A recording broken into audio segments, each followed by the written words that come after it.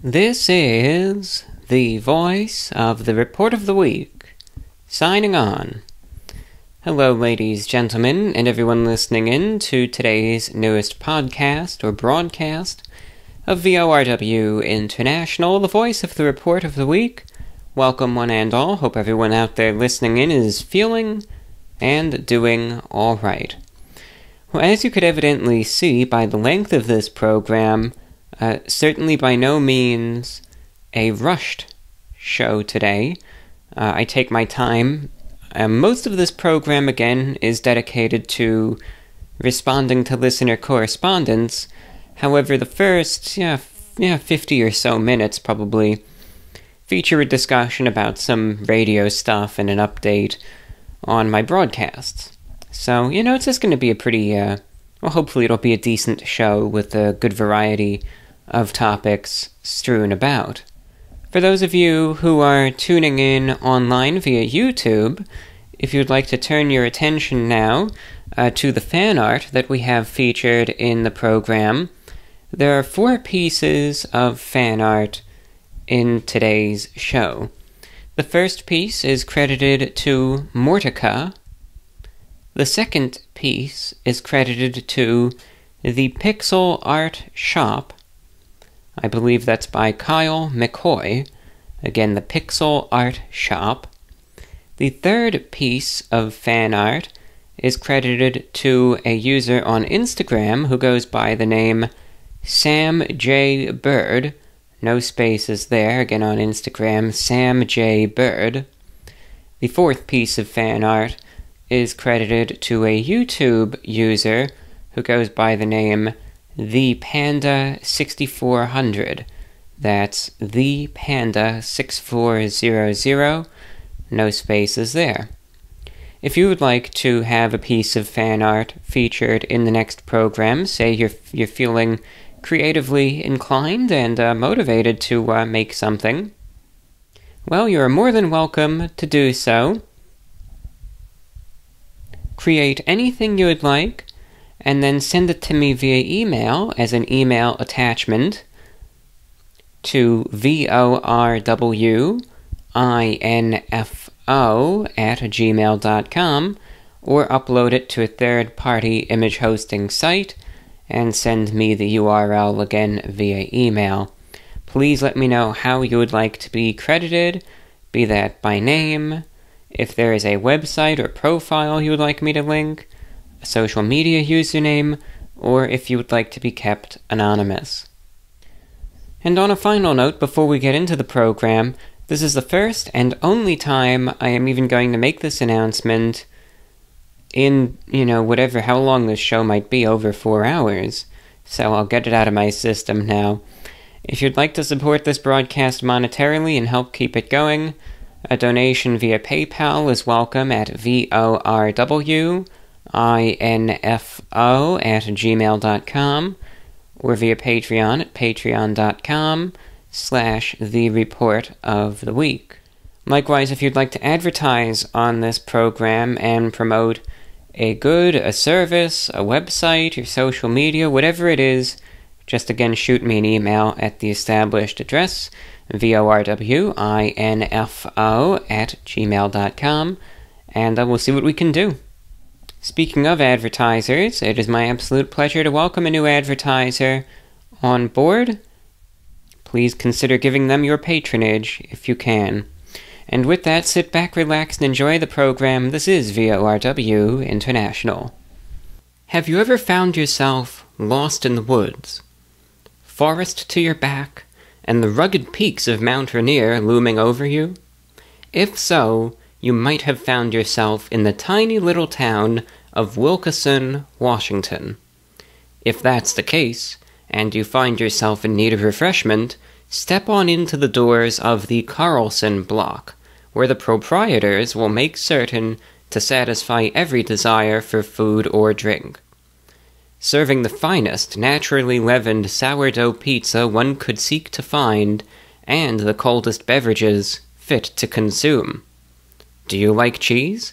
They pull it every morning. Do you desire crispy, curly peps? Theirs do. Do you enjoy spicy fennel sausage? They mix it every day. Using only the finest local organic produce and flour to make their pizza, it's sure to satisfy. The major regional daily, the Seattle Times, declared the Carlson Block to be the best pizza in the state of Washington. Let your taste buds decide. So when you find yourselves lost in the woods and you're in need of a hot meal, you might not be too far from the Carlson Block, where strangers are treated like family, and families come to enjoy each other.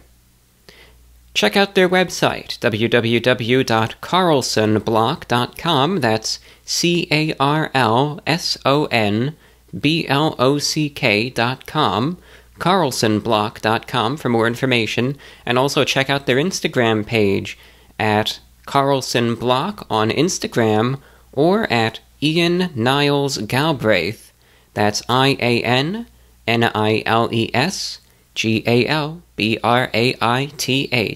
again on Instagram. If you're out there in Washington State and you want some delicious pizza, give it a shot. You won't regret it. Alright, so getting right into things, I would like to start the broadcast off with an important update regarding my radio show, which is of course a separate entity from this program, but a very important entity nonetheless. So first, let me just explain a very, very important and serious change to the show, and then I'll elaborate a little bit as to why, but if you want to skip past that, I don't blame you. Let's just get right to the facts. So going forward, unfortunately, due to circumstances outside of my control, a number of broadcasts of my show are likely going to be eliminated in the near future. So here are the updated times and frequencies that you will be able to hear the radio broadcast on, and anything that I don't mention, assume that it will go away.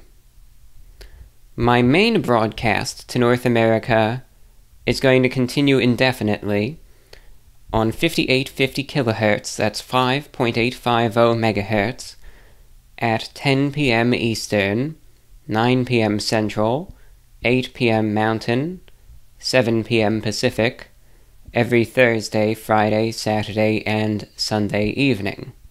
So that's my main broadcast, and that I am going to keep going no matter what happens.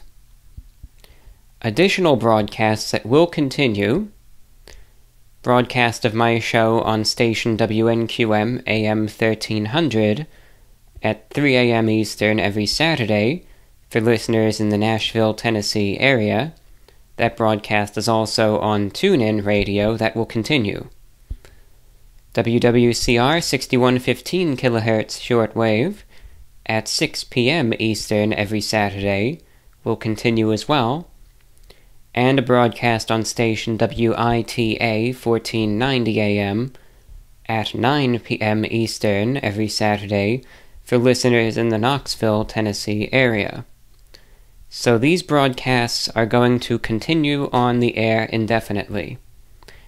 Anything that I didn't mention is not going to anymore. And this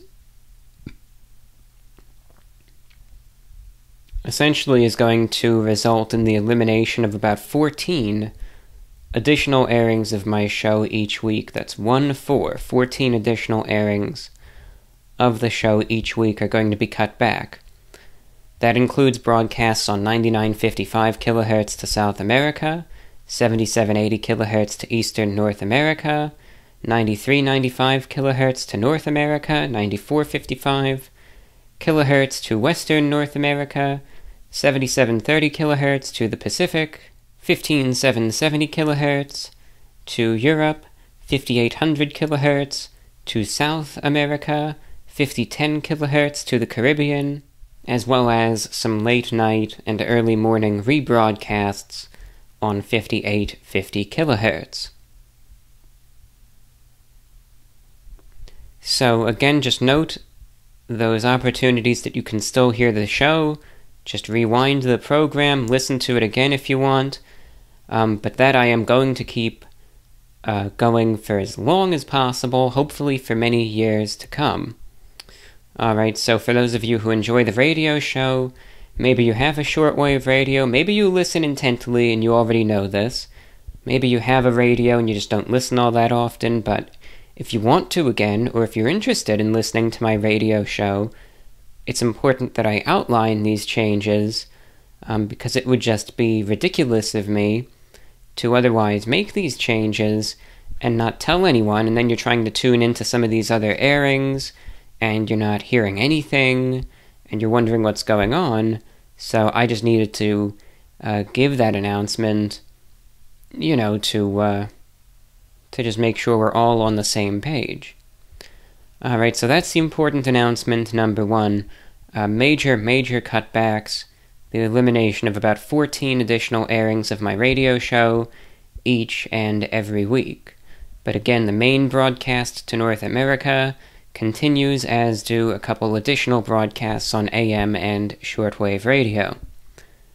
Alright, so you might be asking now, and again, this is the part that if you want to skip it, just go for it. I'll include the timestamps in the comments, and just skip past it if you don't want to listen, because I don't want to subject someone to one of these lengthy radio discussions. I'll just include a link to when I begin reading the emails. The shortwave broadcast that I do, let me just give a little bit of an introduction so you know what I'm going to be talking about, and I think a number of you do. Shortwave radio is a medium of broadcast that I have been enthralled by for many years, since I discovered it back in 2012. I just think that the technicalities of it are fantastic. The audience, everything about it I just like. I've always been drawn to it, again, since I discovered it. Shortwave radio, in short, just think of it like this. It's similar to AM radio, but because of the properties of the Earth's atmosphere, radio stations are able to bounce the signal off of the atmosphere, a certain layer of it, and it allows the signal to travel very, very far and cover a very large geographic area.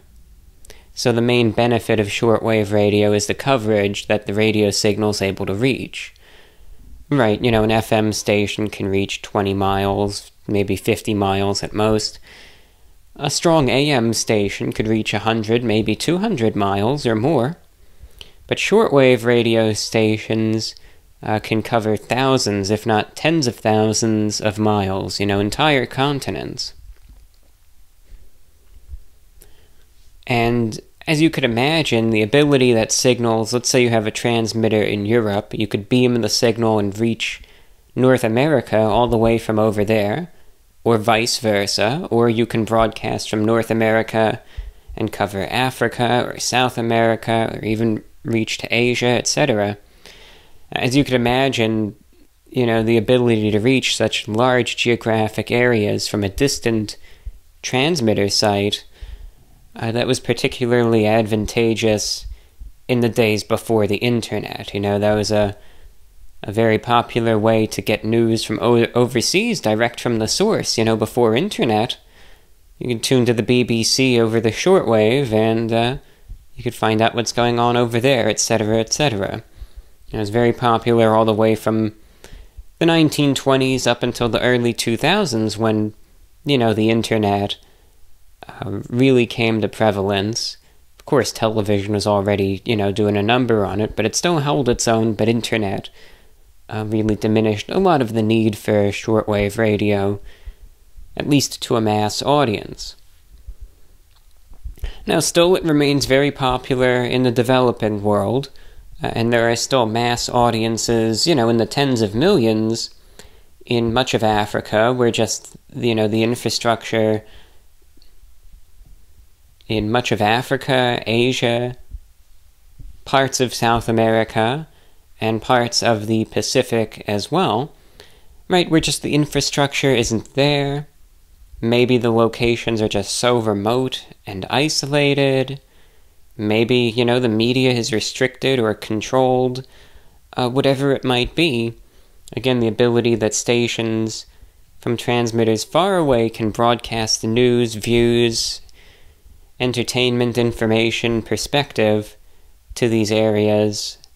It provides, a window to the world for those who haven't any other opportunities. So, you have the many international broadcasters like the Voice of America, the BBC, Radio France International, DW, Radio Exterior de España, etc., that broadcast hard news and, talk pretty much, again, for listeners in these parts of the world that are otherwise cut off. You also have religious broadcasters, churches, evangelists, ministries, etc. You have propaganda stations, such as, the Voice of Korea from North Korea, etc. And this is just in regards to, radio broadcasting. Now, you could have two-way communications, you got numbers stations, all this stuff, ham radio, but that's for another day. That doesn't concern what I'm talking about here. And there's also the ability, especially in the United States, one of the products of capitalism, I suppose. There are stations in the United States that operate on shortwave. They're FCC licensed. They already have the transmitter, the antenna, the audio processors, everything, the computers, you name it. And they sell their airtime by the hour. They pretty much say, look, if you want to reach whoever it is that you want to reach, pretty much,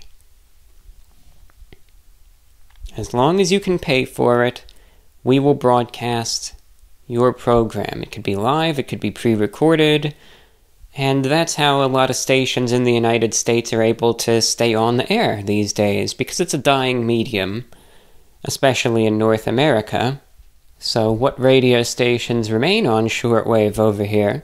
They sell their airtime, and they sell it to whoever wants it, pretty much. Because needless to say, there are some takers, but not a ton. And there are a bunch of stations. You have WRMI in Okeechobee, Florida. It's actually the largest shortwave station in the Western Hemisphere. It's got 14 100,000-watt transmitters, dozens of these massive antennas that are hundreds of feet tall. I mean, it's incredible to see. The antenna field is huge. It's like almost a mile. It's massive. You have a station up in Maine. You've got some stations over in Tennessee. Some in the Carolinas. You have one in Pennsylvania, etc. And again, the only way these stations are even able to turn any sort of profit these days, because shortwave radio is non-commercial. There's no advertisers, there's no sponsors, there's no subsidies, nothing. So the electrical costs month to month could easily get in the 5 to 6 figure range. These transmitters are older, there aren't a lot of parts anymore, so spare parts cost thousands of dollars to begin with. The bureaucratic red tape when it comes down to the FCC and renewals and all that stuff with the licensing and what have you, that always costs money too, etc. Operating these stations is not cheap. So again, with there not being a ton of takers for the airtime, the only way these stations manage to even keep their head remotely above water is pretty much there's no restrictions on content. If you want to buy the airtime, they will sell it to you. And believe me when I say it, it doesn't matter what it is that you have to say. They will air it. I can 100% confirm that. Now, some people might be perturbed by that concept. To me, that's one of the appeals of shortwave radio. I feel that shortwave radio these days is probably the ultimate free speech medium. There are no restrictions on content whatsoever, and yes, you could play whatever music you want to. There are no restrictions or any of that. That's one of the benefits of that medium that almost no one even knows about anymore. You can say and play whatever you want. These radio stations, high power, will sell you airtime, and you can broadcast whatever it is that you want to, well, to whoever it is that you listen, but I guarantee it will be sent out. And people will hear it.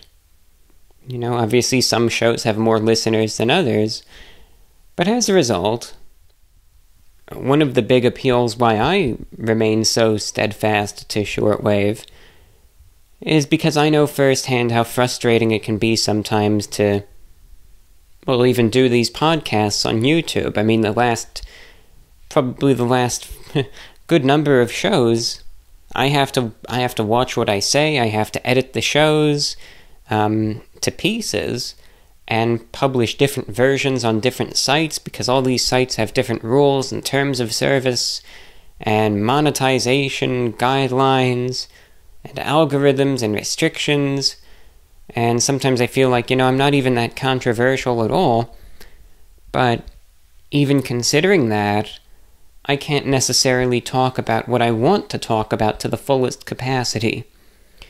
For instance, in the last show, there was someone who sent in a question about terminal illness and death and all of that. I thought it was a darn good question, and I answered that. But unfortunately, I knew there was no way I could include that on YouTube because of the subject matter, and it would cause me some issues, probably, because I was very upfront about the question. So I put it on the other platforms, but it was just a shame that the folks who watched the show on YouTube weren't able to catch it. Same thing with current events, I have to be careful about that, and then I feel like I have to beat around the bush, etc. Obviously, I can't include any music, etc. Boy, I've said etc. a lot. But you get the picture. It's just you have these limitations online, and I sometimes get frustrated with how it is. I know that, sometimes I think these rules and all of that, it needs to be there, but I just get frustrated, and the algorithms and all of that, it can be scary and intimidating at times.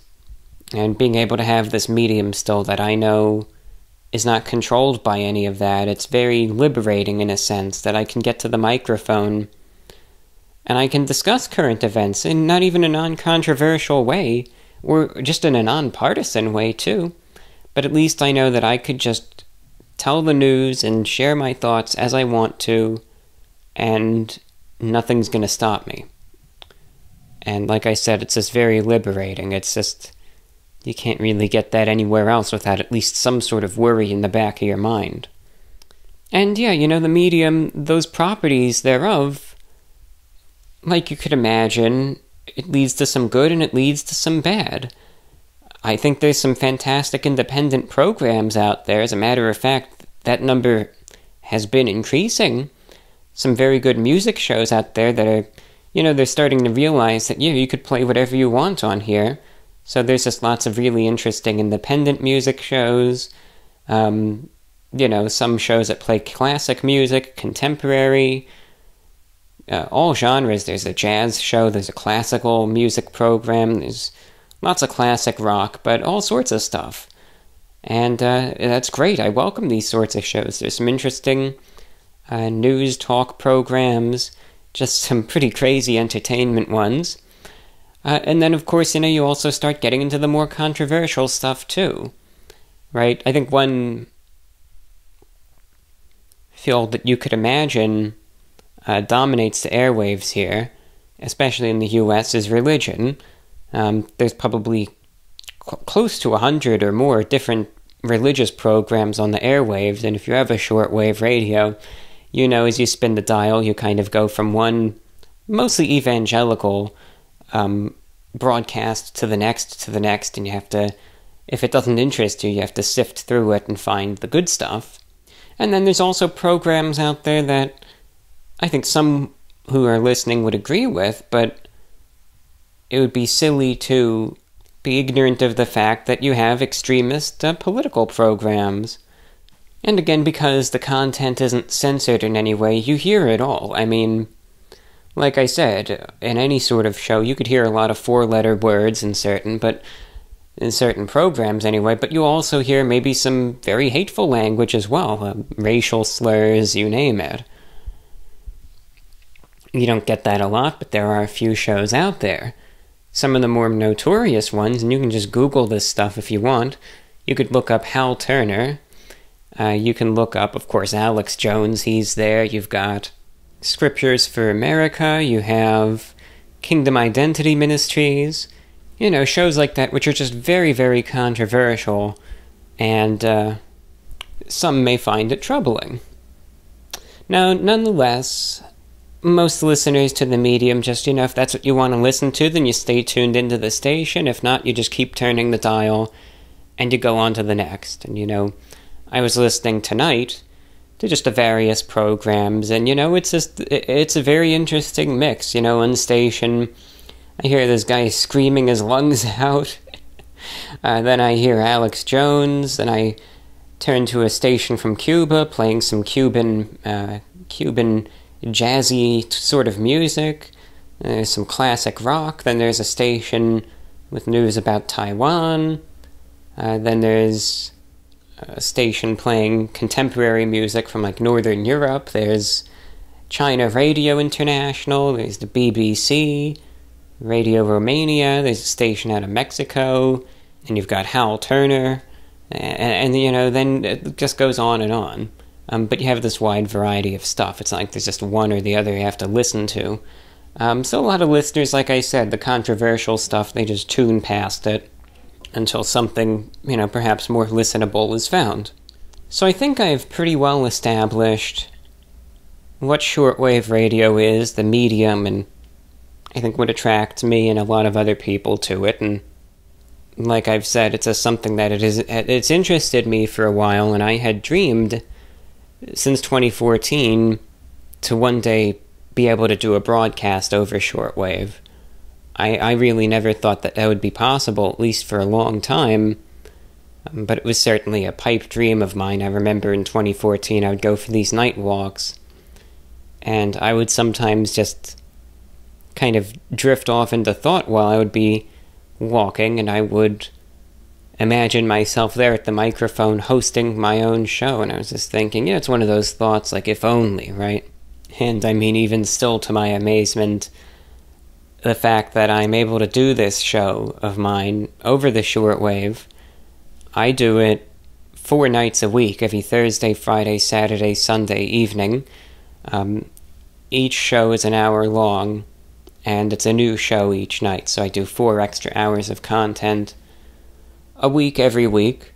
The broadcasts go out live on the shortwave on the frequency of 5850 kilohertz, that's 5.850 megahertz, at the time of 10 p.m. Eastern, again every Thursday, Friday, Saturday, Sunday evening. The signal is targeting North America, and it goes out with 100,000 watts of power from a transmitter in Florida. So, after I've been doing the broadcast now for 6 years on and off, consistently since 2016, and the show's reach has only expanded with time. It was originally just 1 hour a week. Then in 2019 I was able to expand it, and here we are in 2021 with 4 hours of radio a week. Now, I'm very thankful that it was essentially the stars were able to line up. I had the equipment, I was able to get the resources, and the financial resources came through as well.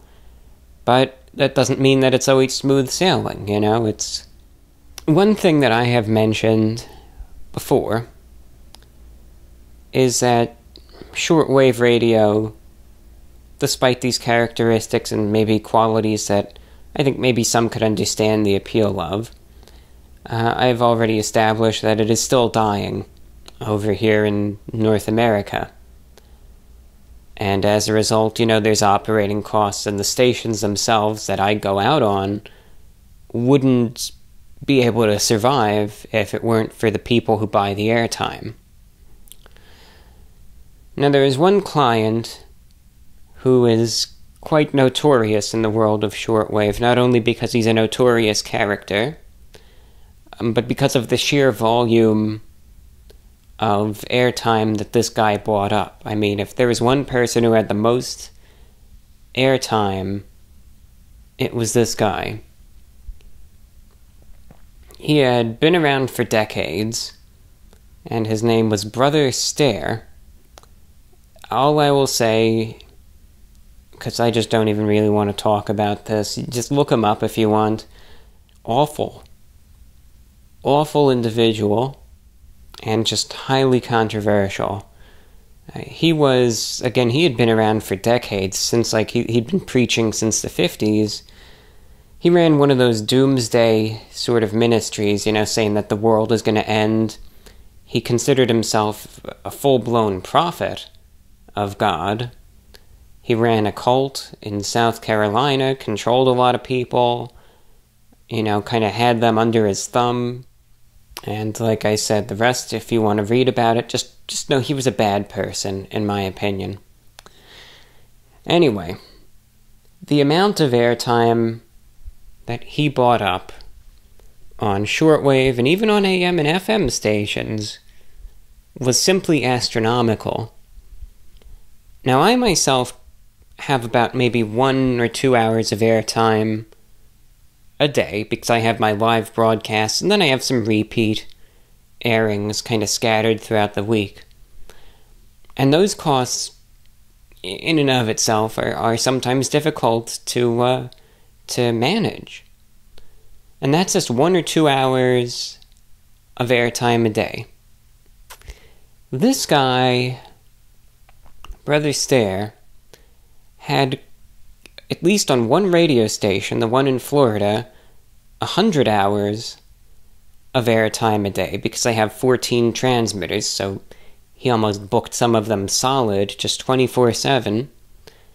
Other stations he had booked 24... I mean, he would have hundreds of hours of airtime a day, every day, 365 days a year after year after year.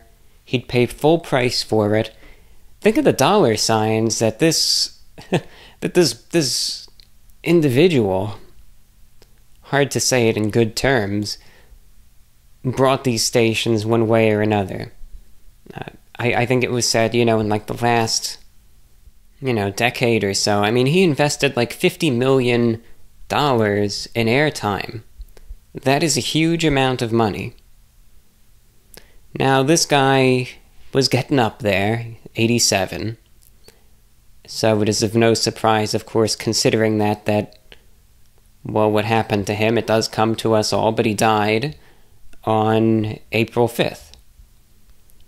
There was no contingency plan left for his ministry, and his kind of followers, whoever is still left, were trying to figure out what to do now. And it seems more likely than not that at the end of the month they're probably just going to shut the whole thing down, and that's going to be that. Now, me personally, I don't have a problem with that. I deplore him. I detest him. I think he was no prophet. That's all that I will say. He did some terrible, terrible things, and if they pull the plug and his voice leaves the airwaves, I am not going to mourn that loss in the slightest. But one thing that people do need to be aware of is the repercussions that this is going to have on the medium. With this understanding that you have, that this guy is pretty much the only reason most of the stations here in the United States are even around to this day, with him out of the equation, and millions of dollars just suddenly evaporated, and considering the operating costs of these stations, how are they going to stay on the air? And you know the answer just as well as I do, they're not. And with my luck, the station that I use, primarily the one in Florida, WRMI, with its extensive operations, is probably going to be the one that is going to be hit the hardest by the loss of this client. Now, I know folks will probably say, well, look, this is dirty money, they deserve to go off of the air, etc. And I understand where you're coming from there. I get it. I think just one thing that most listeners and broadcasters of this medium, begrudgingly accept is that, well, if it weren't for that, the opportunities for all the good shows out there, it wouldn't even exist. There'd be nothing left. Like I said, you have to understand the attitude, where it's just like you have to just tune past the garbage, find the good stuff. The good stuff wouldn't exist if it weren't for the garbage you're tuning past. And that's just the way this medium works. Someone needs to foot the bill to keep the lights on. Well, anyway, I calculated the cost, and, well, most of the stations, we're getting like $10,000 a day from this guy. When that money goes away, there is going to be no one that's going to fill that void. And I mean no one. I don't believe that there is a single other person out there, not even Alex Jones, who's going to buy that much airtime in this day and age.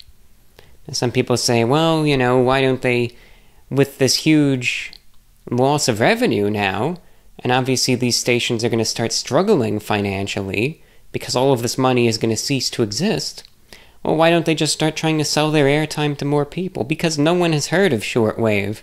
Very few people.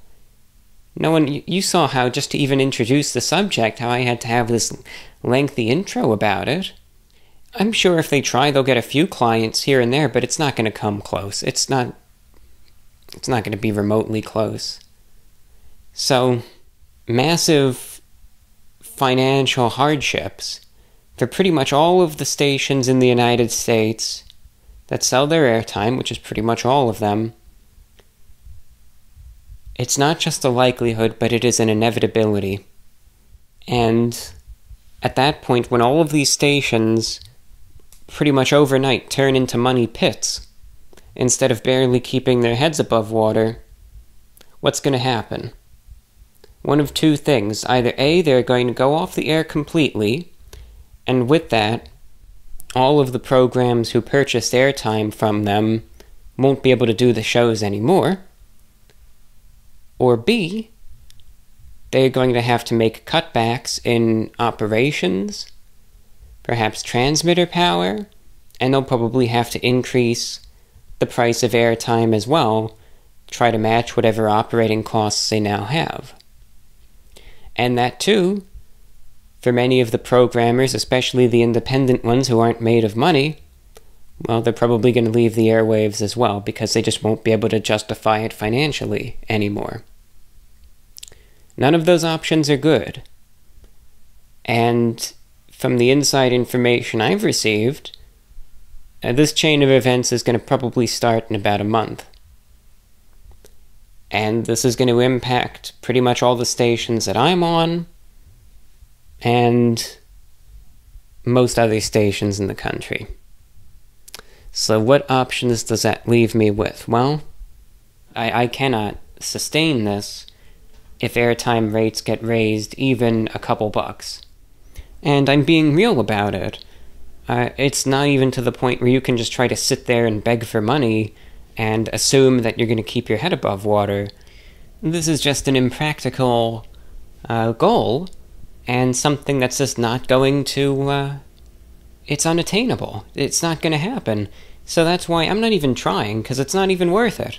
So if the airtime rates go up, and I estimate that they will, that's why those 14 broadcasts are all going to be axed immediately, so I can keep my costs essentially at the same baseline that they always have been, and I can prioritize to keep the broadcasts with the most listeners and on the most publicized frequencies. So, that's what I have to do there.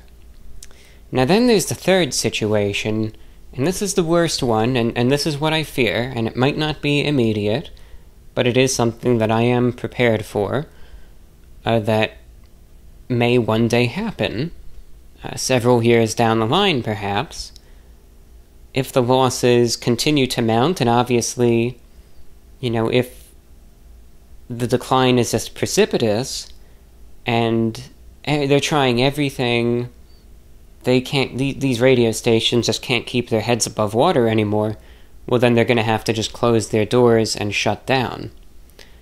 And if these stations go off the air, then my show goes off the air with it.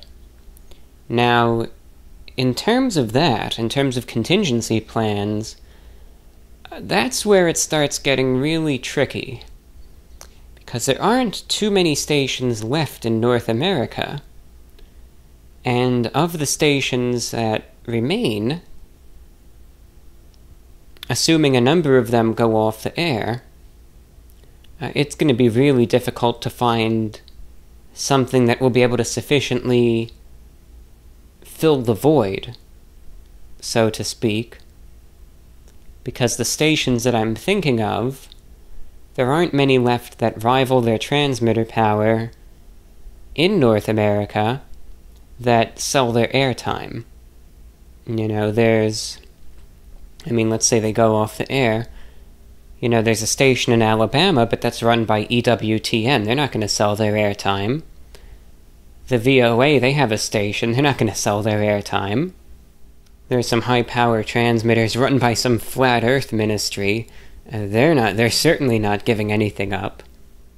And then the existing stations that still might, their transmitter power is half of what I usually use, 50 kilowatts instead of 100.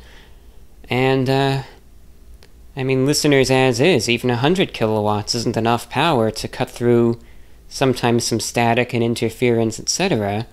So cutting it in half, it's going to be like you're wasting your money, pretty much. So my options are very, very limited. I could try a station overseas, let's say in France, and try to broadcast with a higher power across the Atlantic over to North America, but the costs of that alone might be unsustainable. So that's the one that leaves me in a bit of a pickle if the stations themselves go off the air, and I'm prepared for it, but that's just when contingency plans just start getting quite difficult. But obviously, the medium right now is in a bit of turmoil because, again, all of these broadcasters pretty much all have their eggs in one basket, and all of a sudden, with that gone, it puts many of these broadcasters into a bit of a financial crisis. So, changes will be made, and that's why I am just doing what I have to do to ensure that my broadcast is able to weather the storm, so to speak, and, preparing for all circumstances, be that reductions, airtime rate increases, or the complete closure of one or more stations. And all of this is on the table. I don't know what the future holds. No one really does. But, that's why. It's an uncertain future, but I'm not going to give up. I'm not going to just throw in the towel and say, this medium is completely dead, and I'm done with it, because I know for a fact that it's not. There are still many, many listeners. There are many new listeners. And it's still a medium that I encourage people to, certainly take a look at. But obviously there's just a bit of turbidity right now, and no one really knows what the future holds.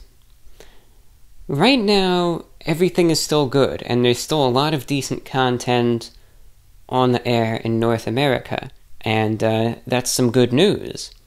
So as a result, if you still want interesting things to listen to, look, take advantage of this right now.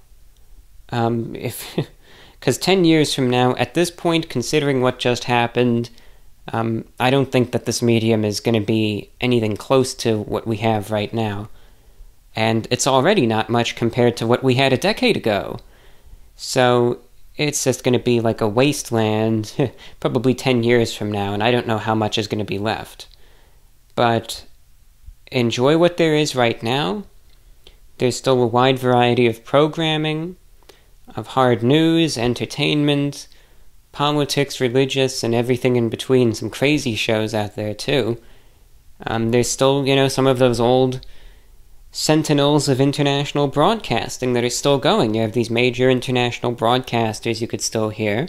There's some smaller but also interesting international broadcasters you could still hear, such as Radio Romania International, Radio Slovakia International, Radio Tirana from Albania, Radio Argentina al Exterior, Radio New Zealand International, and then again you have independent programs, shows like mine. There's other good music shows, interesting talk shows, even conspiracy theory programs, you name it.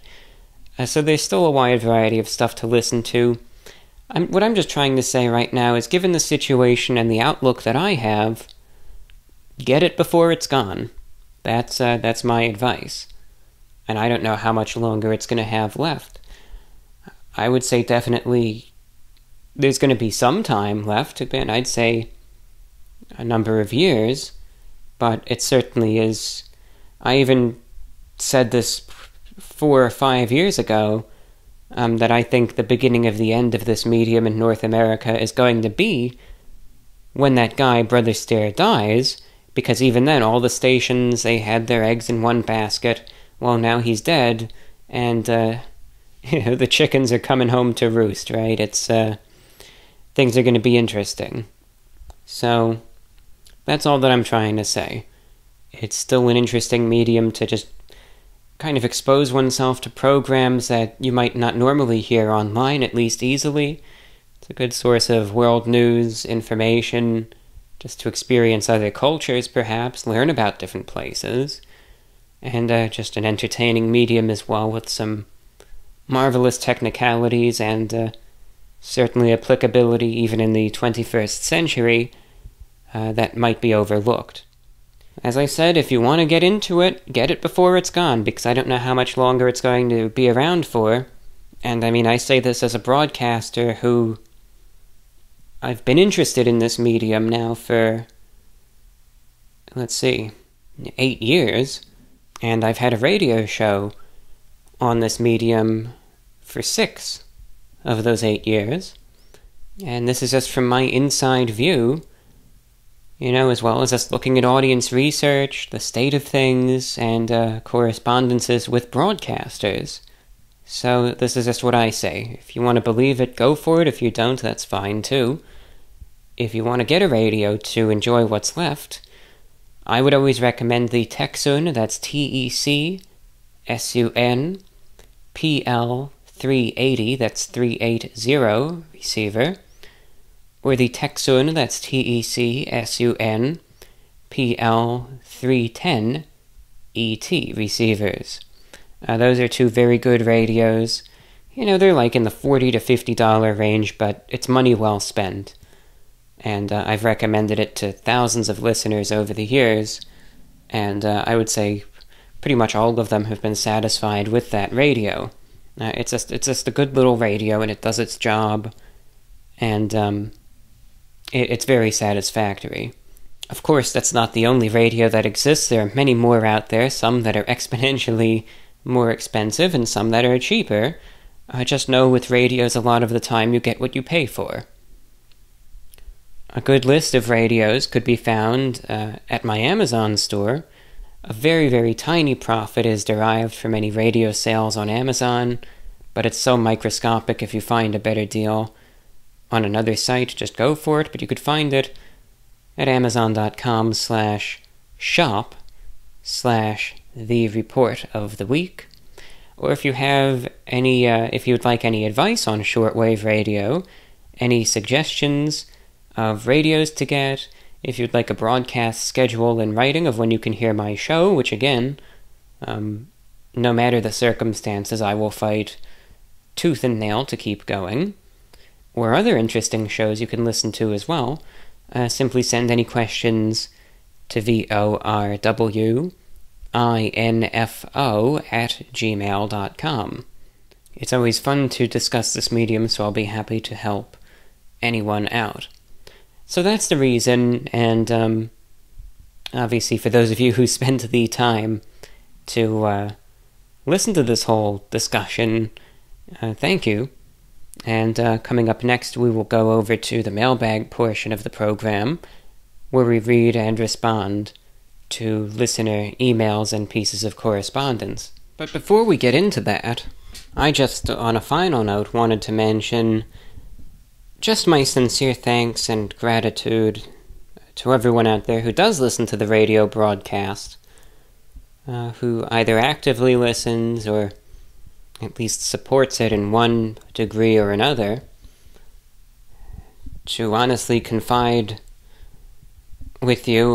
When I first found out that obviously these, changes are likely going to occur with this medium, and again, there is the very real possibility that, again, with the airtime or the rating or the, the airtime rates or the cutbacks or whatever it might be, will go into effect.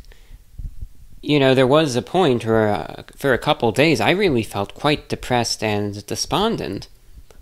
Not only because, this medium is something that I really like, and, you're seeing it die now very quickly, but also, you can't shake the feeling that everything that I've done for the last 6 years is a failure. I mean, a complete and total failure. That all the wasted hours of discussion and trying to promote it and everything I've ever done is just a complete waste of time, money, resources, and that I've just utterly and conclusively failed. And part of me did want to just throw in the towel and think maybe I should just quit and just pull the plug. Because, what does it matter anyway, right? The end result is going to be the same no matter what. But last week, thanks to all of the messages of support and feedback that came in, I was initially just going to shut the entire show down permanently and just end it, in a couple weeks to maybe a month or two, and just finish the broadcast and just end it all. But after seeing the messages of support that came in from listeners all across North America, I was amazed at just the kindness that audience displays, and I guess how many people this broadcast actually reaches and impacts in one way or another.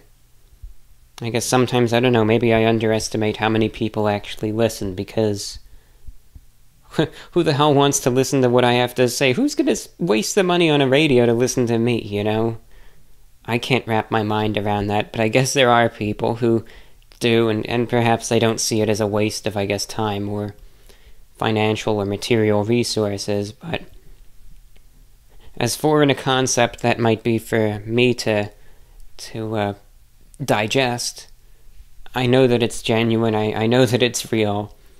And after seeing that, I'm not, as much as I wanted to give up, I'm not going to, because I know that if I do that, it's going to let all these people down, and truth be told, I'm going to let myself down too, because this is something that I've wanted to do for a while. I'm finally doing it, and I want to continue doing it for as long as I possibly can. So as a result, that's why this compromise is going to be made. I remove a lot of the repeat airings, but I keep the main broadcasts that a lot of people listen to anyway, and a few other important airings, and I did the math. That should be sustainable, as is, so all is good with that. So just a huge, huge, huge thank you to everyone that does listen into the radio show. I was ready to give up, I really was. And if it weren't for you, I would have. So thank you all so much again for your messages of support and encouragement, and that's why this radio show is still going to continue on, hopefully for a long time. You literally saved it, so thank you. Alright, with that, let's get into the mailbag portion of the broadcast. The name is really self-explanatory. For the remainder of the show, I'm going to be reading and responding to listener emails. There is no set topic. This is just a place where I read whatever comes in. And you can be a part of this. It is highly listener interactive, so you are more than welcome to correspond. Do you have any questions for me? Is there a topic that you would like to hear me discuss? Is there something that you would like to discuss? Something you would like to share? Something you would like to talk about? Anything in between. The email is a blank slate. Do with it as you wish. You can write in as often or as seldom. Correspond frequently or infrequently or not at all. Write as long or as short a message. Whatever it is that you're comfortable doing, feel free to. You can always reach out to me at VORWINFO@gmail.com. Again, that's VORWINFO@gmail.com. If there's something you would like to say, or a question you would like to ask, or a topic you would like to discuss, or anything in between, now's the time to do it. This segment of the program would not exist if it weren't for you, so feel free to write in. And if you'd like to do so anonymously, just mention you'd like to be anonymous, and you will certainly be kept so. Maybe just think about it, but listen to the segment, and just see some of the emails that come in, and then if there's something that comes to mind, by all means go for it. So with that, sit back, relax, and enjoy the mailbag program. We're going to take a little bit of a trip back in time, about a day or two, where I first started recording the response to some of the emails outside. And then I kind of realized I thought maybe the ambiance was a little too noisy for the program, so I moved back inside, which leads us back here. So sit back, relax, and enjoy the program. This is VORW International. Alright, so here we are. Been a while since I recorded in this setup. Let's address the elephant in the room right away. I'm sure you can hear by some of the background noise. I don't really know how much is actually, coming through in this instance, because my microphone is highly directional. But I'm outdoors. What you're hearing in the background is a combination of wind, the rustling of foliage, and the sounds of some fairly distant traffic, obviously brought a little closer by the direction of the wind, kind of carrying the sound a little more my way. So I hope it is of not too much of detriment. I'm trying to say that it just doesn't get in the way of things, that's probably a better word. But if it does, I apologize, although I'm looking right now, and as I'm recording this, I kind of see the waveform, and it seems as though my voice is much stronger and greater than any sort of background noise. The weather today, very, very warm, but it doesn't bother me. That's the interesting thing, the heat, it just doesn't get to me. It's 95 degrees Fahrenheit outside right now. It's midday, 2:32 in the afternoon, and again the temperature is 95 degrees Fahrenheit. Skies are partly cloudy, although the level of clouds, as I see it right now, is increasing. Even as I was looking just a couple minutes ago as I started recording, the sky was again fairly clear. But now I'm seeing more clouds than sun, and only in my periphery am I seeing some little gaps of blue sky. But there's a constant breeze, as we already established, which is kind of keeping things... It feels cooler than 95 degrees. And this evening, a line of very strong thunderstorms is going to move in. Looks like they're going to be strong. They've killed a few people in the deep south, just major hail, winds, and the isolated tornadoes. So we'll see how they are. I've gone through many storms in the past, so it's no big deal. Well, I guess I'm not going to go run around the block while they're hitting or anything, but otherwise should be fine. But either way, I wanted to, of course, kind of enjoy the relative calm before the storm, and get a little bit of recording in. I would imagine that some individuals will wonder, well, what are you wearing on a day like today? I mean, in this heat, you know? Are you going with shorts? What are you wearing? How are you comfortable out here? No, I'm wearing long pants. I have, let's see. I've got my black shoes on and socks, and I've got a pair of blue, mostly solid blue, dark blue, pleated pants, pleated dress pants. I'm going with a white short sleeve dress shirt, so the sleeves kind of go down to my elbow, and I have my arm exposed otherwise, and then I'm going with a blue tie. So that's today's warm weather ensemble. One thing, of course, though, that always helps on days like today is a cold beverage. So I have my cold water here with lots of ice cubes floating about. And if I feel a bit warm, usually that'll moderate the temperature and, make it bearable and tolerable. Let's take a sip right now, actually. There we go. Well, anyway, enough of this prattle. Let's open up the email, and let's get to as much as we possibly can. So let's just find one email to the next. Well, you hear that car, it doesn't sound like it has a muffler. Okay. Let's find a good place to start. Because that's what I want to do. I want to find just a time, and we'll just go from there. Let's start with...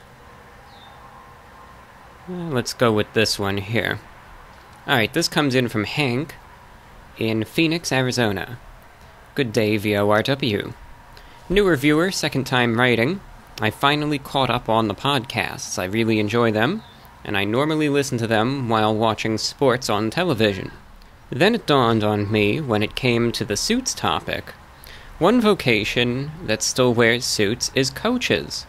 Many professional hockey coaches, professional soccer coaches, and basketball, all levels, coaches wear suits. I probably watch basketball the most, and pre-pandemic would go to a lot of games in person. Most male coaches wear suits, or at least semi-formal attire, and most female coaches for basketball wear formal attire, such as pantsuits or dresses. My family is from Indiana, where we eat, breathe, and live basketball. While watching games, we always knew a coach was mad, either at their team or the ref, when the suit jacket came off, most of the time thrown off in a fit of rage. Thanks for the countless hours of entertainment. Best regards, Hank from Phoenix.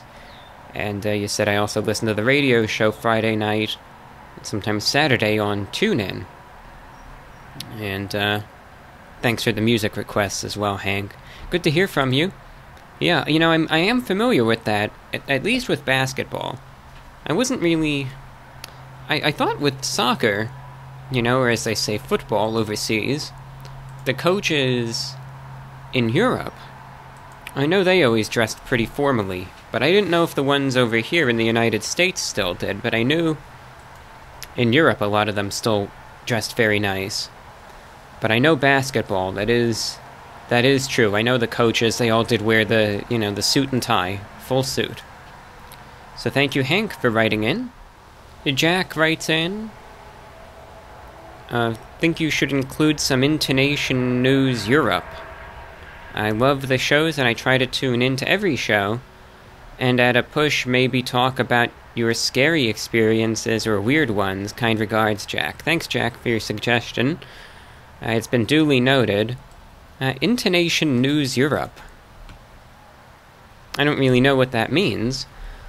At the beginning of the shortwave broadcasts, I always include news, so that's already done. But I don't know what you meant by that, and I don't say this in an antagonistic way. I sincerely am wondering what the suggestion means, so I could, try to understand it better. So thank you again for writing. I don't know if you could hear, the wind is really picking up, but still a couple hours till these storms get here.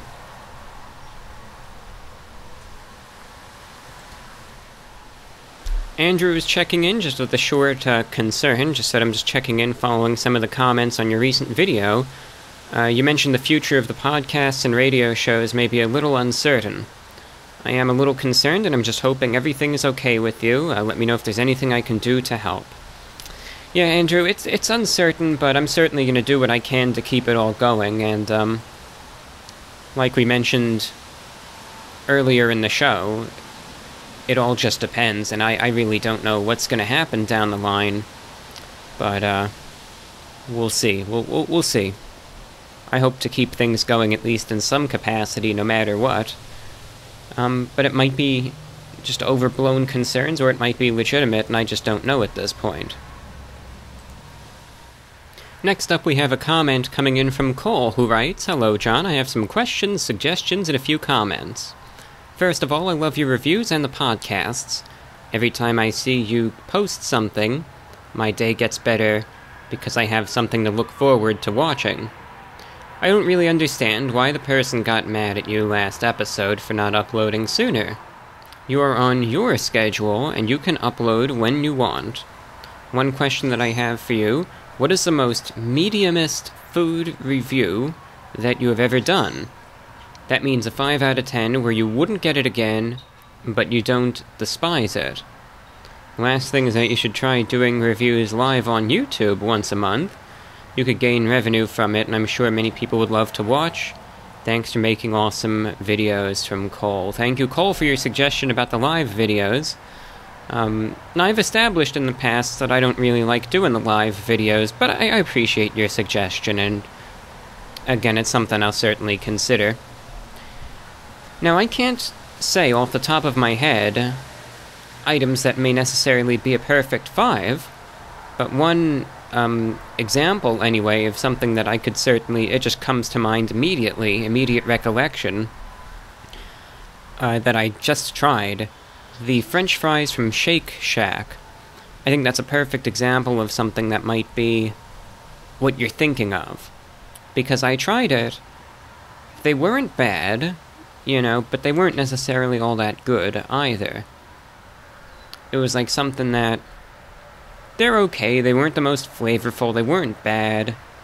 If I were forced to eat them, or if it came with a meal deal, I would get it, and I wouldn't complain, but I wouldn't go there exclusively for the fries. Like, you know how back in the day, McDonald's, they used to really be known for the fries. They'd say, oh, McDonald's fries are the best, they make the meal, etc. Well, this isn't like that.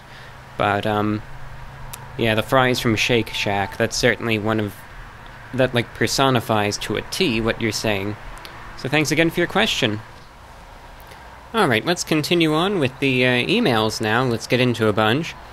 We hear from Mark, who writes in, who says, "I'm 37, and I've cheaped out at Taco Bell most all my life.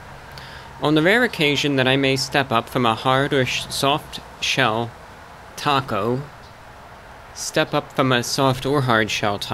we go, and get one of their signature items. Today I couldn't see the usual value box on the menu and only saw this quesalupa box. After I ate their 7-layer burrito, I couldn't even stomach anything else.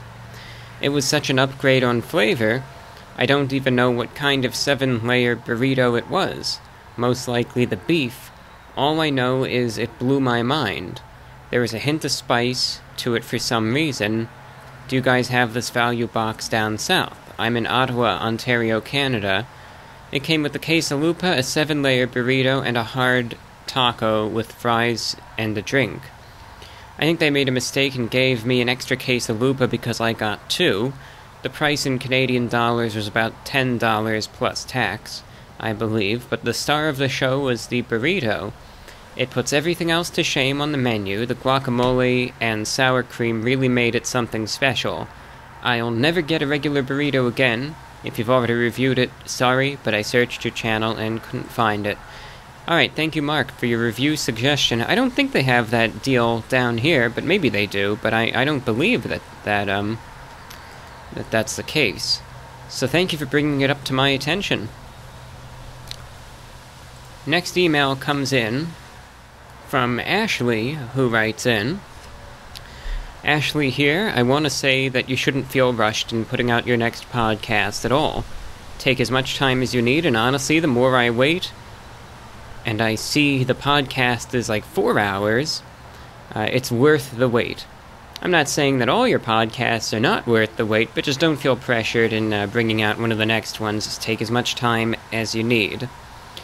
Anyway, I started seeing a therapist about 4 weeks ago, and it's just the beginning, it's a slow process, but it's so good that I'm talking to someone who's listening to my problems. I also created a YouTube channel about ASMR because I've been told by my professor and a few friends that I have the voice of one. Do you have any tips on how to push things forward with a YouTube channel? Questions for you. What is one thing you enjoy doing throughout your week? Do you have a pet? What are your thoughts on dating apps? Hope this email wasn't too long. Kind regards, Ashley. Thank you, Ashley. So really, you have 4 questions, and I'll just get to them in order. First one, of course, being the YouTube-related one. So in terms of starting a YouTube channel, obviously it's tough these days because there's so many other channels out there. And I think it may get more difficult by the year because, again, there's just so many, that are out there. And it's like, you feel like you have to... How can I compete with all of this stuff, It's, I get it that it could be kind of crazy, and there's just so many other content creators out there. So, first thing that I would recommend doing is, understand what you want to do, because I know ASMR, it's one of those things that, of course, I'm well aware of it, but as I discussed in the last show, it's not really something that I utilize at all because I never get any sort of triggers or anything, and it just doesn't affect me in one single bit. But I know it affects others. But just understand, what type of ASMR do you want to do, right? Because I know that there are different types, right? Like you have the spoken word, and those who perhaps utilize their voice as the catalyst, I suppose, for, ASMR, about thereof, I guess. And then you also have folks who, instead of using their voice, they make various noises, they do the tapping sounds, and they do crackling, and all different sorts of noises, and non-vocal. So number one, try to determine, okay, what do you want to do? Right? What would you garner or wager, I suppose, your specialty to be? Then make sure, and this is sometimes the most difficult thing, but make sure that you have a good audio setup. For ASMR videos, the visual is important too, but audio in terms of ASMR is 10 times more important. So research a real good microphone, and if it's a very serious undertaking, make an investment at your discretion. But I know that there are certain types of microphones that might be best for those sorts of activities. Third, but try to find a way, with your content anyway, because you have to get in the mind of the viewer for this to even really work. But you have to say to yourself, what is it about my content that will make people want to click on it? Or in other words, what will make people want to, there's thousands and thousands of other people who are doing the ASMR stuff. Why should people watch my content as opposed to the next person, What is going to separate my videos from those? Let's say you're a viewer, you're looking for something to relax and unwind with. Why should they watch my video? What do I have to offer that the others don't? I don't have the answer for that. That's something that only you'll know. And you don't need to go above and beyond. Just try to think of something that will make your videos your own. And I know with ASMR especially that could be kind of tough, but, you know, I hope. Well, you never know, there's ways you can do it still. And then most importantly, or one of the most important things anyway, make sure that you enjoy what you're doing. I think that's most important.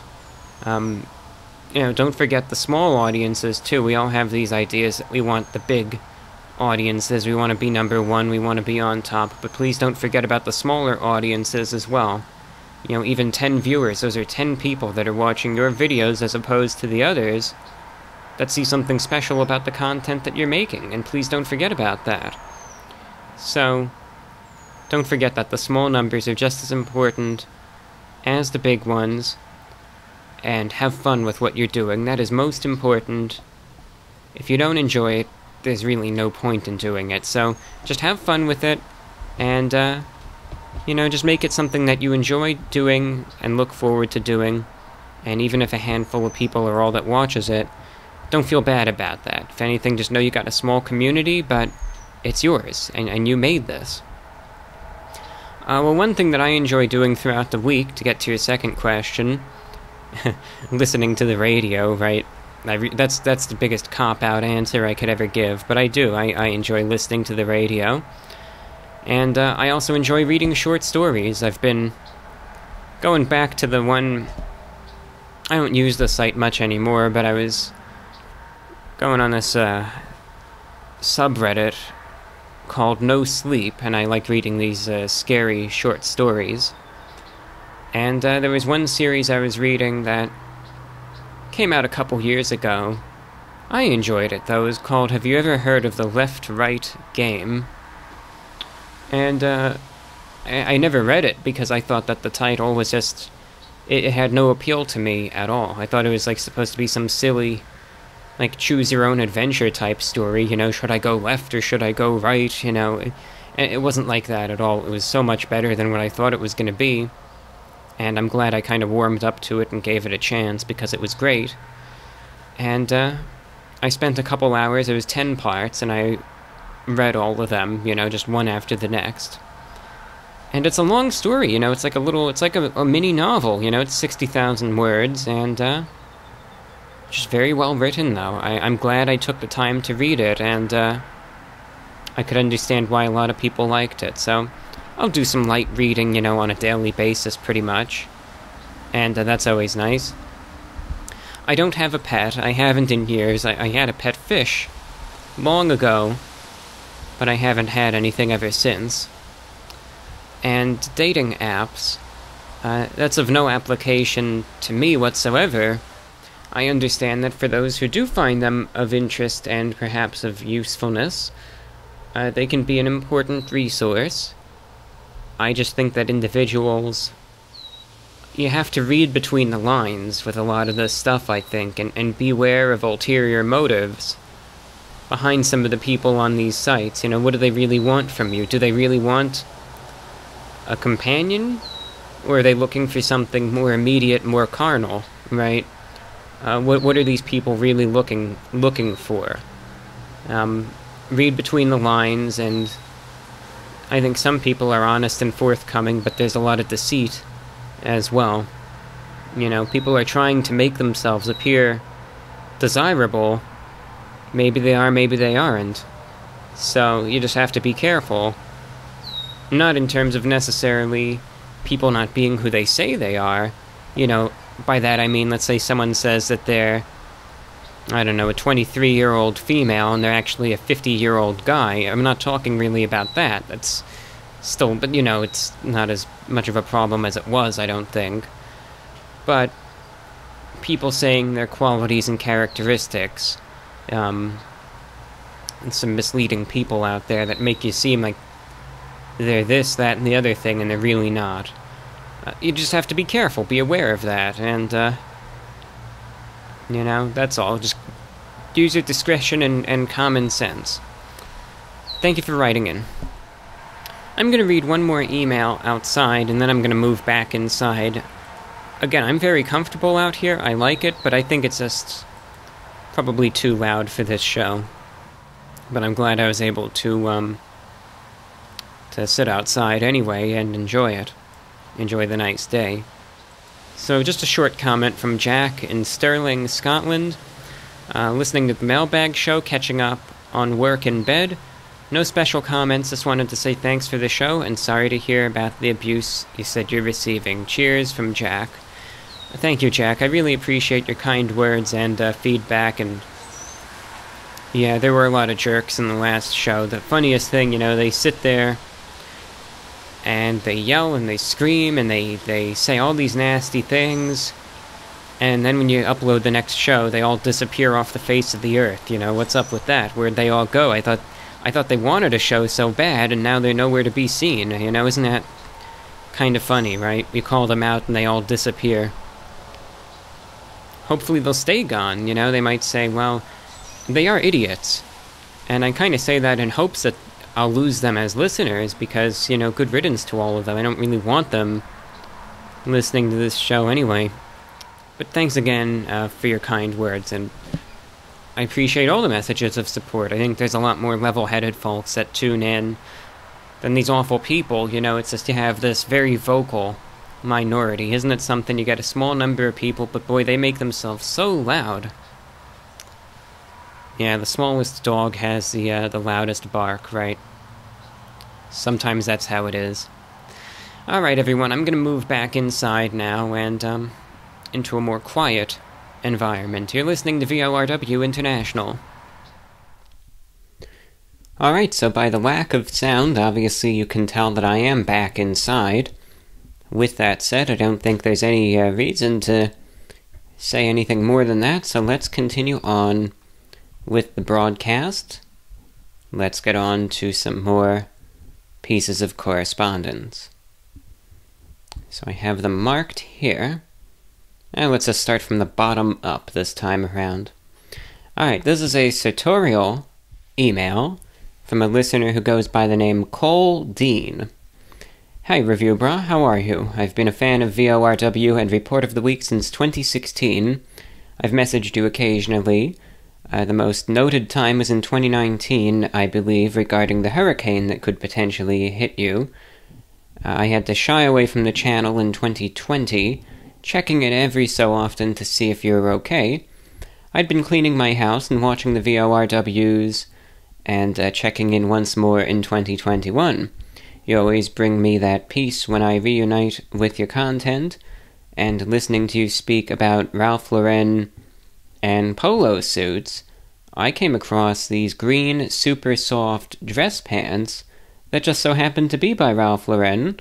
They were marked at $80, but I got them for a steal at just $20.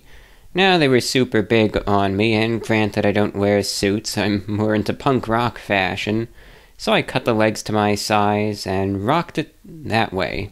And you also mentioned thanks for what you're doing. It means a lot to see that you're still thriving.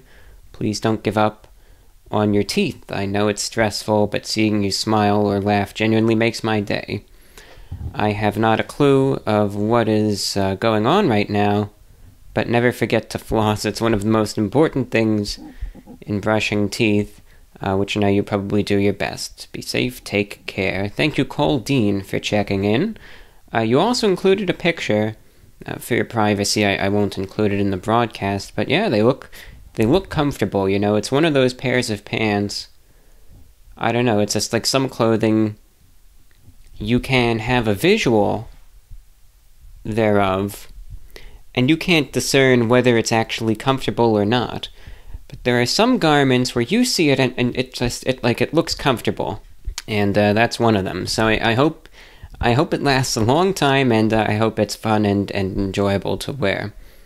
Thank you for your words of encouragement, by the way, regarding the teeth. I know that, well, the dental dilemma is, it's just that, right? It's a pain.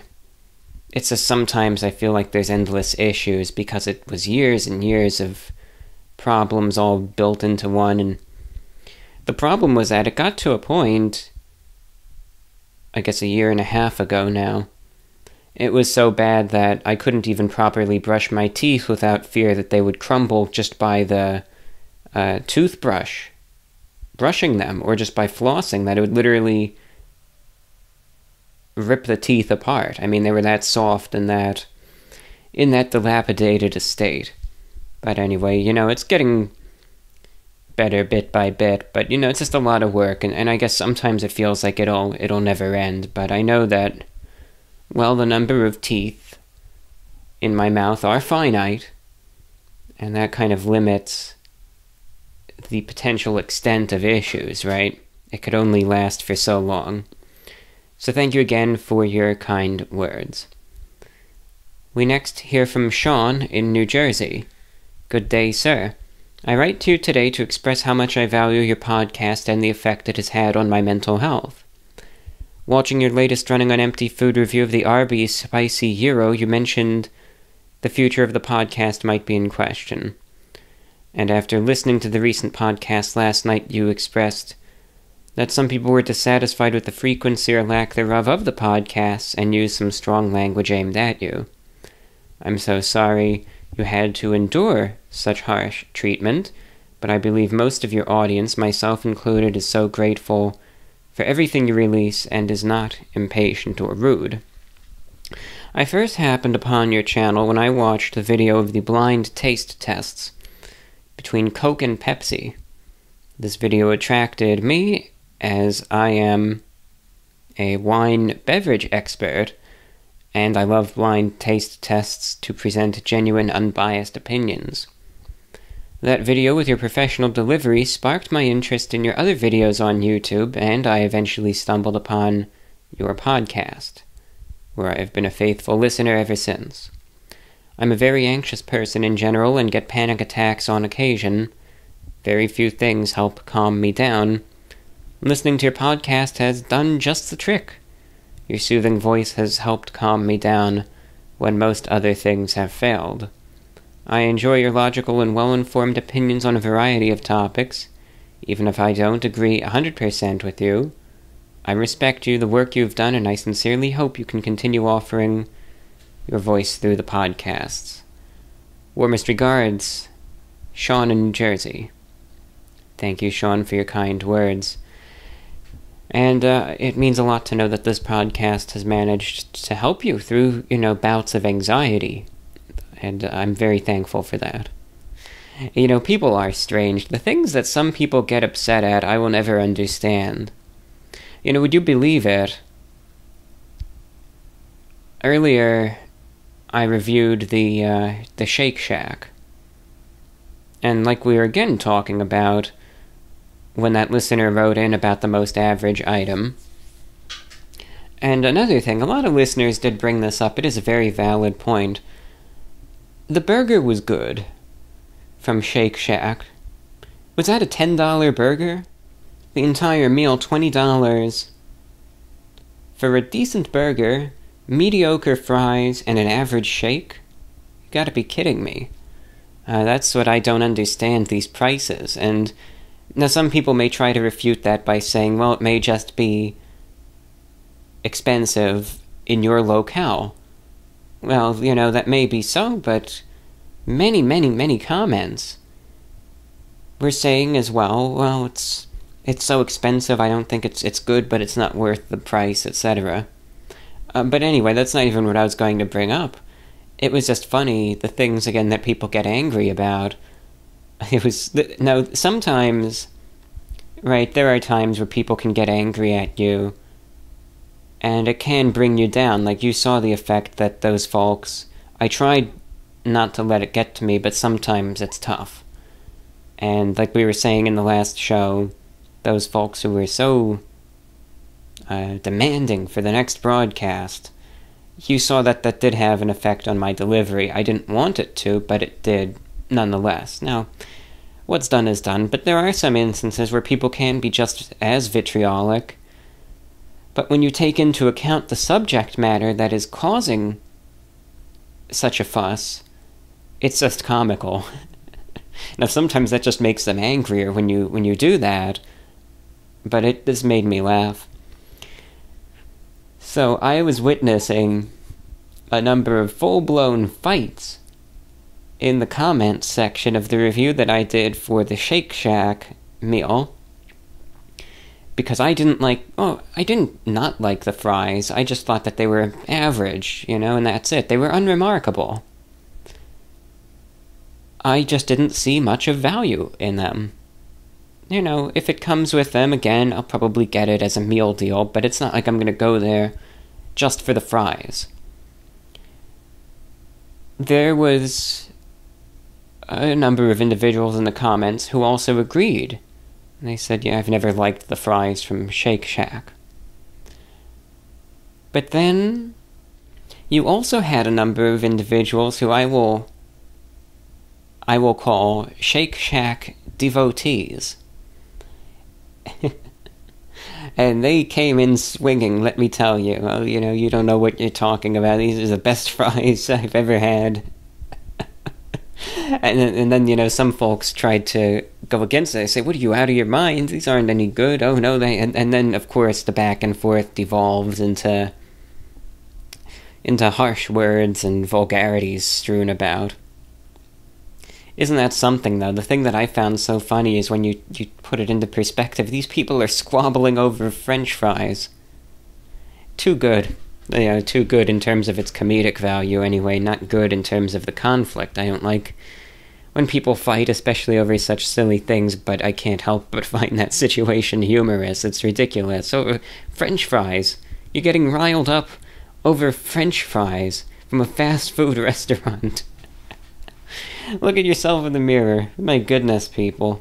French fries. Yeah. Alright. What have we next? Let's find out. Edgar is checking in. Before I begin, allow me to interject. I thank you, Edgar, for your reception reports for the shortwave broadcast. Continuing. Hey, Review Bra. What do you think about the link between society's decline in innovation and technical progress, and the increasing lack of tolerance for people with personality traits associated with creative genius, like eccentricity, manic depressiveness, extreme introversion, autistic tendencies, anxiety and self-doubt, and a lack of pragmatism or concern for money? And this is a separate remark, and society becoming less and less suited for the nurturing of such minds and less attuned to their needs. I wrote a defense of this somewhat loaded question, but decided it was too long-winded and a bit of an essay. Also, it might not have been that well written. I'm a bit drunk at this point. I'll allow you and your listeners to decide its merits for yourselves, which you, of course, were going to do anyway. God bless. Thank you, Edgar. Well, obviously, let's take into account, many of the personality traits associated with creative genius. I think one thing, now this is my opinion, so everyone has a right to agree or disagree. I think people who may be creative geniuses do come in all shapes and sizes, and, I know that there are many, I'd say, brilliant minds who obviously do have various eccentricities, or, just maybe in one way or another their level of thinking is not on the same plane as most others, but that's in a good way in this case. But that's not to say that everyone who's a creative genius has to have some sort of purported handicap. There are some who are completely normal, who are extroverted, very energetic, nothing wrong with them, whatever it might be. I do agree with you that I think there is, and I've given multiple lectures on this over the years, and I still stand by my opinion. I think that there is a decline in innovation to certain extents. Now, that doesn't mean that progress in this world has completely stalled out. But I will say, where we are right now in the 2020s, this is not the world that people in the 1950s and even the 1960s, I think by and large, thought there would be right now. this this ain't it in the slightest. It's not. Nothing even close. They thought we'd have, reliable and extensive space travel at this point, flying cars, you name it, There is so much optimism in terms of innovation, I feel, especially in the 1950s and 1960s. What they thought the future would hold didn't come true. I think right now we have various technologies that, yes, are marvelous things and can lead to the accessibility and dissemination of news and information at a rate never before seen, right? The internet and smartphones. But at the same time, I just think, by and large, you get so many of these, dopamine rushes. Now, this doesn't apply to everyone, but I'm just speaking about, I think, society in large, especially Western society. So many of these dopamine rushes and this degree of pacification from social media, never before seen, at least not in this level. I think that, it capitalizes off of narcissism, low attention spans, and just, immediate, material, and carnal desires. I feel like we're going to fall into this trap where it's like, we can do this, we can hit this button, essentially, get these dopamine rushes, feeds into the ego, feeds into the narcissism. It'll get to the point where it's like, why even try to shoot for anything better anymore when we've got this, these cheap, immediate rushes. And it's just all going to stagnate, and then it's going to be like one day, like how it's portrayed in the very frequently cited movie Idiocracy, where everyone is just so dumbed down, just sitting there, just so much entertainment in your face, everything just immediate. It's just like, I don't know. I know there still is innovation, but it does seem as though the pace of it maybe has slowed down a bit. I don't know, even my own expectations. I'm not really upset by this. Truth be told, I'm actually glad that I was wrong about this. I mean, I really am. This is one of those predictions I had for the future that I hoped wouldn't happen, and it didn't, and I'm glad about that.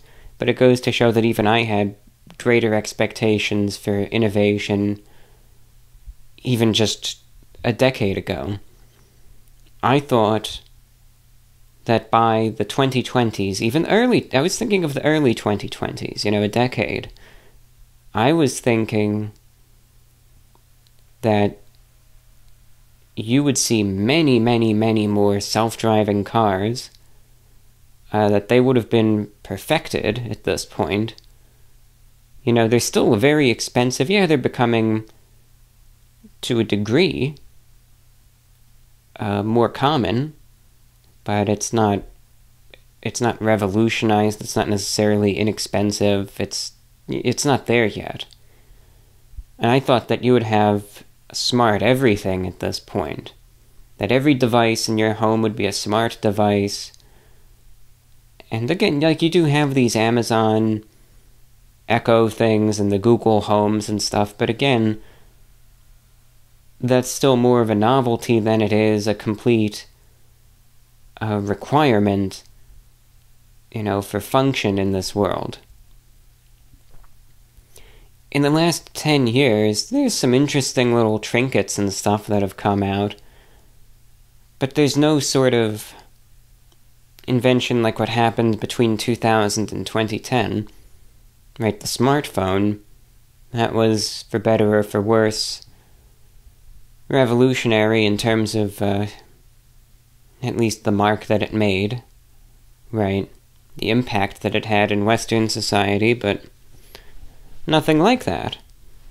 Now, if, going back to your email, what you say is true, lack of tolerance for, again, folks, with the various eccentricities, right, that could definitely lead to a lack of innovation.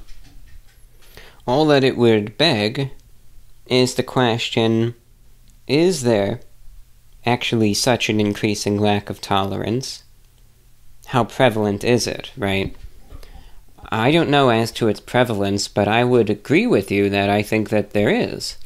One fascinating thing that I think kind of sums up the 2020s is you have especially a lot of these big corporations that they sit there and they give the lip service, they say this, that, and the other thing, and everyone clapped, right? And their actions speak otherwise, you know? They can post the nice pictures and the nice social media posts and the viral marketing videos and whatever, and everyone is, you know, they'll call out so-and-so and, you know, discuss various political beliefs, etc., but do their actions really reflect that, or is it lip service to keep you buying their products, right? Read between the lines, and that's all that I'll say there. Alright, this was an email that came in that I wasn't able to get to in the last show, so we have it now. Michael in Torrance, California. Recently I watched the movie Palm Springs, which features the premise of a time loop where several characters are reliving the same day again and again. Unlike previous pieces with this premise like Edge of Tomorrow, Groundhog Day, or Russian Doll, after finishing the film, I was left thinking what I would do were I to wake up in a scenario like that. I realized I could finally watch and read all the movies and books I never had the time for. I could learn an instrument. I could engage in expensive activities without fear, because the next day, well, it would be the same day and my bank account would reset. I'm curious, what would you do if you were caught in a time loop? And, just add an additional wrinkle, what would you do if you knew you had a finite time in a loop, like you'd only loop for a day or a couple of days before time would resume as normal? Perhaps it's just a silly thing to think about, but I do think about these sort of hypotheticals before you reassess what matters. Michael in Torrance, California, thank you for writing in. Yeah, the time loop, that's always an interesting thought experiment, isn't it? Groundhog Day, that's the one that I'm most familiar with, although to an extent I'm familiar with Edge of Tomorrow, though I've never really seen the whole thing. And then there was one, let me look, that I always liked, though I think some people would find it kind of silly, you know, in terms of its quality. It was like one of those made-for-TV shorts, so to speak. From 1990, it was called 12:01 p.m. I think I watched that after I saw Groundhog Day. That one, because you see, nowadays, I think actually, even though I was just kind of almost negatively talking about it to an extent, paradoxically perhaps, but one thing that I think, if you were stuck even in a one-day time loop, in the year 2021, if you had an available and reliable internet connection, I think it would be easier, at least for a long time, to keep yourself entertained, perhaps, right? The internet is, of course, very expansive, and there's lots of stuff you could do to waste your time, you know, that it just, you could easily keep yourself occupied for a long time. That's all that I'll say. Even, you know, you consider the fact that if you were to relive the same day over and over and over, I mean, eventually after a time, you know, a lot of the social media sites would start to get a little old in terms of their repetitiveness. Then you could start just going to archived material, you name it. There's just so much that you could watch, for instance, on YouTube, and movies you could watch, music you could listen to. things that you could do that, again, before the internet, it would just be much more difficult. So, ways to pass the time, I think that really does... There's a big improvement than, Groundhog Day, right, pre-internet, back in the early 90s, when, the media available for consumption was far more limited, right? That is an example of innovation right there, but my own discussion is more or less in regards to the last 10, 15 years. So, despite that, now here's the thing. Here's a key part of your question, right? Will I know when the time loop is going to end? So, for instance, let's say if the next 24 hours for me are going to be repeating, do I know when it's going to stop repeating? Or is that just up in the air? So, will I know, okay, for the next, let's say, 100 days, it'll just be a repeat of this last 24 hours. Right, so I know, okay, well, for the next 100 days, I could do whatever I want, no consequences, and then I know on the 99th day, be a saint. And that's when my actions will actually have accountability. So would it be like that, or will it be like, well, it'll just stop whenever it does? That could be tomorrow, or that could be 50 years from now, or longer. And that's the thing. Now, obviously if I knew, I still wouldn't do anything I wouldn't kill anyone, I wouldn't do any of that stuff, that's just not me. But at least, if I knew the time were finite, but I knew when, I could be a little more carefree, and I don't think I would need to necessarily be as fearful of the world as I am day to day. Because I know that, I'll have a redo, so to speak, day after day.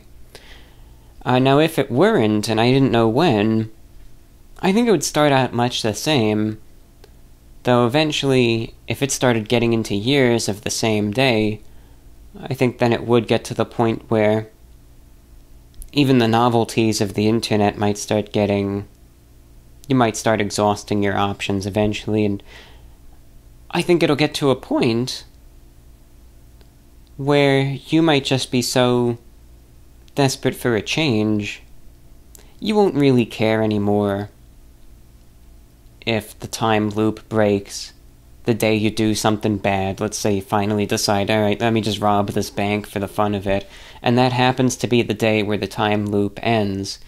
If you were stuck in a loop for the last 15 years straight, you might not care anymore. And it'll just be look, if I go to prison, I don't care. This is something new. I'm out of the time loop. It doesn't matter anymore. I'll take it. So that just all depends. It depends on the circumstances. The one, and I kind of brought this up earlier, but the one short film from 1990, like I said, it's a little cheesy, but the thing that I liked about it, and I felt really bad for the main character in it, it's only 30 minutes long, but I think the classic definition of the time loop is that you're stuck in the last 24 hours, and at least you have a whole day to do what you want to do. But this guy is stuck in the same hour. Just 1 hour, and that's it. That's all the time that he's got. That's a lot more limiting now. Because in 24 hours, at least, again, you can watch movies, you can watch videos, you can read, you can do all sorts of stuff. With the further limitation, just down to 1 hour, that's a lot worse. And then, of course, with this taking place pre-internet, right, not really having any of that at your disposal, now that is tough. Because there's only so much you can do in an hour. There's only so far you can actually go. And that's tough. And, this guy is just forced, he's just in downtown of some city, he was at his job, in an office or something, he's just forced to relive the same hour over and over. he tries to do everything to break out of it. He's thinking, well, if I do this, maybe if I try to help everyone, try to be an upstanding person, nothing works. Finally, he happens to come across a newspaper, and obviously this is a sci-fi thing, so, in the story it turns out that there was some sort of mysterious phenomenon in the universe that created what they called a time bounce, that some scientists theorized that, again, through some sort of sci-fi explanation, it, may force someone to live through the same hour if this theory is proven correct or whatever. It just applies to one person or something who's just caught in the crosshairs of this. And obviously it turns out that this scientist's theory is correct, and that this guy is the unlucky recipient of that. So finally, after attempt after attempt after attempt, he manages to get in touch with the scientist who made this discovery, and is finally able, after multiple tries, to convince him that his theory is real, and that he's the poor soul that got stuck in this. And, he asks, so is there any sort of solution, any way to get out of this? You're able to predict it. Is there anything I can do, that you can do to help me? And he just shakes his head and says, no, I'm sorry, there's nothing I can do. So, completely despondent, he figures if I'm stuck here, I'm just gonna kill myself, and that's gonna be that.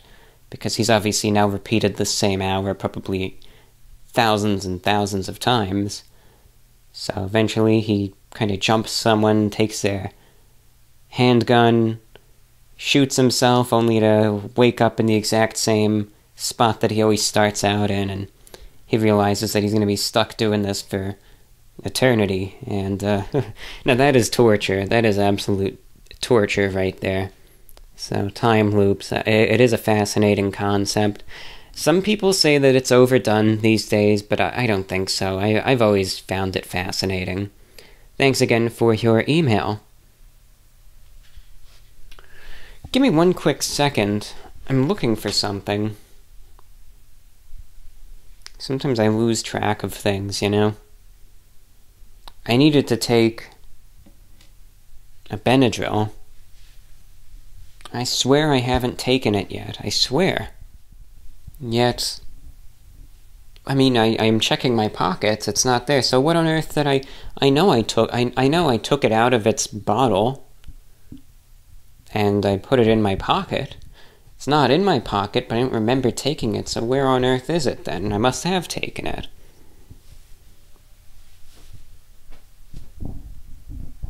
It's just one of those weird things, has that ever happened to you? It's like, I don't know. You lose track of things. Well, I guess if I did really take it, I'll know in probably, maybe a half hour at this point. Usually it takes an hour to kick in. It helps fight the allergies, and it helps get you to sleep, and I'm kind of nearing that time, so that's why I was going to take it, because it's a sleep aid, as it is an antihistamine. And, you just take a bunch of them, and eventually it'll hit you like a ton of bricks, and the restless leg stuff that it causes isn't any fun, but at least it makes you tired enough to hit the pillow and attempt sleep. So, I'll know. I'll know if I took it. I'm not going to take any more, because I don't want to start seeing spiders on the walls or any of that stuff, though I'd need to take a lot more than that, but still, it's an uncomfortable feeling, so I'm not going to go there. Well, I'm just going to have to wait it out in that case. I don't remember, but if I did, I'm not going to take any more. If I didn't, I'll give it another half hour, and if I don't feel anything, then I'll have to assume I just misplaced it somewhere. Just one of those trivial things. It's just another night. What does it matter in the end? Alright. Next we hear from Brandon from Tempe, Arizona, listening on SoundCloud. I think it's Tempe, right? Or is it Temp? I used to think it was Tempe, Arizona, but then I remember I heard on a radio show someone said Tempe, Arizona. So, you can call me out if I got it wrong, by all means. Anyway, Brandon, you say, Dear John, recently a very dear friend of mine, Zach, passed away.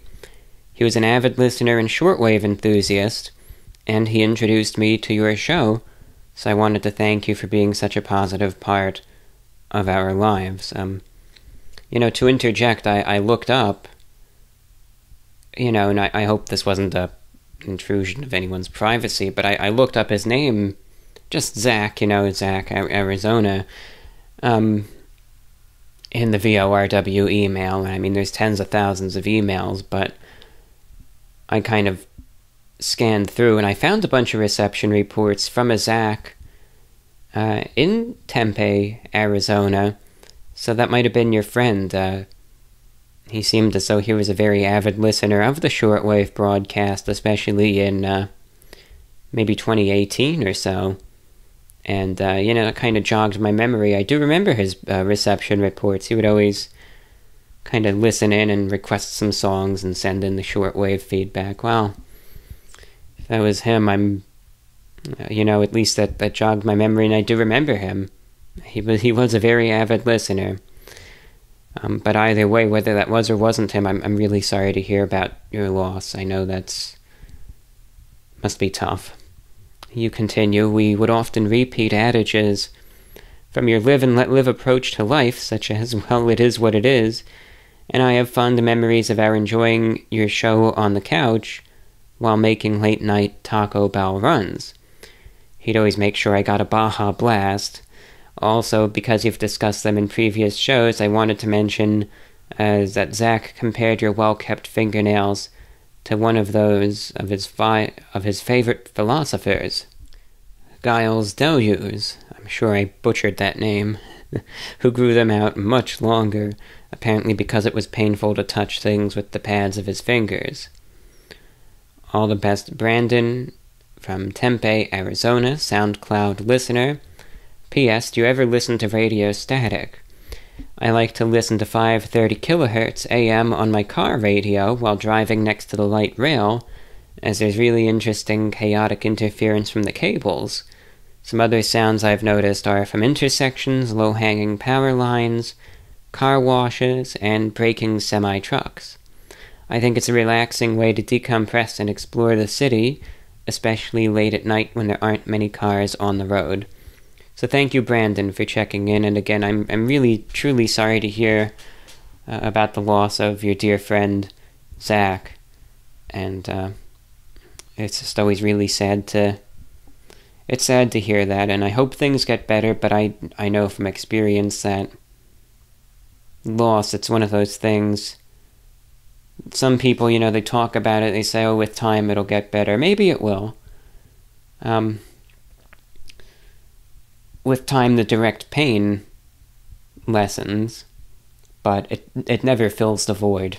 It never does, but I hope things are at least able to, get on track. I know it's different for everyone, though. That's the other thing, but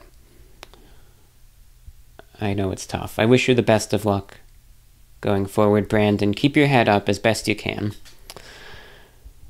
Yeah, radio static, that is something that advertently or inadvertently I listen to quite a bit on a daily basis, because one thing that I like doing, I listen to shortwave radio every single day. Not only do I do my radio show, but I enjoy the medium that I broadcast on as well. I enjoy listening. I have, a Texun PL660 receiver, and I break that out every single day and scan around. And it's not like I only have a set list of frequencies that I only listen to. But what I often do is I'll just scan around the broadcast bands especially, and I'll just see what signals come in tonight, because there sometimes is a difference. But in the process, because there are some days where especially those distant stations come in better than others because I'm outside of the target area, I'll just scan through the channels, and a lot of the time there is just static. But sometimes I'll think I hear a little bit of a faint signal, and I'll, kind of hone in on the static. But other times, I will sometimes, just after a broadcast ends, and if they sign off, sometimes I'll just leave the radio on and listen to the static for a little bit. One phenomenon you might be familiar with on the AM, although I'm not sure how prevalent these are out in the far west, but lightning storms, the lightning, it generates what they call lightning crashes, where it's just like a soft crackling that is caused by the sheer power of the lightning strike, and it's just a split second, but it's just a little burst of crackling noise that you hear on the AM band and on the shortwave during thunderstorms, even if they aren't in the vicinity, could be a couple 100 miles away or more. You'll hear this crackling sound from the lightning, and those lightning crashes can be interesting. Yeah, I am aware that a lot of those power lines, and, near the traffic lights too, that does interfere with the AM band, especially some of the lower power stations. I'll hear that whooshing sound, but yeah, it's, on the AM band, I was doing some very, very serious listening the other day.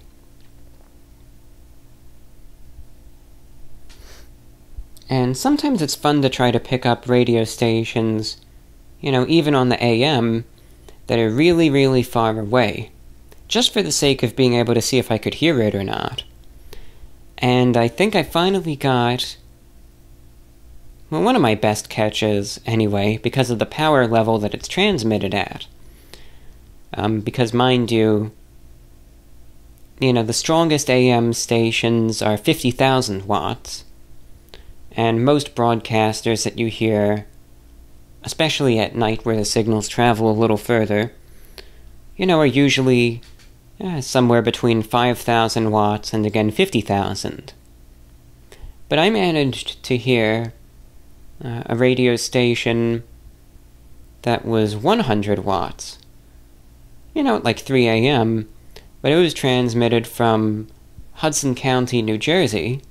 That's right across from New York City, right across the Hudson River from Manhattan, and I was able to pick that up here in Florida.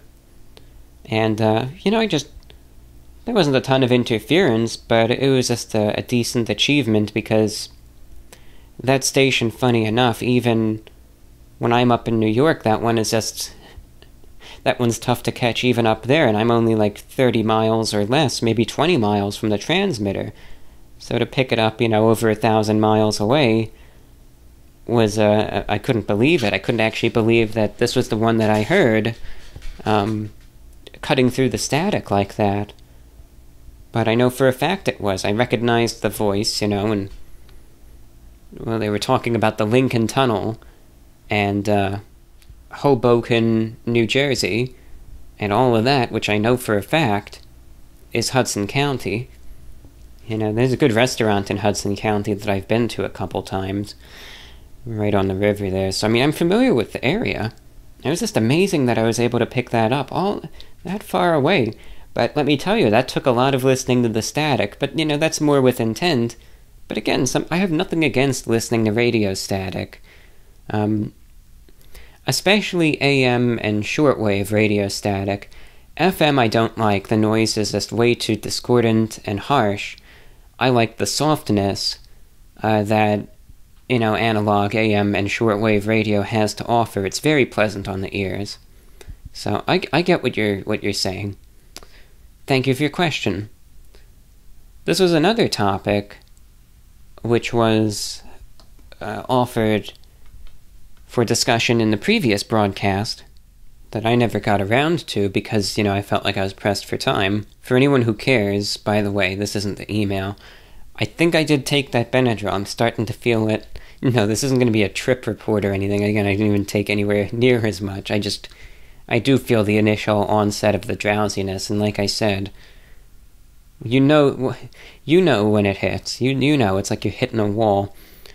So, I'm pretty sure I did take it. Okay. Well, that's good anyway. At least I know I'm not losing my mind or anything, that I didn't just throw it in the trash or do something stupid with it. Alright, that's good anyway. So going back to the email now, that was a silly interjection, wasn't it? We hear from Courtney in England, writing, "Dear John, I hope you're keeping well. during this off-the-wall world. I have a few questions that you could answer at your discretion. The first question relates to the resurgence in the talk about the safety of women. This was sparked by the kidnap and murder of Sarah Everard in the UK. It might be disrespectful to the individual who died if I got the name wrong. For that I apologize. You write, though, when you take your night walks, have you ever come across any women who were wary of you because you were an unknown man who could pose a threat to them? What is your take on the urgency of taking action to protect women? So let's just get into the first question, because the second one is widely different. When I take the night walks, I very, very rarely come across people. And I'm going to pick my brain.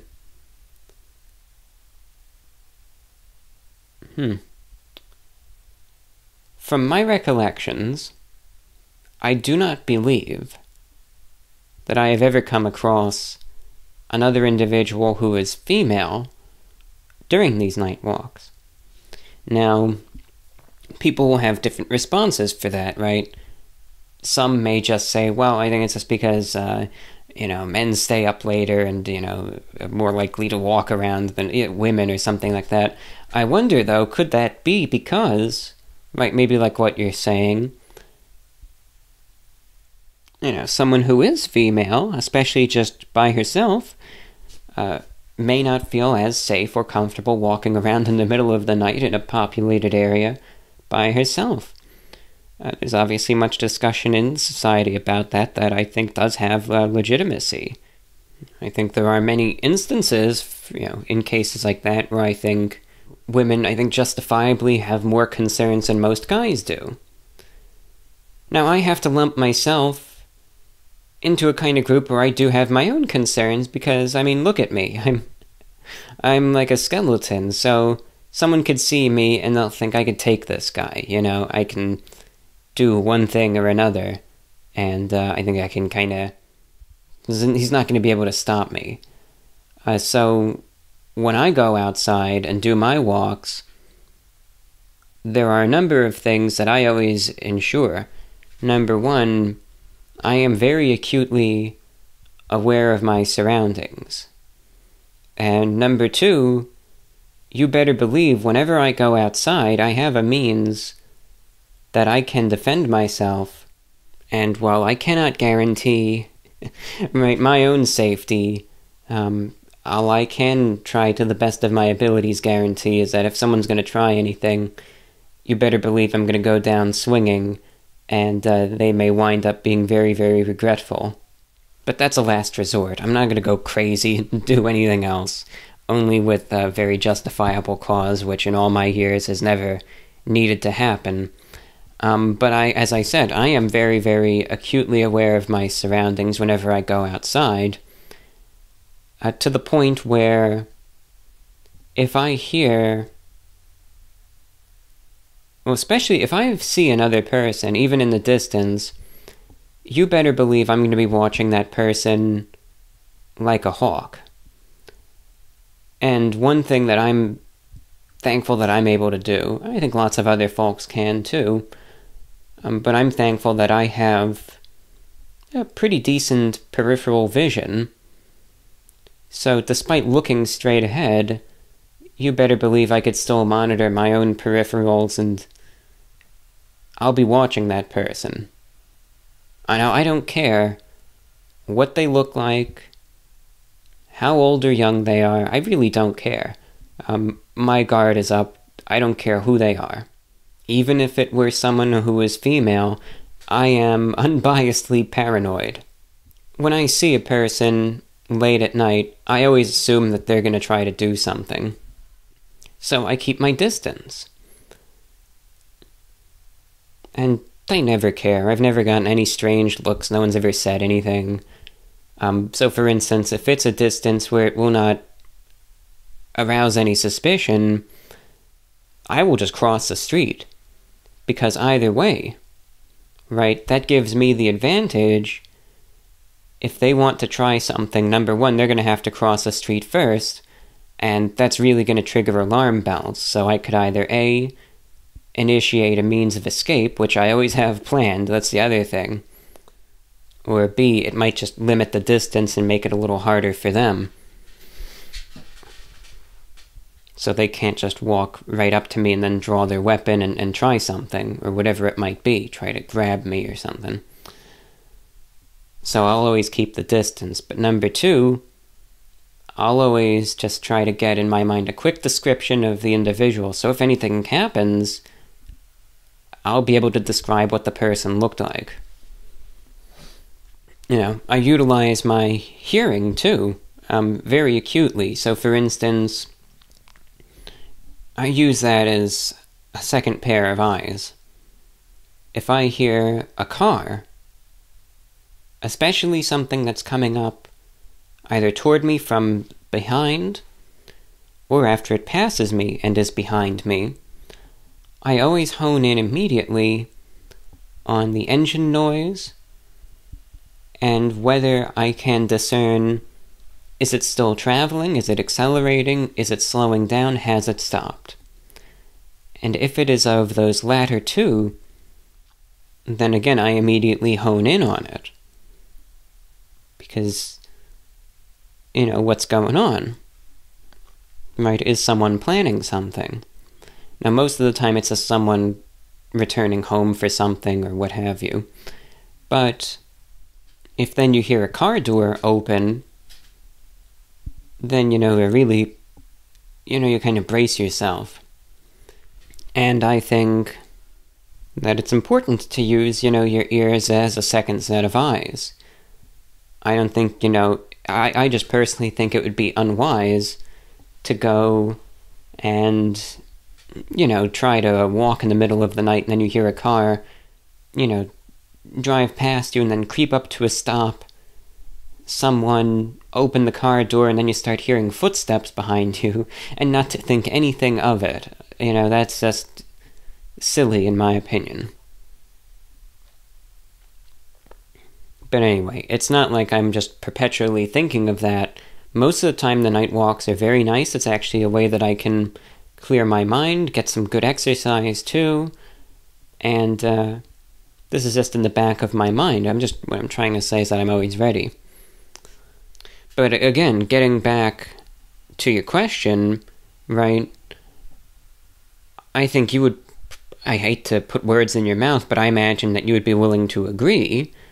There's a reason why anyone who I've ever encountered, and it's rare, it's very rare, maybe only 1 in every 50 night walks or so, or more, maybe 60, I'll encounter another person on foot. But even in the event that I do, it's always male, right? I think you could concur that there's a reason for that. I think it should be important to protect and keep safe all citizens, all individuals. But obviously different folks have different needs, concerns, and, different potential threats. It's tough finding balance, but, I think that it can be done. And that's why I always recommend to anyone out there, to be aware of your surroundings, if you're going to go out late at night, just be careful. There are bad people out there in the world, sick, twisted individuals. And, there is law enforcement, but what I'm trying to say is that you can't rely on them constantly and just think, even if something happens and I'm able to call the emergency line, let's say 911, that automatically the police and whatnot will arrive instantaneously and everything will be all right, Sometimes the response times can be very quick, but you still might have to hold your own for a bit. So that's just why I think that's important, that you just got to be ready. Now, getting into your other question, my second question is in regards with feeling different to other people. There are many jokes circling the internet about pick-me people who love to be unlike other people. They may just, but there are people like us out there. For example, as conceited as it may sound, I do not feel that I am intellectually on the same level as other people. I've always loved being surrounded by adults since childhood. My younger cousins would leave the dinner table, but I would stay to partake in adult debate and intellectual fodder. Due to this, I find that making friends is increasingly difficult as I seem to gravitate toward a certain type of person. Do you ever have this problem, or do you have any interesting thoughts on the question? So thank you again. I know that I am different and that I'm a strange person. I really haven't had any issues in that regard. Not because it's easy for me to make friends, but like I've said before, I am so far introverted, again to the point of just total reclusion, that it's really weird saying this, but I guess there's people out there who'd want to be my friend. I don't know. If I wanted to. I don't know. I don't have a crystal ball. I really don't know. I know it's a stupid thing to say, but I'm just very, very solitary, and I really don't like going out all that much. I mean, I haven't taken many walks lately. I've mostly just stayed in. I haven't even left the house, aside from, stepping outside real quick to take a breath of fresh air. I haven't gone anywhere in over a week. I've literally just been inside all that time, and it doesn't bother me. I just don't do much. But again, I do know that just how I am as a person may perhaps be different from others, and that may pose issues. Intellectually speaking, I don't even know what I am. I've never even taken an IQ test before, and I don't know. I know sometimes that I can wear the suit, and I can throw in a word here and there, but that makes me no brighter than the next person, and I mean, probably slightly less than average if I had to guess, because I know that my own abilities at memorizing certain things, like trying to learn Spanish, are difficult, and that was something that, a lot of people seem to have such tact that they're able to instantly recall all of these things, again, especially in terms of brute memorization, that may be a little difficult, but I don't even know what I am. What does it matter in the end? But non-intellectually speaking, like I've said, that can pose various issues. So I get where you're coming from. Finally, you write, and you know what, I'll mention this, you've been a long-time listener, it's fine by me. You say, my last question is about writing. I am a writer, and I have just self-published my debut play, The Dragon Fruit Cafe, which you can buy on Amazon. I've always been a writer. I can't imagine doing anything else. I recall that you read out some stories that you wrote in a previous VORW, and I've been wondering if you had been putting pen to paper during lockdown. I wish you the best in this bizarre time, Courtney in England. So thank you again, Courtney, and I wish you sincerely the best of luck in your writing endeavors. I've still been doing some writing, sometimes I make some short stories, and sometimes I'll edit the ones that I already kind of finished or I'm getting close to wrapping up. And like I say over and over, maybe one day I'll release like a compendium of sorts. You never know. So, I'll certainly see. One thing that I like doing is using dreams as inspiration for writing, because your mind comes up with such incredibly fantastical concepts and ideas that you never would otherwise. So dreams are always a source of inspiration. That reminds me, I had, and I'm starting to get pretty tired. I don't know if I'll be able to fall asleep, but I'll certainly try. So after I share this, I'll wrap up things for the night, and then we'll reconvene for more emails tomorrow. I had a dream a couple nights ago, maybe it was like 3 nights ago, that it was just so silly. It's like, where do you even come up with this stuff? So, I had a dream that I was up in New York again. A lot of dreams take place up there. And I was either in lower New York or northern New Jersey, one or the other. But I wasn't staying with family or anything, but I rented out a hotel room, and the hotel was run by the Freemasons. And I couldn't get over how ornately furnished the hotel room was. I mean, it had to be one of the nicest hotel rooms I'd ever been in my entire life. It was expansive, the bed was so comfortable, but it was just so ornate. It was very, very, and you could just tell that the decor was very formal, very well taken care of, but very expensive as well, and just quality. It was just very, very nice in terms of the aesthetics.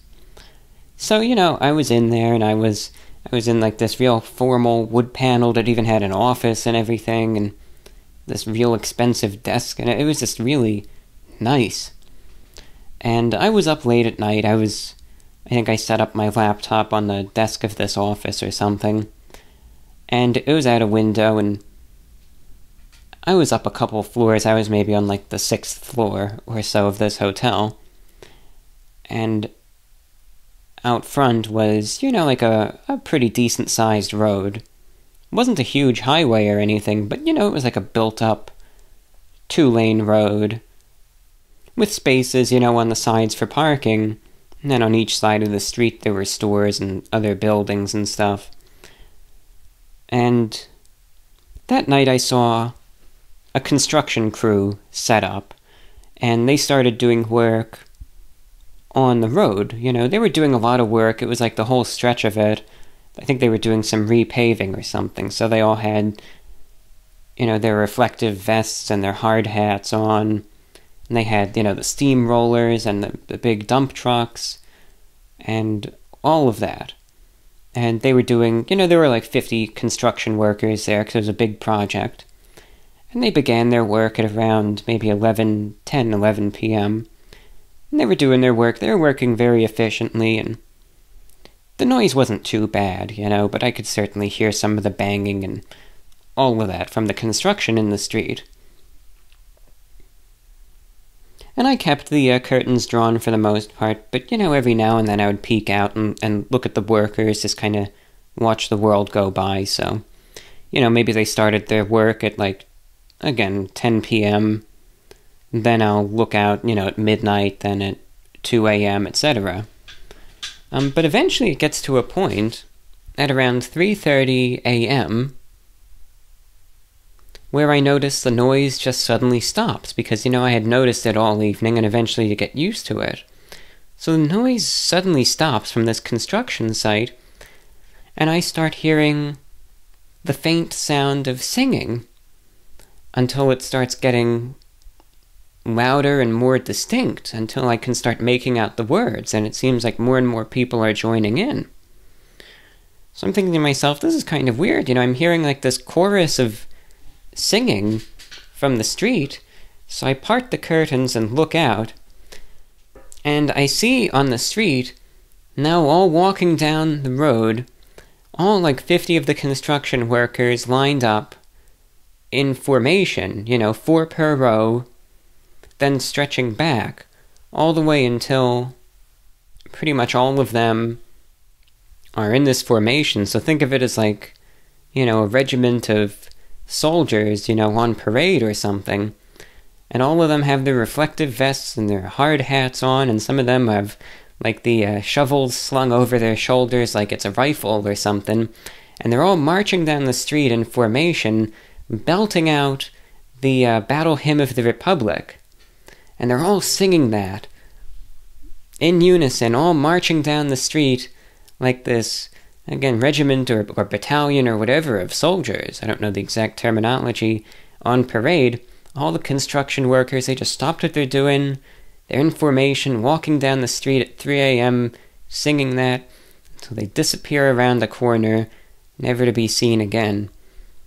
And even in the dream, I thought that was kind of weird. I thought to myself, and a lot of weird things happen in my dreams, but even in my dream, I kind of looked at that and I thought, wow, this is Boy, this is a unique experience, all right. I mean, this is the first time I've ever seen anything like this. So, just a silly dream. I don't know where that idea even came from, but it's just kind of funny. I think I know where the Freemason thing came from, because I got this one reception report from my shortwave broadcast the other day that was one of the most vulgar pieces of correspondence I ever received. Every other word was pretty much a swear word or some sort of slur, and the guy was convinced that I was a Freemason or something. I'm pretty sure that's where that came from. Yeah, I thought it was funny, though, because it was just so out there and so obscure. I mean, obviously he meant ill will and was very angry for some weird reason, but I thought it was kind of funny, especially when he ended it off saying, and, tell all your brothers down at the lodge to go F themselves. It's just too good, too good. But who knows where I got the construction thing from, so just one of those funny dreams that, I mean, if I wanted to make that into a silly short story, I could. Sometimes it's just amazing the things that our minds come up with. Alright, with that, I'm going to pause recording for now. I'll be back tomorrow after some rest. Dear listeners, this is VORW International. Alright, so I'm back, and, well, let's just pick up from where we left off. How about that? Now, let's find another email, and let's just go from there. Alright, Gabe is checking in. Hello, Review Bra. I hope you're doing as good as I am this fine day. As you can see by the title of this email, I wore a suit today, and I wore it to school. I have been dubbed by my peers as a distinguished gentleman. I just wanted to say thank you so much, as you did help inspire me to wear the suits.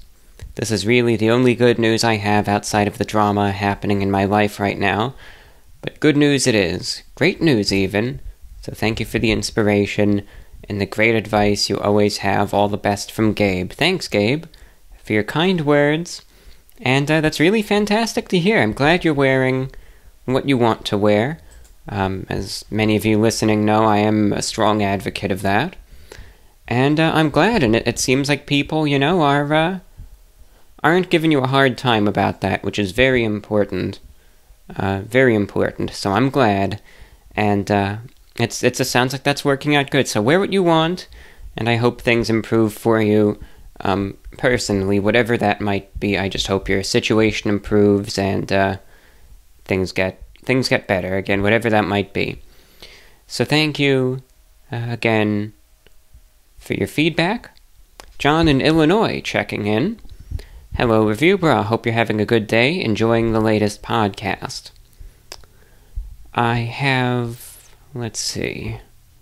And thank you for your kind words as well, John. You continue. I had a theory I wanted to run by you. Here is my thought. If a group of people were isolated together for a length of time and were forced to speak nothing but gibberish to each other, my theory is that eventually they'd form their own sort of language, and they'd all understand each other perfectly, although no one outside the group would. I'd like to hear what you think about that. Don't ask me why that comes to my mind, as my thoughts run rather wild while driving all day. Take care, John in Illinois. Alright, thanks, John, for checking in. Oh, I believe it. I think that theory holds an awful lot of water, and I would be inclined to take that almost as fact. Right, because you figure, I mean, isn't that how languages, isn't that how they all start, Again, it obviously depends on where the individuals are, but they would, of course, be given, right, essentials, and let's say they're on an island or something, and they're stuck there.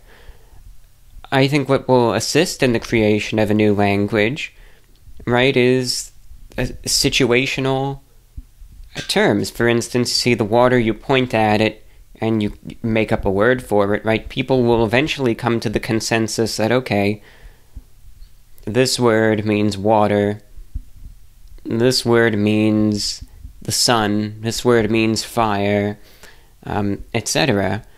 And I imagine it would start off as a very primitive vocabulary, with words having been established for pretty much the most basic and essential of actions. But again, given a length of time, I think other words would eventually develop. And then I feel, given enough time, you will have a whole new language.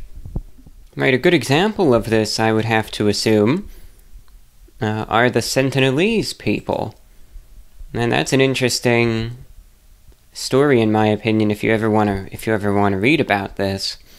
But the Sentinelese, they're probably one of the last almost uncontacted tribes left in the world.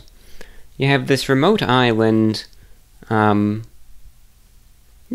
of off the coast of India. Yeah, the Sentinelese, they just refuse any interaction with the outside world. They're hostile to outsiders, and have killed people who approached or landed on the island. They're hunter-gatherers. They don't really have any tools, just, bows and arrows, and I would imagine live in, some sort of huts, or, something to that extent. But again, they live as pretty much all of us did, many, of course, thousands and thousands and thousands of years ago. But it's just fascinating that way of life, they're, I think, one of the only instances where that's still a thing. But again, they have really had no contact whatsoever with the outside world. Obviously, they're not exposed to any languages. You don't have people speaking English, or Hindi, or Esperanto, or anything over there. They have their own language, right? You only have a number of individuals there. The population estimates mostly between 50 and 200, but maybe as many as 500. But again, they're completely uncontacted with the rest of the world. So, resultantly, they have their own language. The Sentinelese language. No one really knows what it sounds like, but they obviously have their own method of communication. So, I would say that, that's definitely the case. Individuals, if they were forced, if they would make their own language, it would be tough. And again, it might not be the most advanced language, but there would be a means to communicate with time. I think it would be tough at first, but especially when it's necessary, people will find a way, I feel. Alright, next email comes in from Isaac. Hello, Mr. Review Man. Have some downtime at work, so I figured I'd shoot you an email. Just wanted to say I admire how you wear formal clothing without thinking how people might judge. Your style is a bit too extreme for my taste, but I respect it. I wanted to ask you, have you ever considered dressing semi-casual instead of always full suit and tie? Something like chino pants with an Oxford shirt, or a nice sweater over some khakis. I can picture you rocking these kinds of outfits, especially with the slicked back hair you have. My other question is, do you invest good money in some pieces of your wardrobe? Me, personally, I buy expensive shoes and boots that can be resold. I don't mind dropping... Now, by resold, it's S-O-L-E-D, not to resell, to clarify. I don't mind dropping $350 plus a pair because they actually get better with age, assuming you take care of them.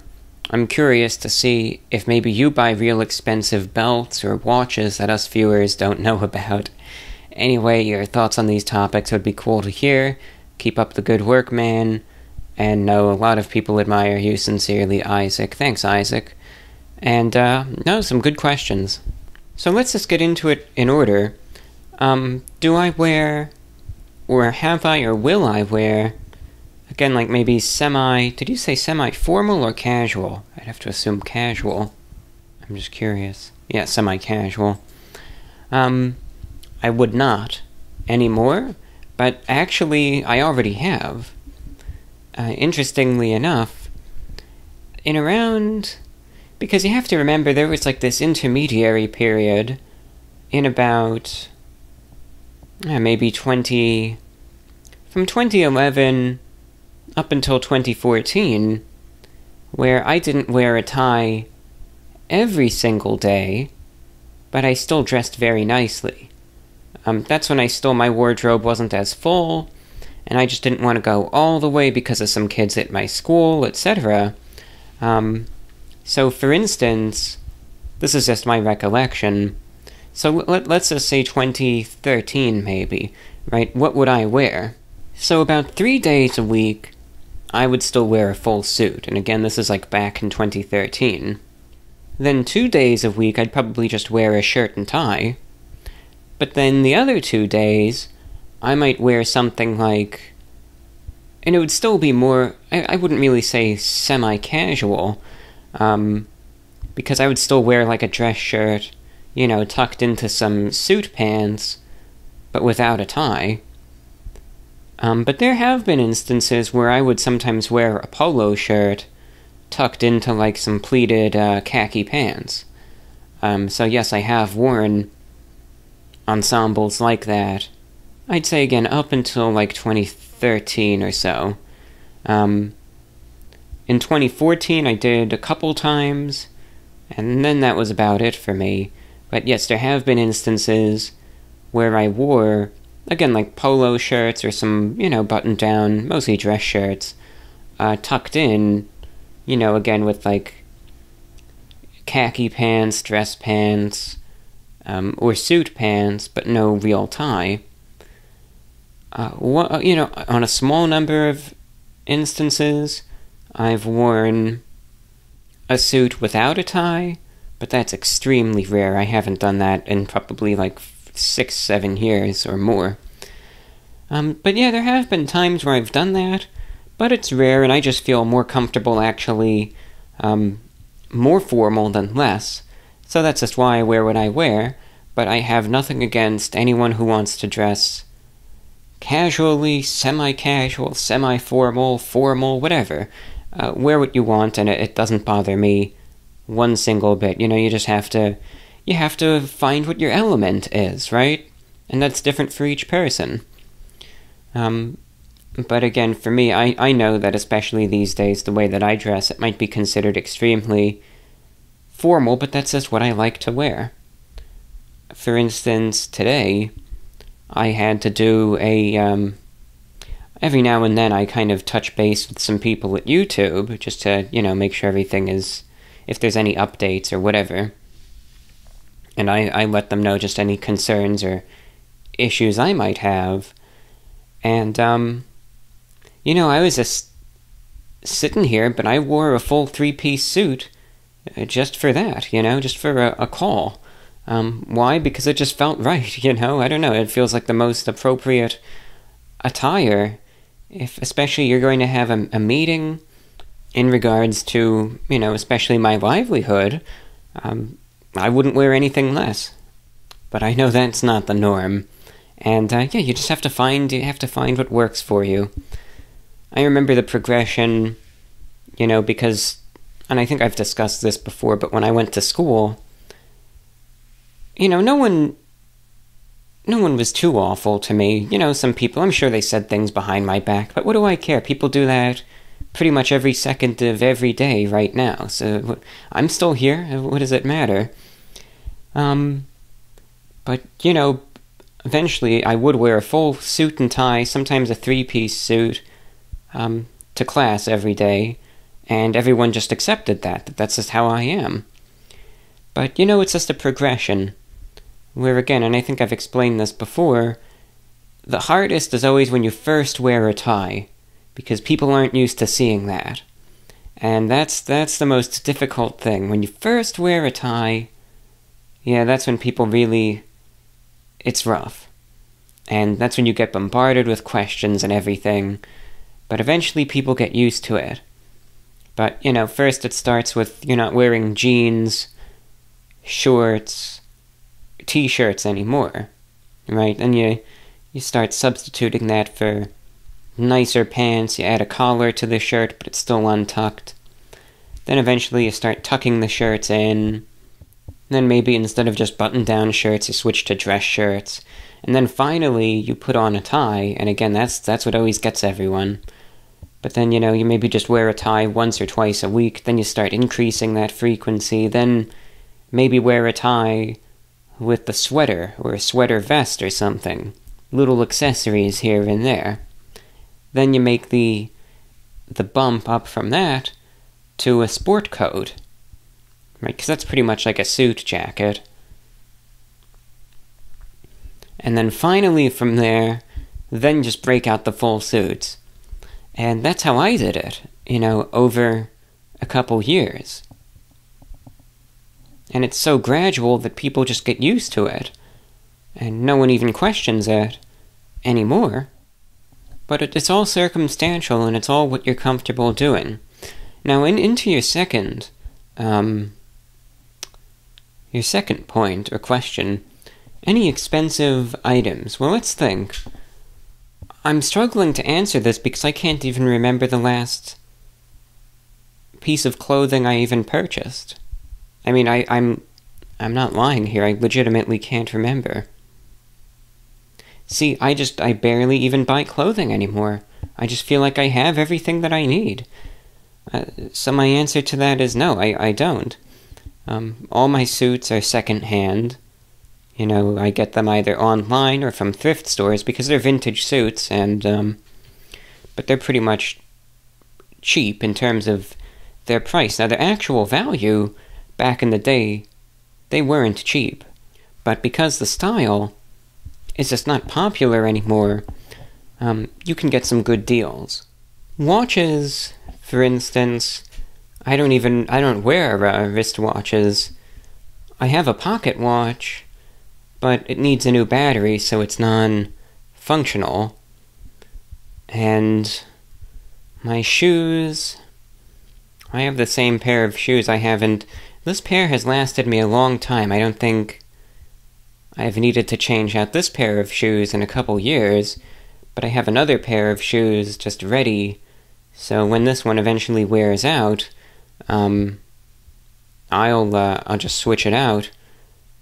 But no, nothing of mine I've ever really blown a lot of money on, because nothing is pricey at all. It's just everything that I like, because the styles are so dated. It's it was a couple years ago anyway, dirt cheap. And, because no one really wants this stuff anymore. No one's gonna, it's just people want, again, the slim fit stuff, or there are some suits that are a little roomier now, but they're extremely expensive, and, just high fashion stuff. But no one really wants, like, the 80s, 90s business attire anymore. So that's where I come in, and I can kind of swoop it up. One purchase that I'm amazed I was able to get was this raincoat. It's a trench coat, actually. And, it's very long. I mean, it goes past my knees. But that's exactly what I was looking for. I was looking for a full-length, tan trench coat that I could wear especially during the summertime here in Florida, when you have to worry about all of the, pop-up thunderstorms. So something that I could wear without, if I get caught in a downpour, I don't need to really worry too much, and something that I would be comfortable wearing too. Again, I was looking for like a tan, very long, double-breasted trench coat, and I finally found one, exactly what I was looking for. And I was amazed. I think I got it for like $100 or less. It was incredible, 1980s, and I think it was 1980s Ralph Lauren. Might have even been the Polo University Club that we were talking about in the last show. And it's just crazy because, looking online, anything new, one thing that I don't understand with a lot of coats these days is that there really aren't any full-length overcoats that I see sold from many menswear places anymore. They all just go down to the waist, where they're so tapered in. I just want something long and drapey. Yeah, same thing like my black overcoat. That thing is probably a decade old at this point.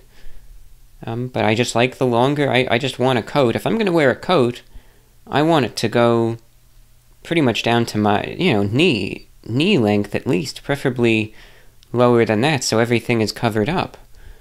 and that's just what I'll wear, but it's so hard to find new stuff that's even like that, so I just buy the old stuff, and it's great, it's quality, and evidently, if it's been around for 20, 30 years and still in pristine condition, it's usually a hallmark of at least decent quality for the most part. And, I mean, so far none of my suits have ever kind of worn out yet, despite their age, so that's good. So, no, that's all. It's just not a lot of pricey stuff, but the one thing that has worn out in the past, were shoes. And there was a time, I don't know really why, I guess I just really liked the pair of shoes. I wore a pair of dress shoes down to the point where there was a hole in them, and my big toe was able to just touch directly to the ground. You know, it was literally just an open hole in the bottom of the shoe.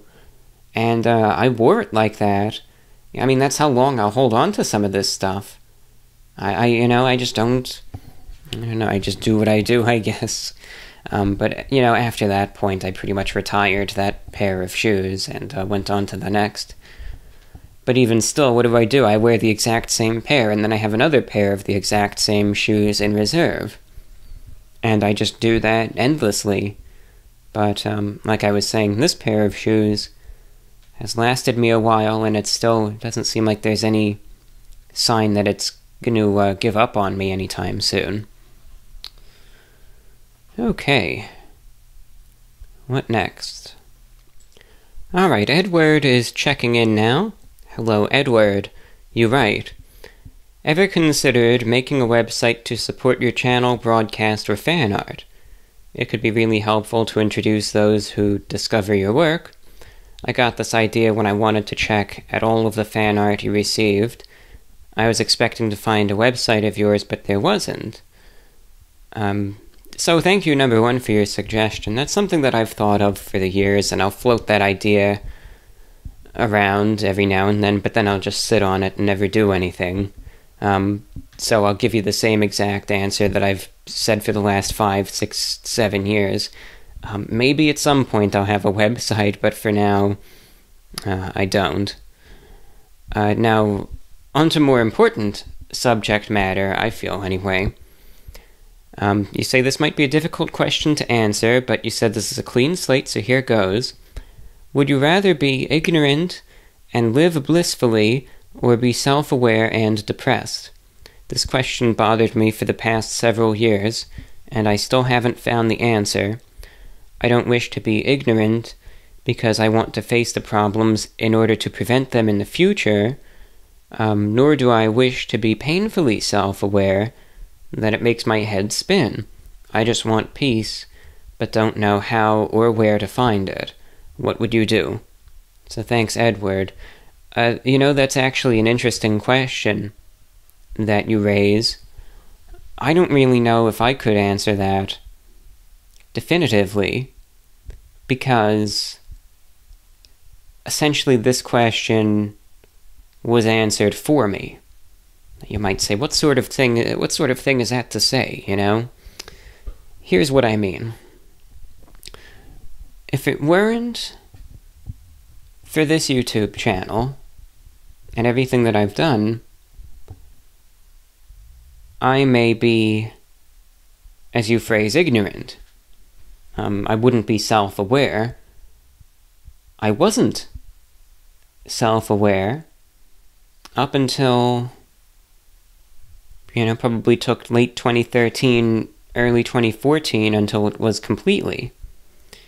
Now I have been for years, but I was essentially made self-aware at no choice of my own. I had known that I was, weird, and I knew that, the way that I dressed and spoke and essentially lived my life wasn't the norm, but it wasn't really something that I thought about very much, nor did I have individuals too often say things about it. But eventually when I was brought, especially when all of the trolls, from 4chan and whatnot discovered the channel, Everything that you could possibly imagine that could be said about me, pretty much was. And all of a sudden, all of these things are brought to my eyes. And that's when you're kind of aware of, this is how you are. It's not normal, but of course they bring it to you like it's a negative thing.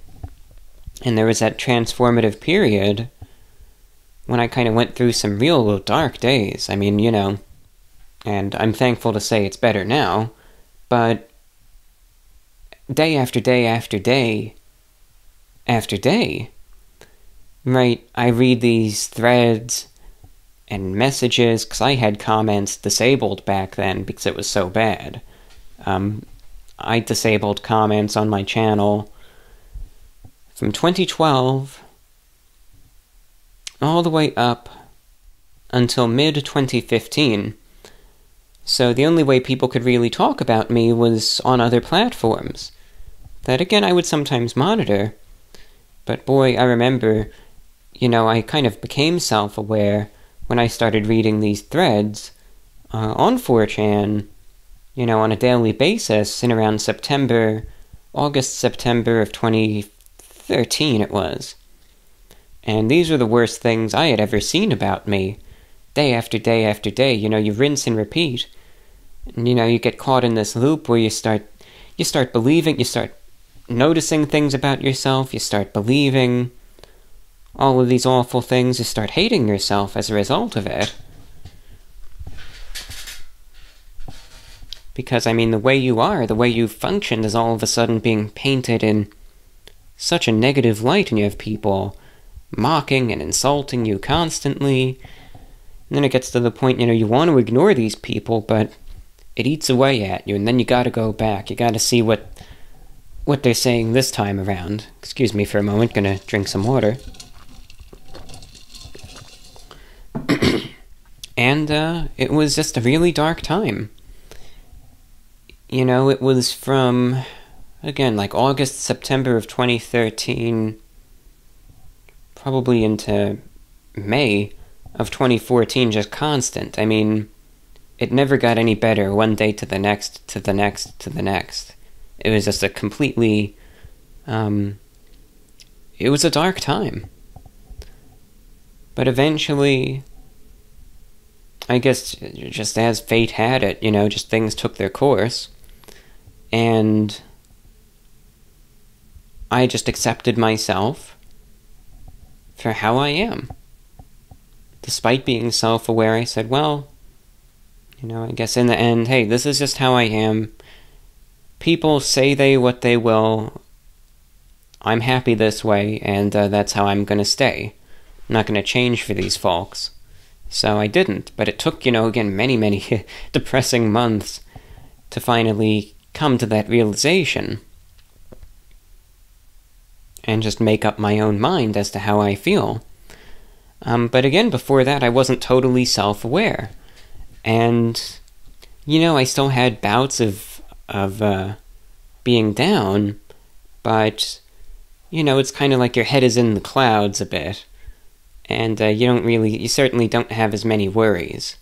It's just, you kind of go with it, and it's just things you don't really think about, so you don't worry about them. But, self-awareness, especially initially, right, when I went through what I did, I feel I kind of went through the ringer.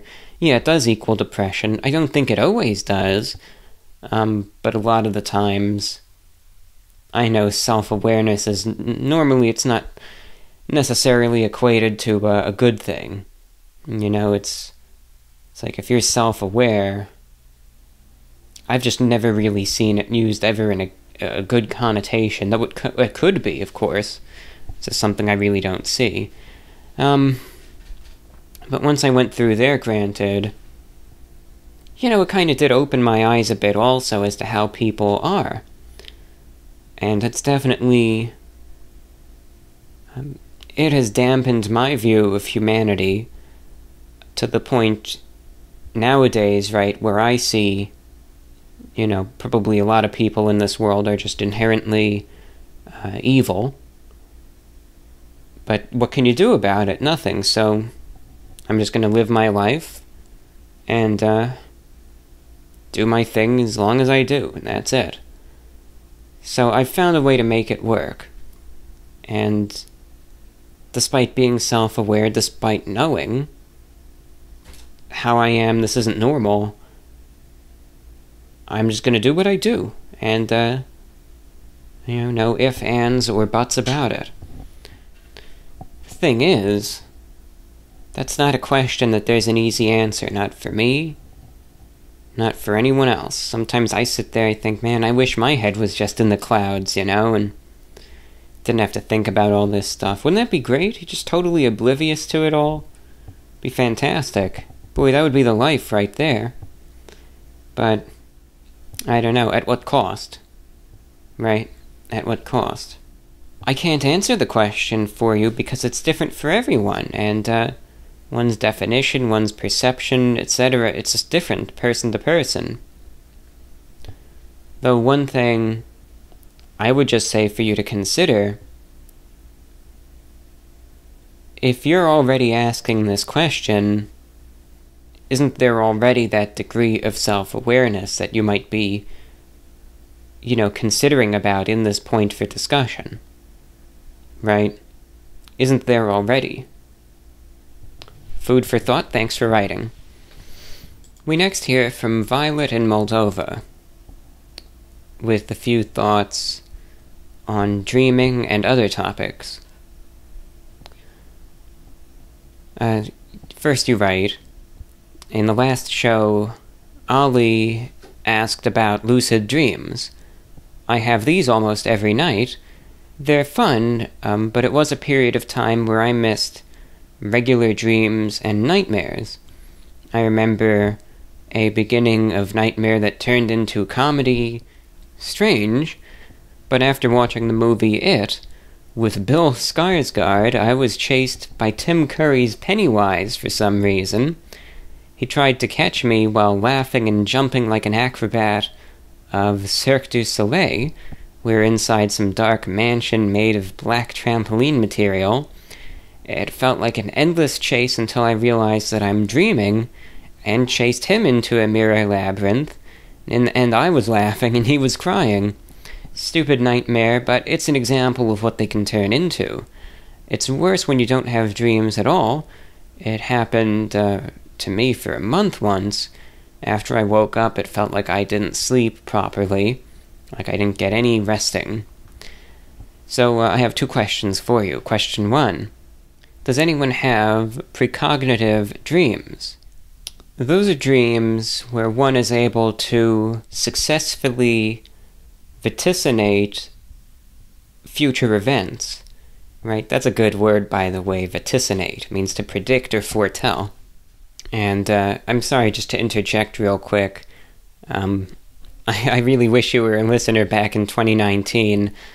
I'll actually direct you to a show that I did. You might find it of interest. I discussed predictive dreaming, which it's exactly the same thing, precognitive dreaming. It's just another word for it. And I didn't really get any responses from anyone who, said anyway that they were able to do that. And I'll just direct you to the show, because, boy, that would have... Anyway, sidetracked. Getting back to what you said, I have them sometimes, mostly about negative events, like an unexpected death of someone, or unexpected weather changes. They look like a video on fast forward, sometimes like a GIF or a photo, etc. The weather ones turn into reality the next day. They look exactly like my dreams, starting with wind and cloud direction, to the time of day, etc. The death ones too, but sometimes I have them a month earlier, and I feel guilty because I couldn't help save someone's life. Why else would I have those dreams? Don't take it seriously, but I even dreamed about the podcast that you uploaded while I was sleeping.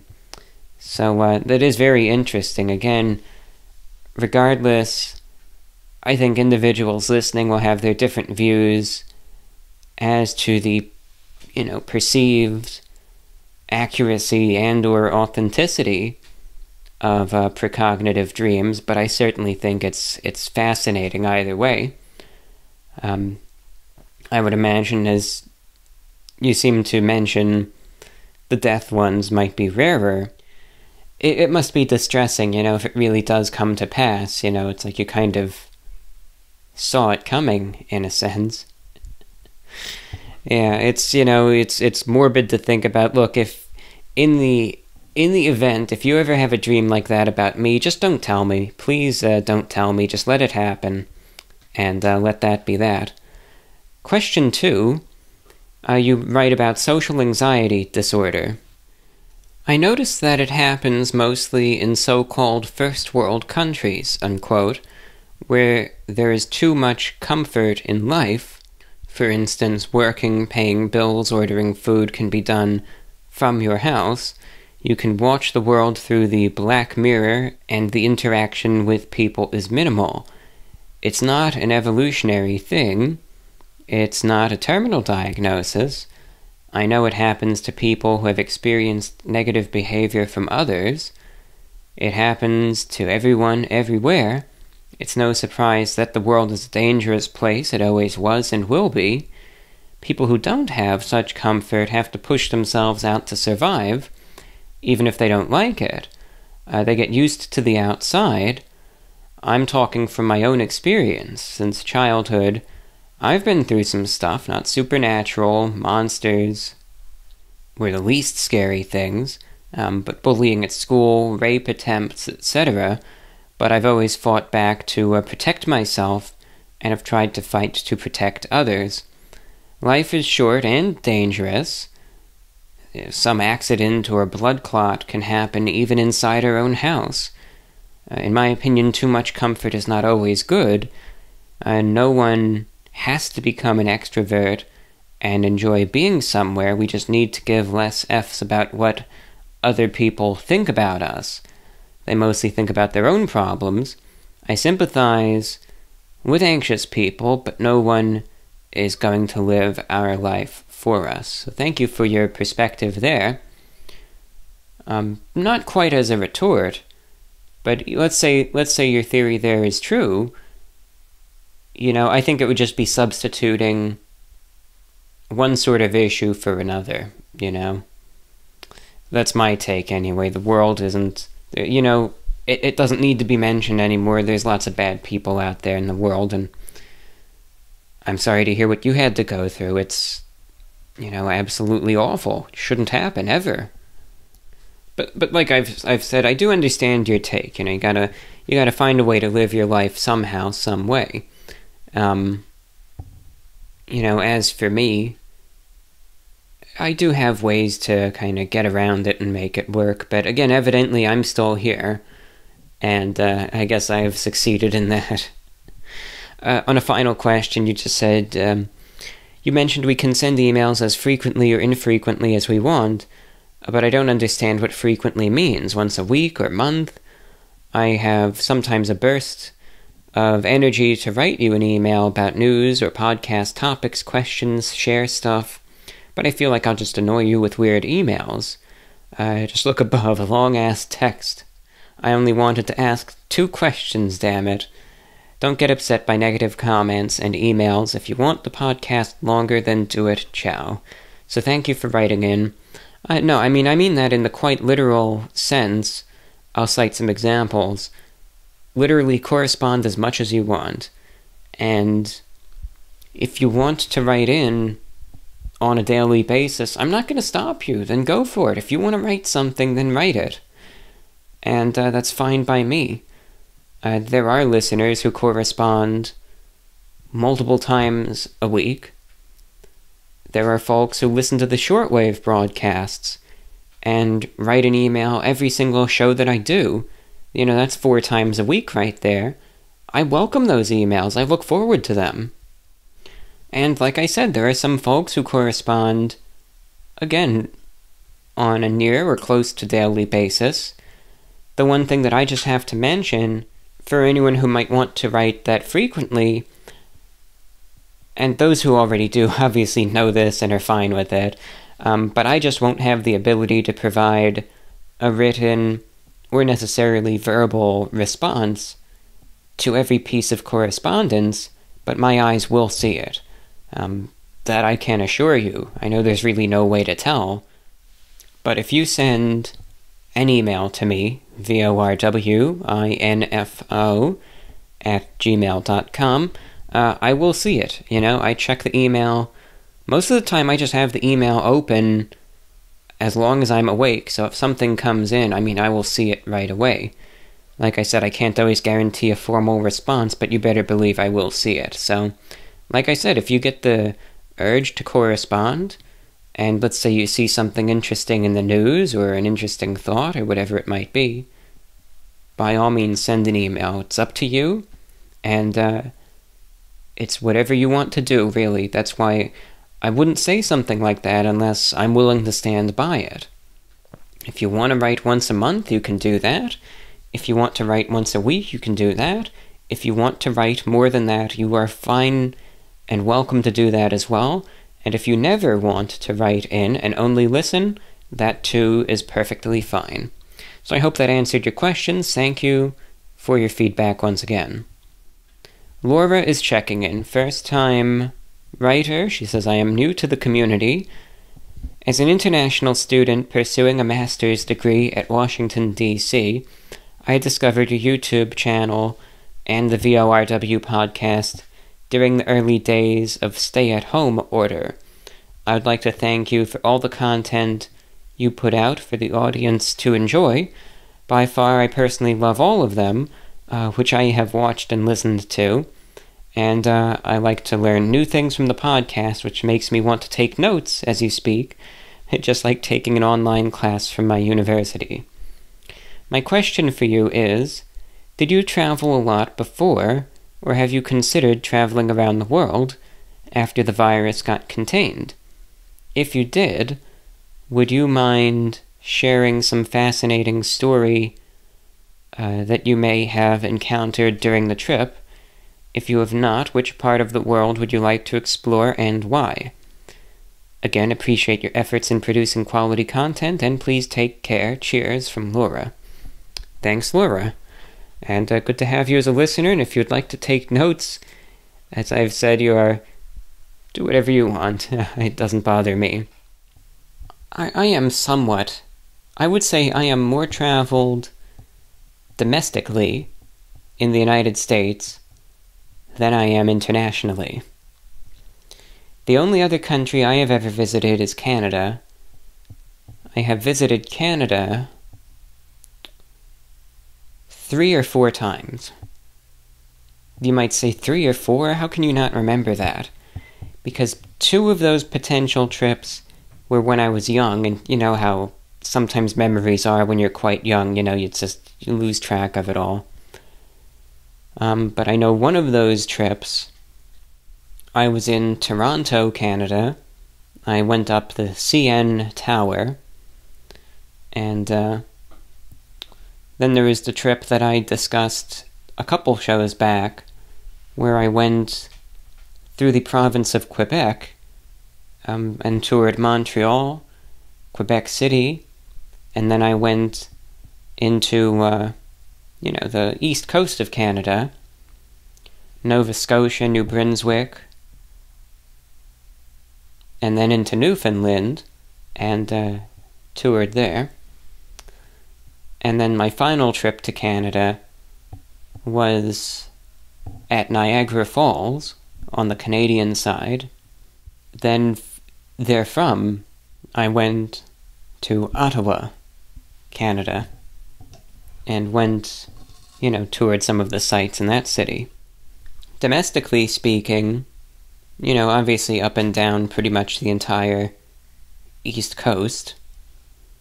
Within, again, most of my travel in the United States was, again, just up and down the East Coast to all states on the eastern seaboard.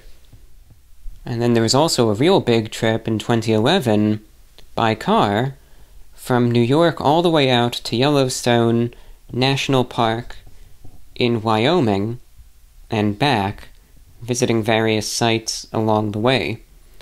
And that was by far the longest road trip I had ever been on. And let me just see all the states that I was on with that trip, because that's just kind of fun to recount.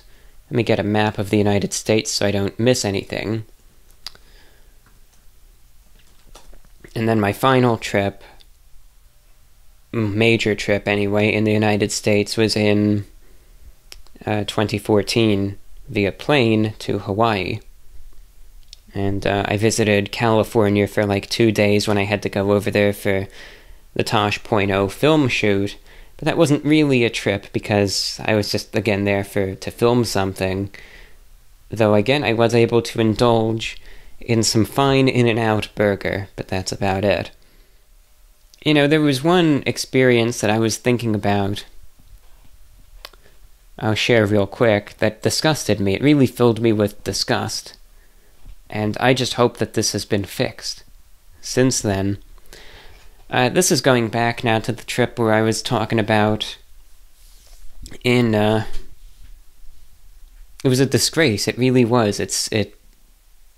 No shame, you know, it's the fault of the people that made this hotel, just disgraceful, and I'm sure they knew what they were doing, because no one could possibly be that stupid otherwise.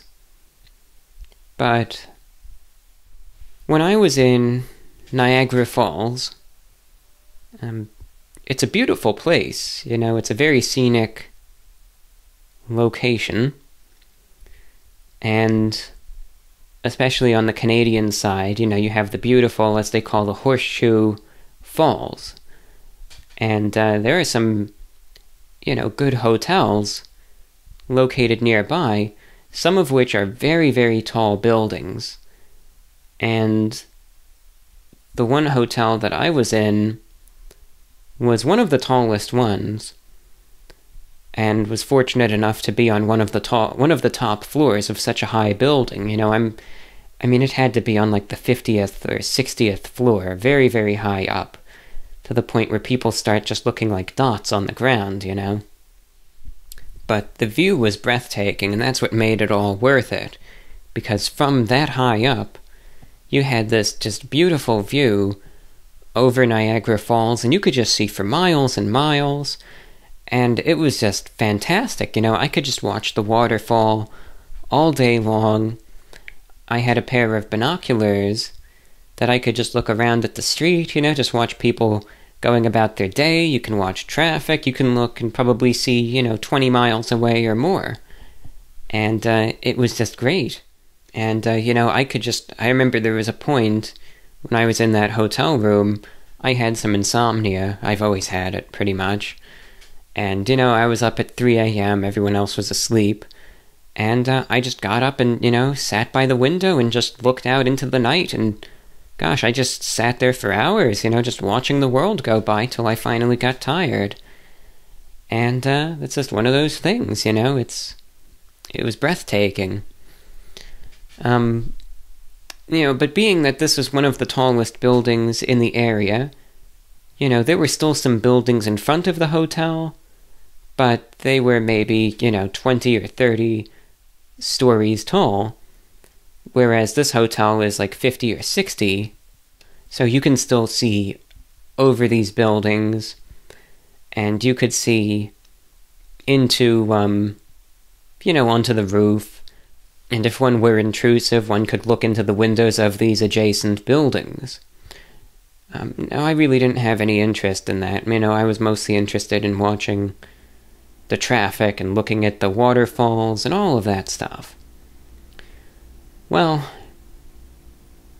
you know, I had a pair of binoculars, and it was fun to use that to get a closer look at the waterfall, I remember once I was looking at the traffic, and there was this huge convoy of buses, these coach buses, driving around, and it was fun to just watch them go from street to street and try to find their destination. It's just fun to look at those different things. You can look back over at the United States and all of this stuff. Just a fun time overall. But sometimes, you know, when you first pick up a pair of binoculars, let's say that I'm trying to look at the waterfall, right?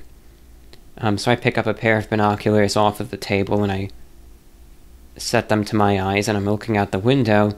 just because I do that doesn't mean that I'm automatically going to be focused on the waterfall, and sometimes you have to kind of, search around and try to figure out, alright, what exactly am I looking at? Where is this in regards to everything else? And then you could finally try to understand, okay, this is what I'm looking at, and okay, if I move it this way, alright, here's what I'm trying to view, right? Alright, so I pick up the binoculars and I put them to my eyes, and they fell upon one of those hotels that was, again, adjacent. This hotel was much taller than it, so I was kind of looking down at some of the windows. I thought, as one I think likely would, that, the windows that would mostly be facing out in any hotel room are that of a bedroom, that's typically most common with hotels, it's just the bedrooms that have the window, and that's it. And, they have curtains, so if someone wishes to engage upon various intimate activities, we'll just say that, I would hope one would draw the curtains, and they could go about their business with privacy, right? Or if someone just doesn't want to be looked at by anyone else, draw the curtains. Most of the time that's what I'll usually do if I'm not looking out the window, just because I don't like other eyes on me. I never have, doesn't matter how many people it is. Well, these weren't bedrooms, and there weren't any sorts of curtains. They were bathrooms. And there was no divider or anything. And the first sight my eyes caught upon, someone sitting there going to the bathroom. It's a disgrace. There were no curtains. I quickly realized there's this 30-floor skyscraper, essentially, with a wall of what must be hundreds of windows, all of which are bathrooms, none of which have any curtains. It's just a pane of glass with no way to obstruct it, and you can look right in and see people going to the bathroom.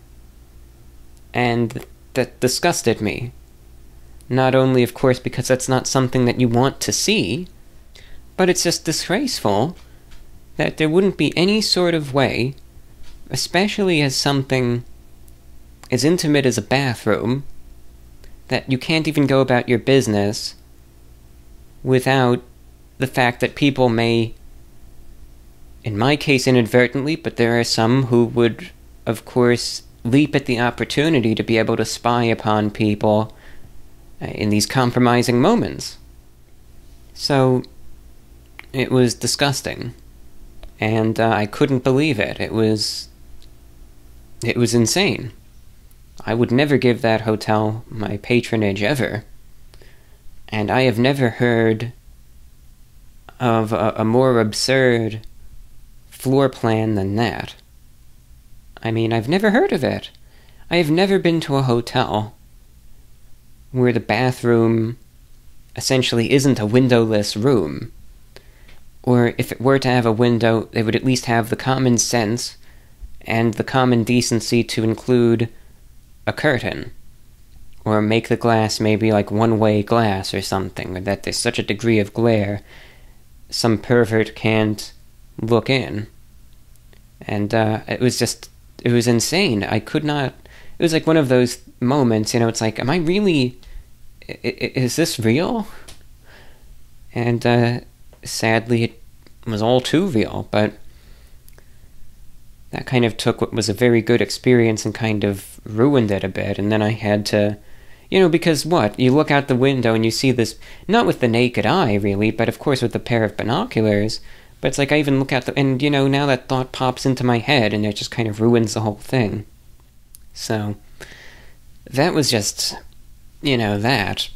I hope, since then, because it's, I would say, I imagine, considering where they are in a very touristy area, and I'm sure with a lot of people interested in their hotel, I'm sure they have the money that they could easily go ahead and put up some curtains in every bathroom. Even if they lost money doing that, I wouldn't care. So be it.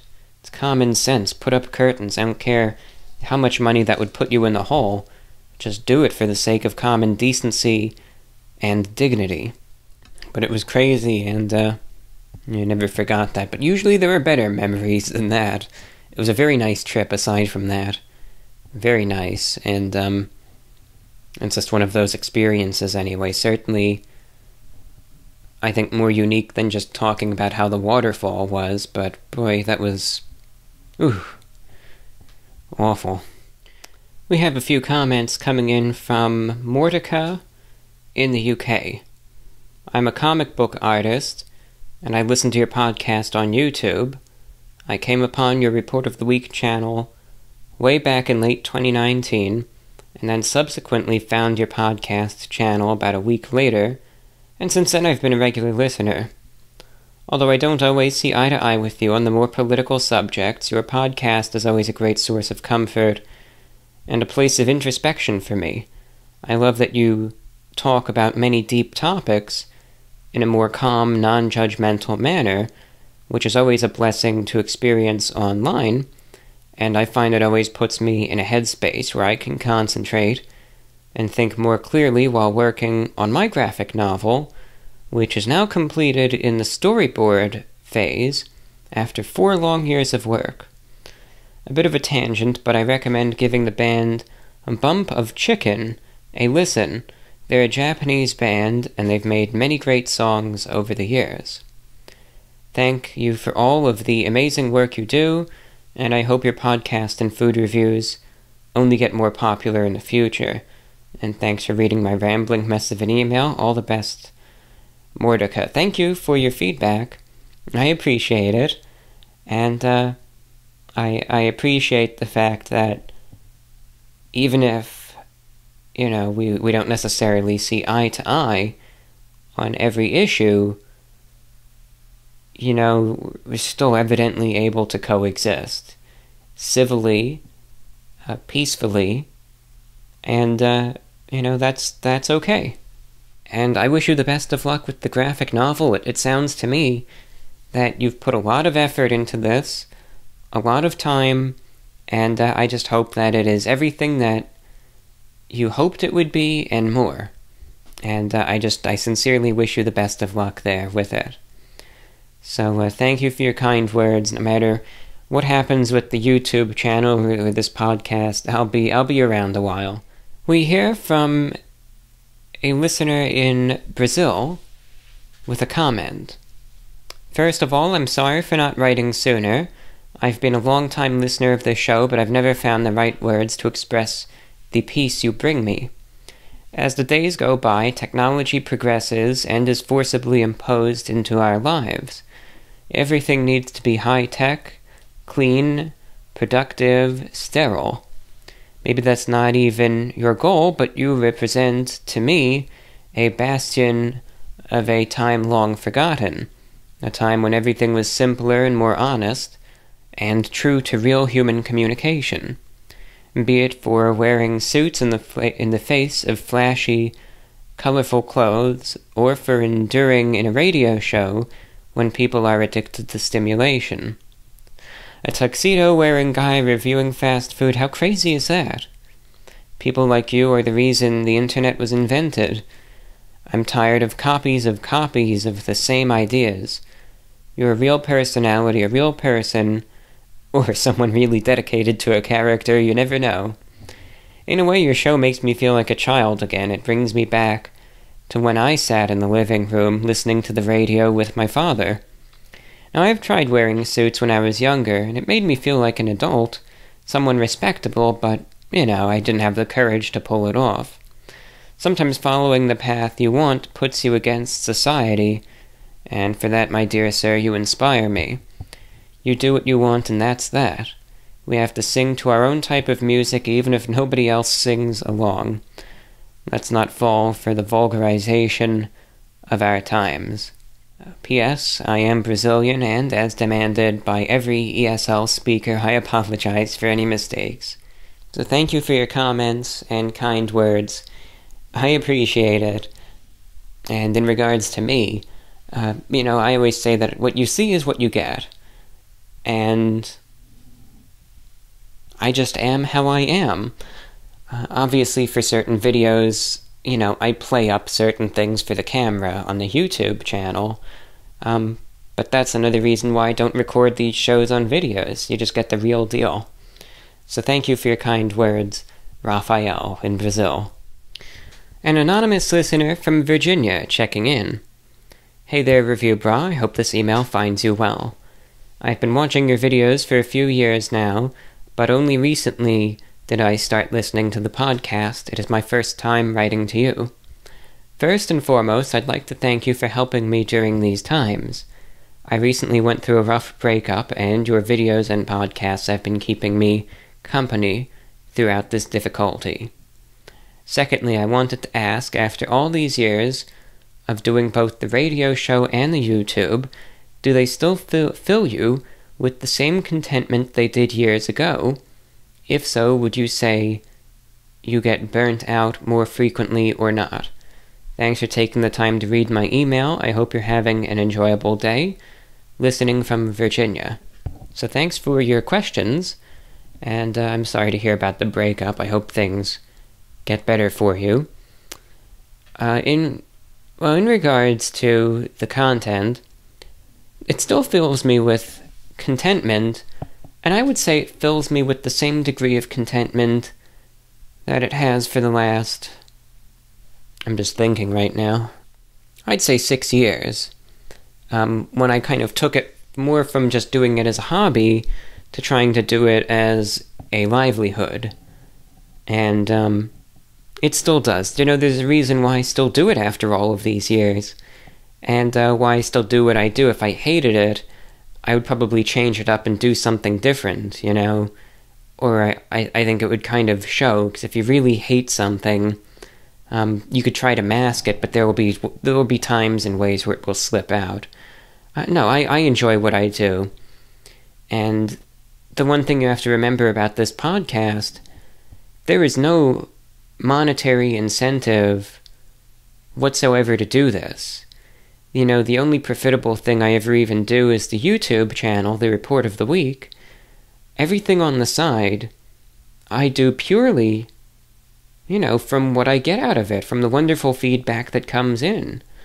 It's nothing short of motivational, inspirational, and they're just some truly fascinating pieces of correspondence that come in from listeners all over the world, from, some fantastic people that you'd never know of otherwise. So that's why I do these shows.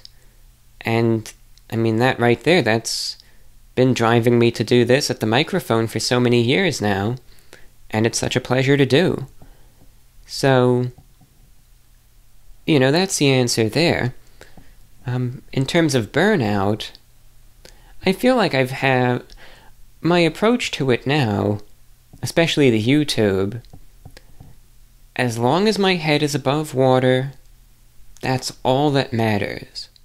And anything more than that is a bonus, but it's not required, and it's not necessary. And I said that word for word to the folks at YouTube who I was on the call with earlier, and they said, that's a really healthy way to look at it. It's a really good way to kind of view the whole channel and all of that, especially if it's something that you're interested in doing for the long run. And that attitude, I think, it works for me anyway. Because one thing that I know, especially in the world of social media, for better or for worse, there are some folks out there, once they get a taste of any degree of recognition, they don't want it to ever abate or end or just go away.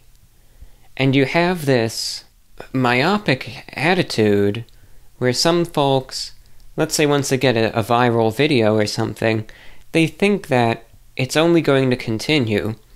And let's say they got 1 million views in the last video. obviously the next video is going to get 1 million, or it's going to get 2 million, or 3, or 10, or 20, or 100, etc. When that doesn't happen, it just starts getting bad. It leads to frustration, it leads to anger, it leads to animosity, and oftentimes it will lead to burnout and sometimes just quitting and giving up a good thing because your mind is in the wrong place. I've had my share of viral videos. Yeah, it's nice that it keeps the lights on from that perspective, but I don't ever expect another one to ever happen. I never do. Like I said, when you get something like that, you're up in the clouds. I just want to be above water. I don't need to be that high up. I don't need to be at that point. Yeah, if it were to continue that way, alright, then it does. If it doesn't, but again, I'm not drowning, then I'll take it. And so that's why, just my attitude towards it, I don't pay attention really to the views or to the subscribers or any of that. I'm talking in terms of the brute numbers. I don't sit there and fuss, oh, I only got this today, why did people do this, why did they, I just don't. I just say, look, my head's above water, that's great, and I'm just going to keep it going, and whatever happens, happens.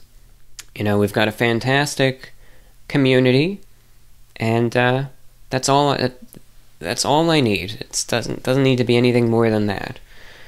So that just doesn't lead to burnout, because I'm in a place that I'm happy with. You're listening in to VORW International.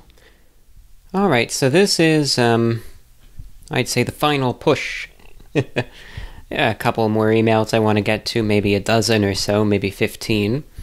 And then that'll be that for the show. We've got some questions, and of the emails that I've looked at, some of them are really just things people want to share.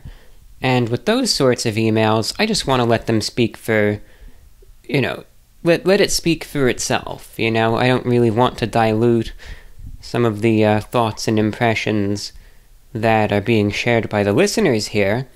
So, we'll just kind of read a few and then just go to the next, because I just think some of the messages are interesting, and again, interpret it as you will. So, let's go to this one. From Brendan in Kawartha Lakes, Ontario. I know you're a radio listener too. You write, thank you for the consistent uploads as of late. Sleep has been kinda hard, and your show always helps me mellow out and let the mind wander before I get to drift off to dreamland. A recent listener comment about feeling dejected about job searching struck a chord with me, and I wanted to pass on some thoughts that might help. The writer elaborated on a sense of failure that had begun to permeate their day-to-day life after 100-plus unsuccessful attempts at gaining employment in their field. I've been in a similar situation for the past few months with respect to my grad school applications, some of which I submitted way back in October 2020. I found that journaling to get the emotions out of my mind and onto paper or a screen where I can objectively study them has helped me come to terms with the situation. The looming specter of failure seems more manageable and sometimes actionable after putting words to the anger, fear, or stresses of the moment. I personally find that though these writing sessions begin with unpalpable feelings, they often conclude as positive, sometimes optimistic entries that help to shift the focus away from all the negativity that's going on. While this strategy of writing to empty the mind might not be everyone's cup of tea, I'd strongly recommend it to anyone who's facing stressors that they're not in control of, such as job hunting, school applications, or even relationship troubles. A sober read-through of the emotions that end up spilling out can often help you locate and navigate a path through troubling times. Regardless of if writing is something you try, I hope you find peace and success with whatever issues you might be struggling with. Remember to reach out to a support network during difficult times, and know that it's healthy to share your thoughts and feelings that are bothering you with someone else. Thank you for taking the time to read this email, and thank you, John, for all you do to keep us entertained and informed week after week. Take care and stay safe, Brendan. So thank you, Brendan. And, I certainly, again, this is one of the emails that I just want to let it speak for itself, but I could definitely, see that approach for sure working for some. Being able to just get the thoughts on paper, like I said, I could really see that. I can see that helping. So thank you for your email. Mark in Swindon, UK. Just a few things I would like to share with you. First, thank you for your show. It's a great help to me, almost like a tonic medicine. When they land in my podcast catcher, I almost always save them from when I'm feeling a bit stressed. I just sit with a beer at home, put the show on, and switch off. Anyway, I've been thinking about trying to tune into your radio show, but I've not really understood the times, etc., as I'm living here in the UK. Maybe I'm being dumb, but when you speak of your show being aired on another radio station, can I not tune into that station, maybe via the internet? Sorry, I'm not the best with technology. So to interject, the radio show, there are some opportunities that you'll be able to listen online. I'll just send you the online links because the future of my direct shortwave broadcasts to Europe is again up in the air, and like I discussed earlier in the show, if the hard times that I foresee, if it comes to pass, all of the broadcasts to Europe unfortunately are going to be discontinued because there just aren't as many listeners there as there are in the United States that tune into my program, and I just have to make cuts, to prioritize the main airings that might have, more of an impact. So for now, I'll just send you the times and links to listen online, but if you want, I believe at 2 p.m. BST every Tuesday, you can tune in for now on 15770 kilohertz, and you might get some luck with that frequency, but I don't know how much longer that one is going to be on the air for. I had hoped to keep that for a long time, but that's before the situation changed. Alright, secondly, you write. Also, I was listening to your discussion on hats and wearing suits, and I cannot get my head around why it's such a big deal in the US. Here in the UK, the children have to wear a school uniform similar to a suit, so I guess it's kind of ingrained in them. Pretty much if you work in any industry that's not outside, or something like construction, maybe you wear a tie, or at least something nice. I work in maintenance, but all the office staff and management wear suits, or at least a tie, and the shopping center near my home has a hat store there. I bought a bowler hat a few years ago, but I've never worn it. Lastly, I know you mentioned in the past you don't really drink alcohol, but craft beer is a hobby of mine. I like reading about them and discovering new beers. Now, I understand America might not be famous for its craft ale, but I feel things are starting to change.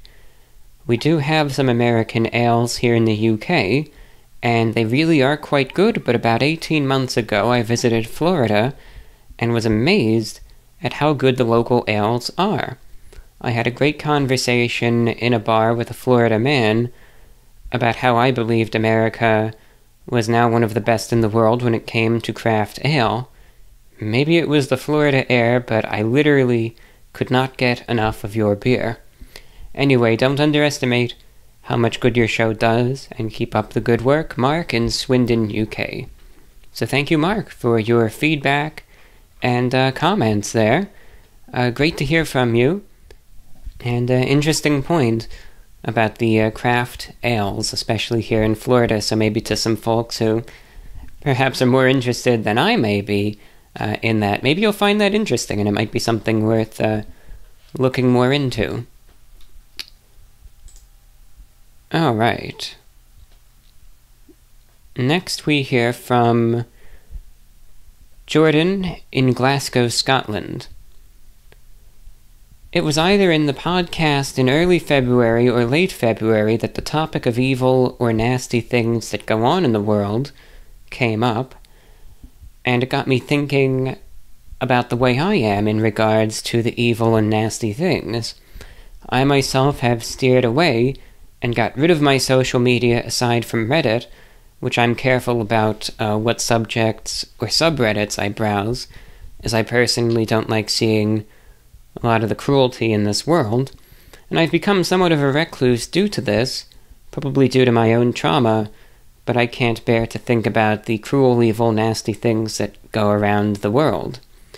I feel like I shouldn't be able to enjoy my life because others are suffering, and it really brings me down mentally.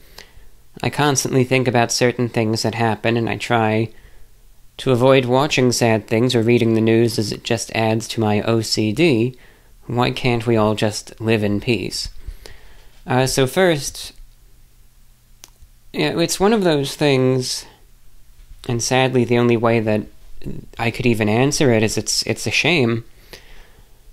But there's nothing that we can do about it. The amount of suffering that goes on in this world is unimaginable. And sadly, it's just the nature of the beast, it's just how people are. Yeah, why can't we all get along, right? Why can't we? But that's just how it is. I wish there was a better answer than that. But I realize now it's just the way people are, I don't like a lot of what I see on social media, and I don't really care how much anyone else uses it. I only use the social media sites to promote really my own stuff, and that's about it. Even though I have these accounts, I just don't like... there's so much narcissism on so many of these sites and so many just toxic individuals. And I just don't partake, it's just not... I'm not interested. You also had another question. My other query was about Shortwave Radio. I purchased a Texun PL380 as recommended, and it's a great piece of equipment. I am struggling a little bit to find shortwave stations. I used the extended antenna it came with out the window and up a bit higher. I'm not sure if it's maybe because I'm in a big city and there's interference, or there's maybe no stations near me, but I was looking for some advice.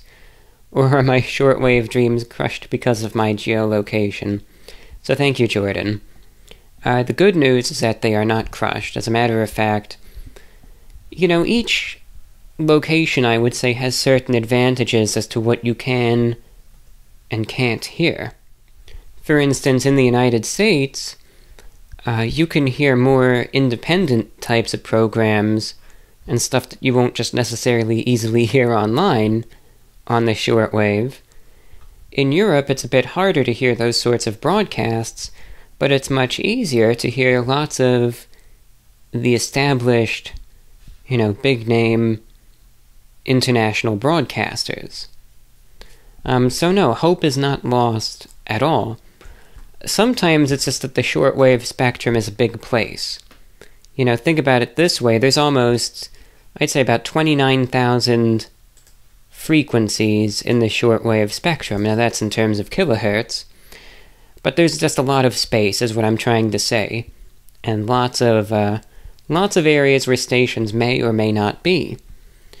So the chance, there are just certain frequency ranges where international broadcasters and stations are.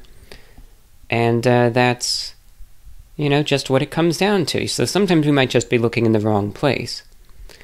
So I'm going to send you a list of the broadcast bands and just some of the areas that you can scan and kind of look around where you'll find some stations to listen to. So thanks for writing in. We hear next from... I'm just trying to find another one. Brandon. I'm not sure if you remember me, but you've answered my past question regarding your opinion on Hungry Howie's. I gave a brief review, and it seems as though we both share a healthy degree of contempt for the establishment. You also played my recorded voice clip one time. I believe I spoke about deforestation in South America, but that was a while back, so I could be remembering incorrectly. To interject, let me take a sip of water first.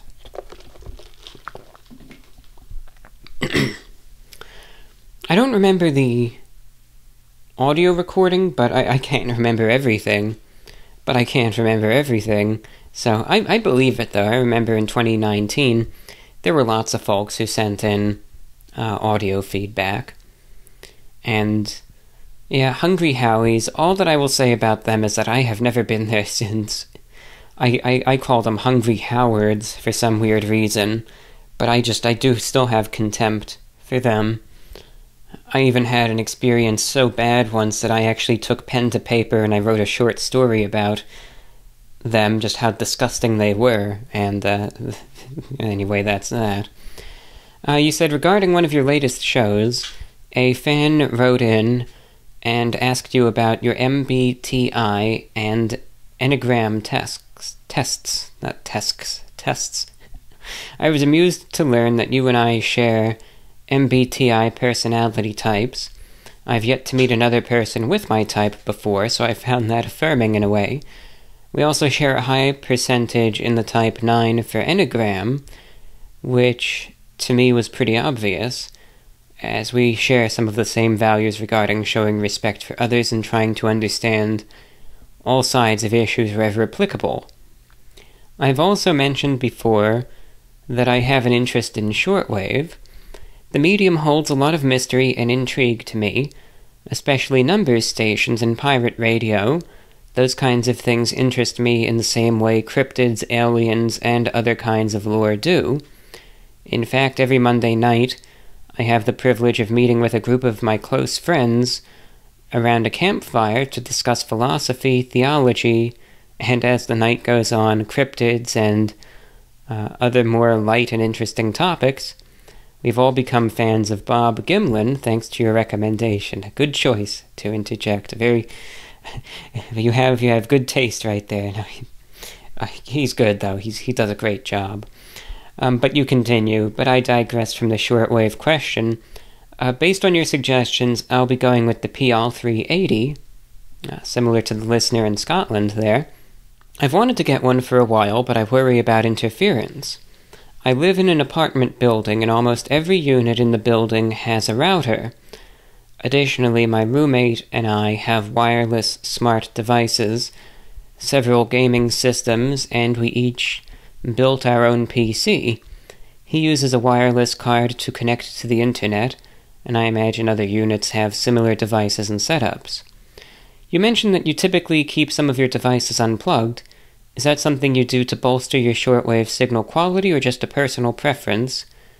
Will I need to do this as well, or will I need to purchase some sort of antenna? Thanks for doing the show. A lot of days it functions as mindful therapy to me. Your friend Brandon. Thank you, Brandon, for writing in, and a good question. So it depends on the circumstances. Not every electronic device, or wireless device for that matter, causes interference issues. For instance, right now, thankfully that god-awful charger that caused all of the interference broke. No, I didn't sabotage it just broke on its own. So I got another one, and it generates no interference, so I don't need to unplug anything anymore because there's no difference. So it really depends on the device. There are some that emit ungodly amounts of interference, and there are others that it's pretty much nothing at all. And it's just a case-by-case basis. Routers and Wi-Fi and all of that have never seemed to generate any interference as far as I could observe, and it has never caused any sort of problem. And I've had my radio in a room right where, the Wi-Fi, the router, and the modem and all of that is, and I've never had any issues. So take that as a little bit of an encouraging sign. Now, I can't speak for you, but I've never had any issues.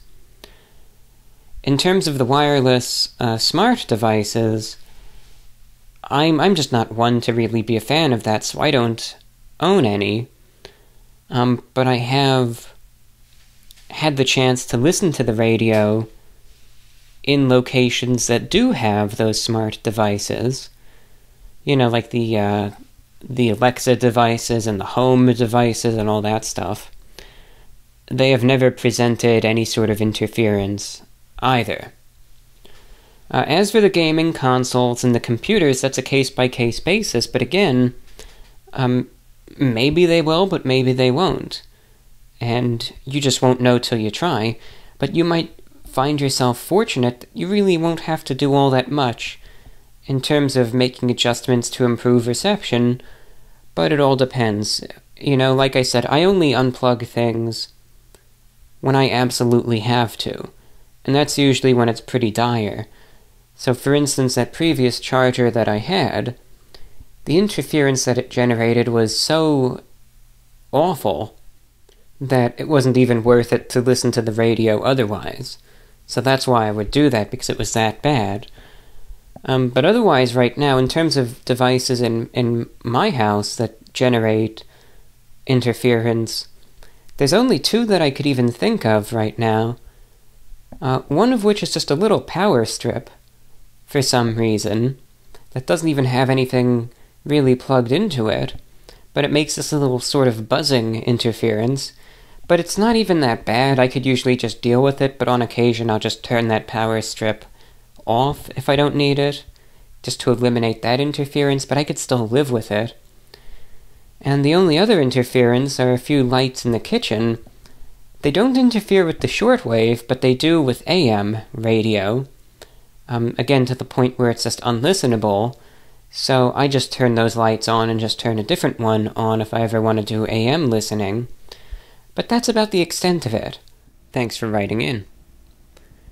Next we hear from Mina in Japan. Nice podcast. I've just gotten done listening to all of it. And I'm sorry I couldn't catch any of your radio shows last week. I had a busy weekend. In addition to that, this week has been stressful as well.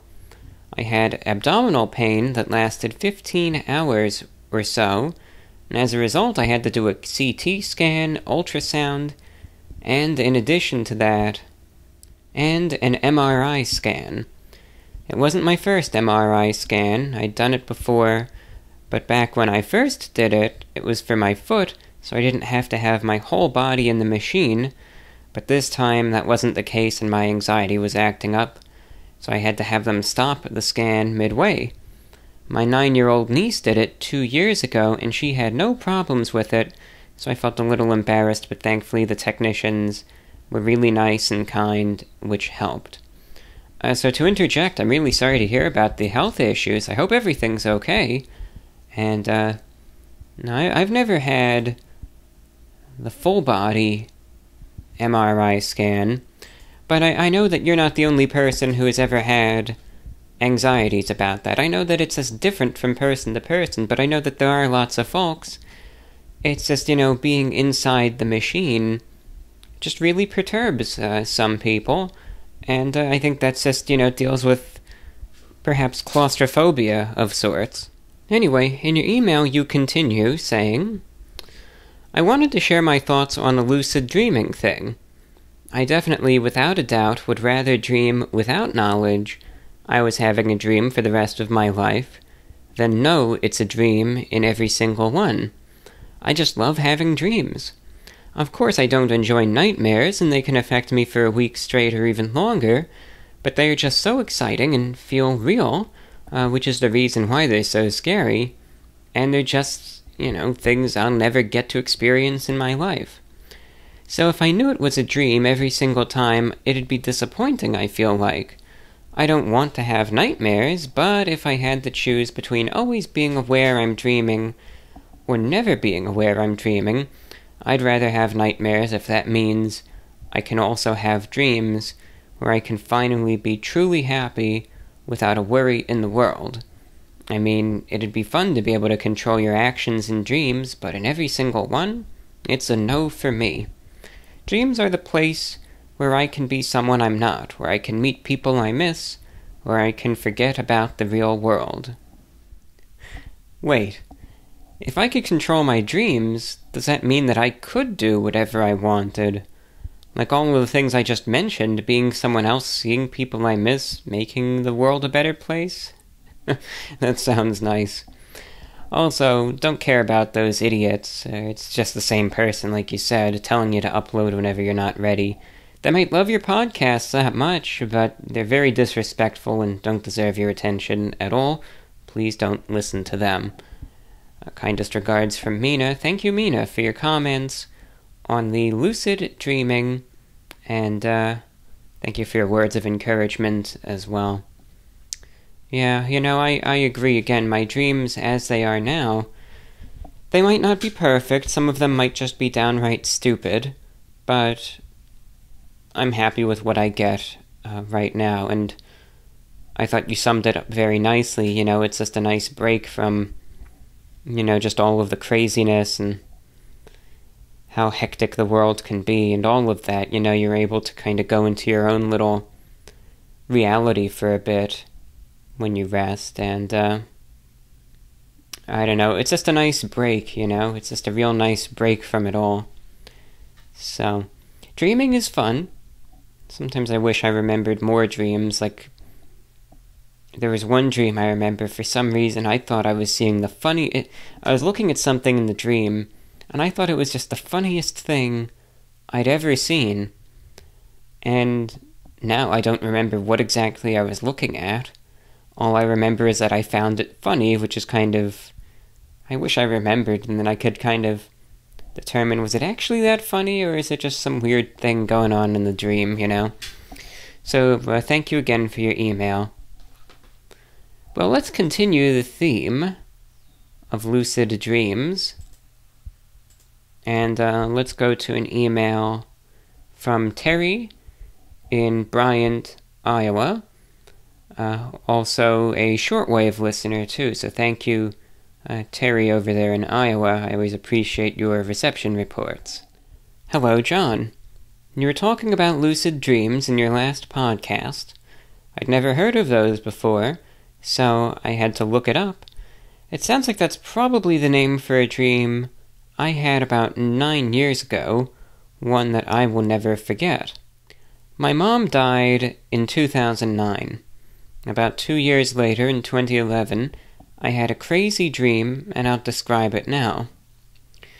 My mom, sister, and me were at my sister's house, one she moved from in 2000, but strange things like this do happen in dreams.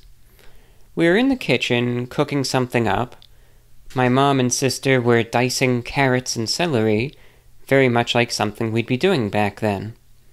Here's the difference. I was in the here and now. I looked at my mom and thought, what? She died. How can this be? My sister was acting like nothing was unusual. I pondered the situation. Should I play along with the setting, enjoy another moment with my mother as if nothing is weird about this? Or should I ask her some questions because I may never have another chance to do this again? If I do ask questions, might she disappear and the moment would be lost? Would she think I was crazy? If I played along, would I regret not saying anything? It's not like me to take a risk, but I decided to address the elephant in the room. I was so scared. So I initiated the conversation. I asked, Mom, what's it like to die? She said, oh, it's okay, I guess. I thought, all right, she knows, and I know what's up here. I also asked, have you seen Vera or Wendy, who were two of her friends who had recently died? She replied, well, I suppose somebody has. Of all times, why do you have to keep things this vague? And then, just like that, the dream ended, and I woke up with my heart pounding. As a side note, I don't recall knowing if I was dreaming or not. I lean toward not realizing this was a dream. I've explained this experience to several people, and a couple have said I should go to a psychic, that maybe I have a close tie with my mother, and maybe I'd learn more. I never did that, though. I'm not sure I want to disturb spirits or anything like that, even if it is my loving mother's. That's the craziest dream I've ever had. I enjoy your podcasts. Keep them coming, from Terry in Bryant, Iowa. Well, thank you, Terry. Always good to hear from you. And that certainly is an interesting dream. I mean, it must have been, I could only imagine, surreal, to especially a dream that realistic, of course, about your deceased mother. Yeah, sometimes, I'll have those sorts of dreams, but nothing as eye-opening or as vivid or anything like you had. It's just like sometimes relatives or whoever, who have been dead for a couple years will make an appearance in the dream, but it's nothing eye-opening. It's just like they're there, and it would be as though they were still alive. And that's probably just me missing them in a sense, but interesting stuff. That's a real interesting dream. Thanks for sharing it, Terry. I think we can get to about maybe 3 more emails or so. Alright, this next email comes in from Isaac. And admittedly, it's been sitting in the inbox for a while, but I did want to get to it.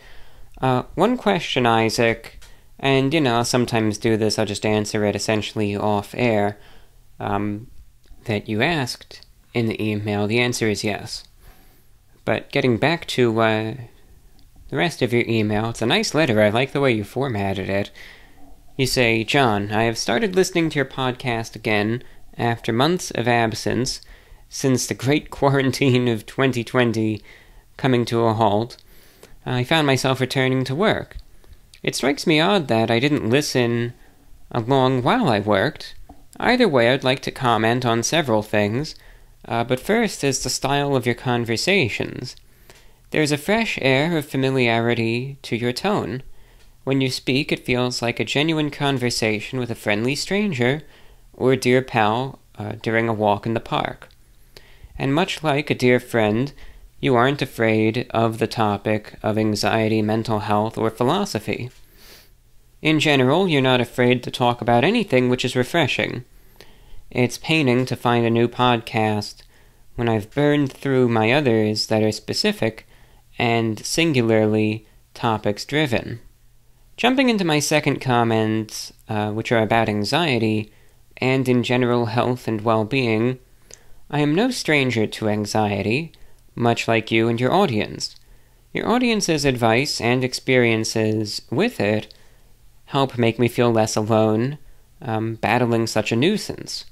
Your stories about overcoming bullying and your second guesses about your YouTube journey were inspiring. I wish to do something with drawing, not as a formal career, but however it be done, I'd like to get my creations and ideas out there. It's not about the money, I just want to share a piece of myself with the world, and I'm sure many can relate when they know their destination, but don't know the directions. I am not at a graphic novel level of drawing, but I want to get there, even when my anxiety makes me second-guess myself. Nonetheless, I still come back, practice, get better, and even get ideas on what I can do, as stepping stones to cross the river toward the other side.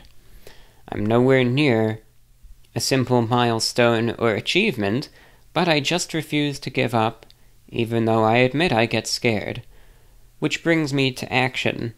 It must be taken during this fight, along with persistence.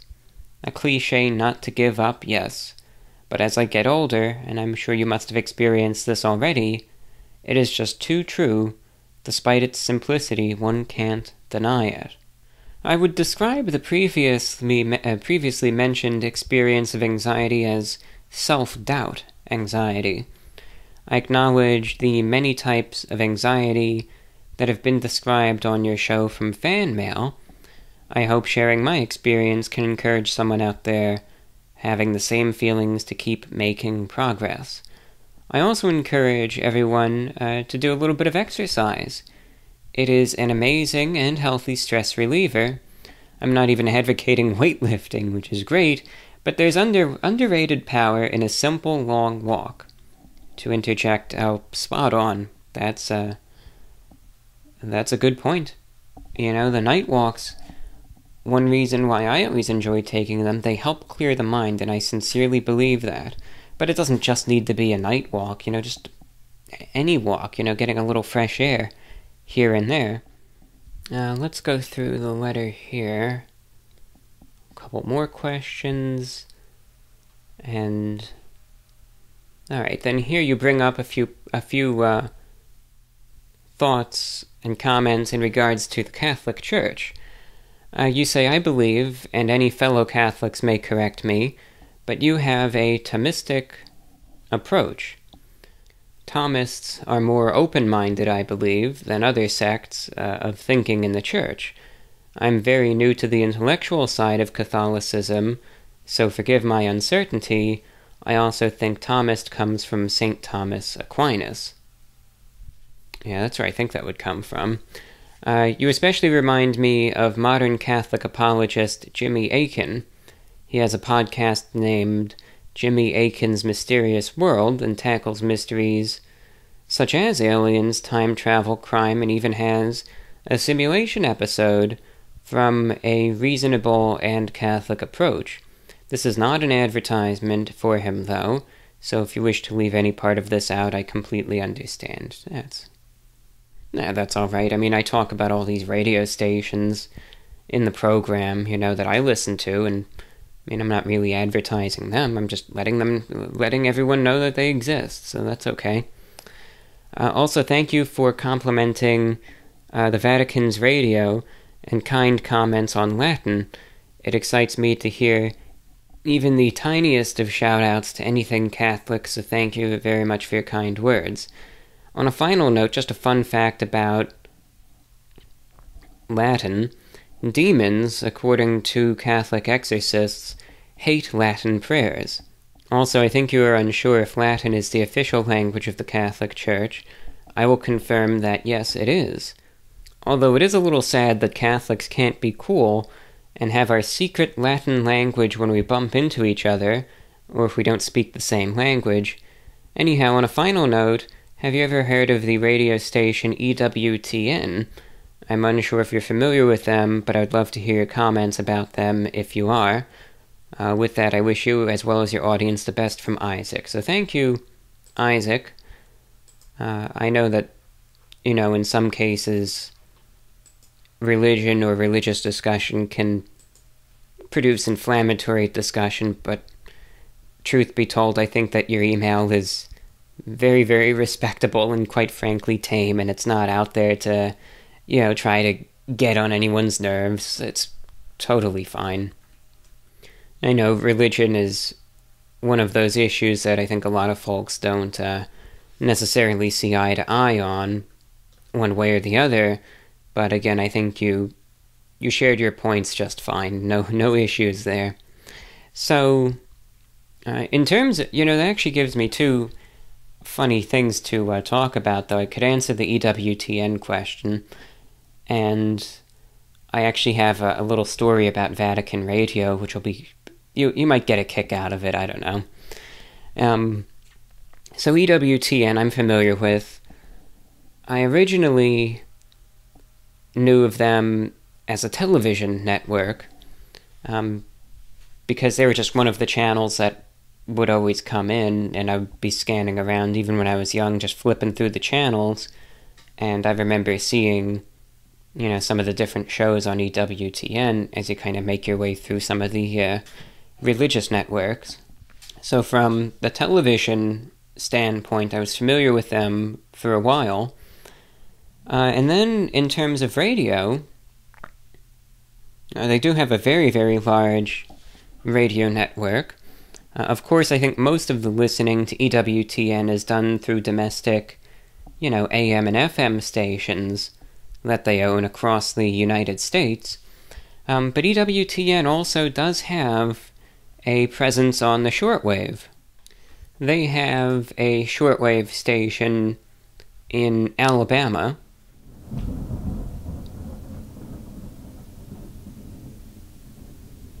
Wait, was that a clap of thunder right there? I'm just going to leave that in for the sake of it. Let's check the radar right now. Didn't think storms were anticipated, but let's find out. Usually they don't happen at this hour. Maybe I'm just like a madman or something and I'm just imagining the thunder, I don't know. Well, let's find out. Alright, let's load up the... Yeah, we have rain. Wow. It's going to be coming in any second now, actually. Wasn't that something? Alright. Rain it is. Yeah, this is going to be a good one, too. Wow. Nice shades of red there on the radar. This is going to be quite the storm. Alright. A rain episode. How about that? Not that you'll be able to hear it, but, you know, I don't know. Looks like we've got a cell coming in, and then almost like a supercell down by Tampa. Let's see, is that one going to hit me too? Boy, that's a bad one. Yeah, that one's going more east to west. That's going to miss me. Alright. Rain it is. I'm glad. I'm glad there's going to be rain. The plants will be ever so appreciative. So anyway, where was I? Yeah, EWTN. So they have a shortwave station in Alabama, over in Irondale, Alabama, which I believe is a little... I think that's near Birmingham, Alabama. The station is aptly named WEWN, and they have some 250 kilowatt transmitters, and also some 100 kilowatt transmitters.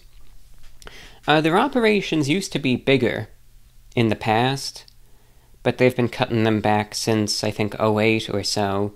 You know, just, I guess, due to budgetary concerns, and also, you know, just due to the decline of shortwave broadcasting.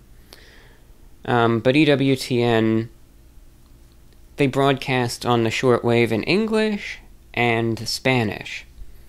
The Spanish language broadcasts of EWTN are 24/7, around the clock. It's mostly beamed pretty much to the south and east from Alabama, so the signal reaches, you know, pretty much all the Spanish-speaking areas. You know, it hits Florida, for any Spanish speakers there, then the Caribbean, Central and South America. They're on 5970 kilohertz at night, and 12050 kilohertz during the day. So, you know, that's that. Their English broadcasts are much more sporadic, though. They used to be 24/7 also, but now they're cut back quite a bit. You know, still 14 hours a day, but obviously, you know, that's 10 hours less than what it used to be. On two frequencies, both of which are beamed to Africa, where, again, that makes sense, where shortwave still has a mass audience. 15610 kilohertz during the afternoons, and 9385 kilohertz at night. So that's when you can hear the English broadcast.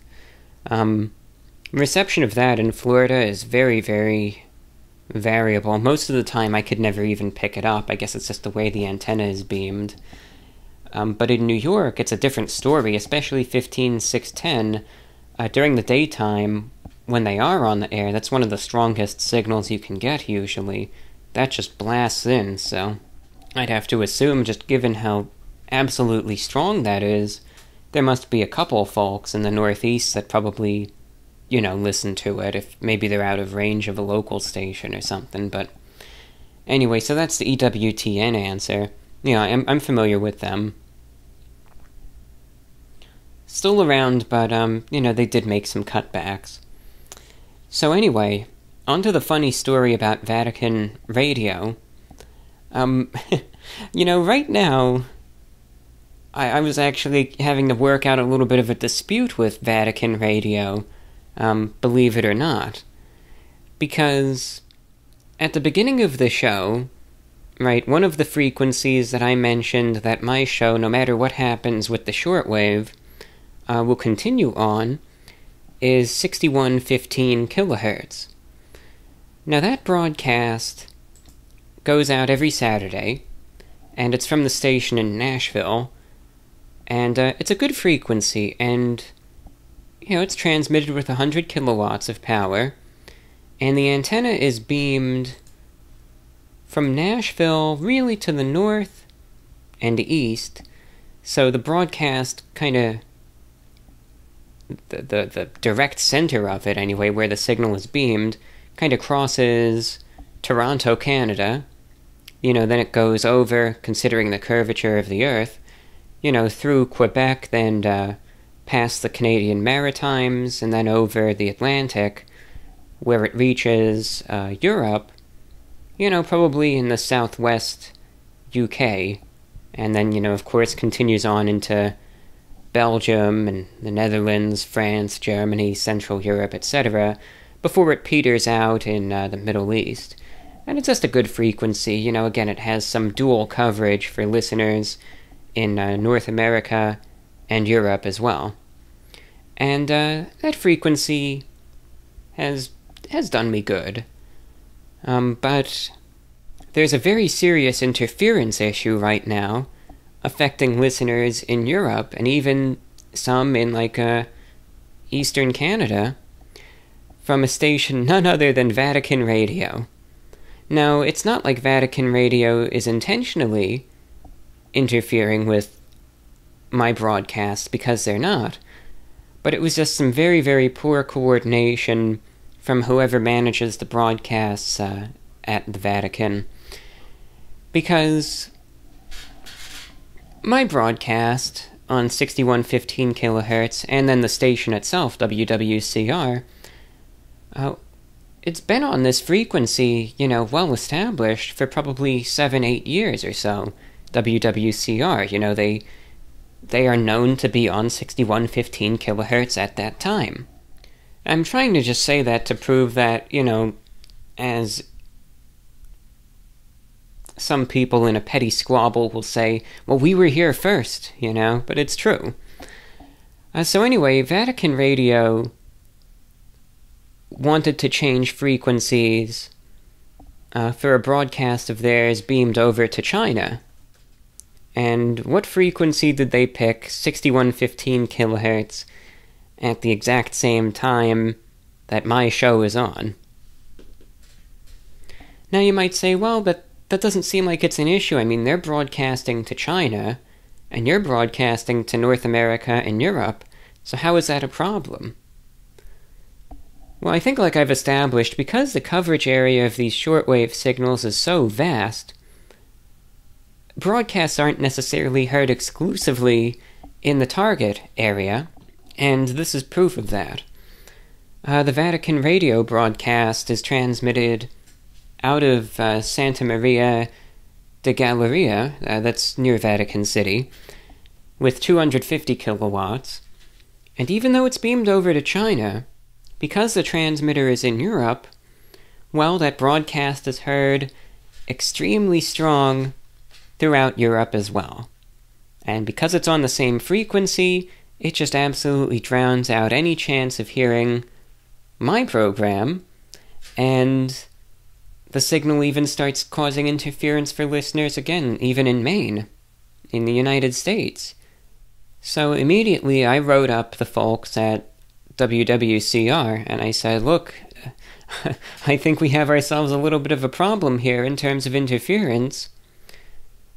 And the thing that you have to know about me, I don't care what station it is, but if there is a program or broadcaster that is causing interference to my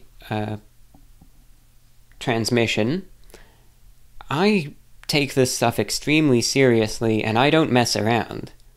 And you better believe the gloves are coming off, and I will make sure that the offending station vacates frequencies. Again, I take action. And some of the proof in that, for instance, is in 2019, the BBC World Service, one of the biggest international broadcasters in the world, set up shop on one of my frequencies. I was able to get the BBC to switch frequencies. Not the other way around. Yes, my own meager little show. But again, I just take definitive action and make it unquestionably clear what the course of action needs to be. because it's not fair. There's enough space in the shortwave spectrum that stations don't need to pile on top of each other on the same frequency, and it's just no one wins. Of course, listeners in Europe to my show now all of a sudden can't hear it because of the Vatican, and maybe some Chinese speakers in Europe might have a hard time hearing the Vatican because of the interference from my show. So, no one wins in this case. And the good news is that a detailed report and everything has been sent to all parties involved, and it seems like the Vatican is going to change frequencies.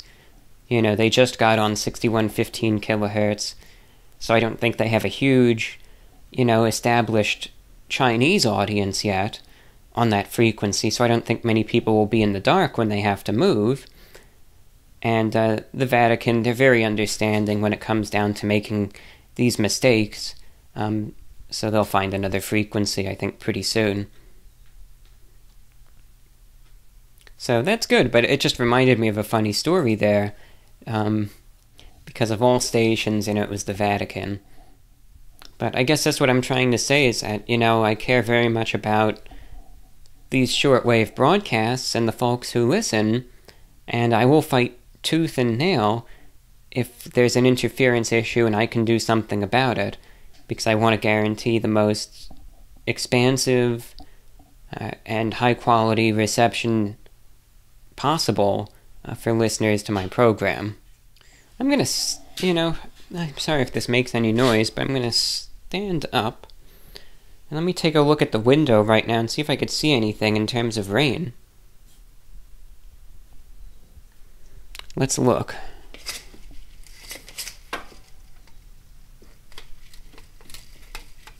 That's coming down. Coming down steadily, but it is not any sort of great deluge or anything. But just some nice rain, Nothing wrong with that.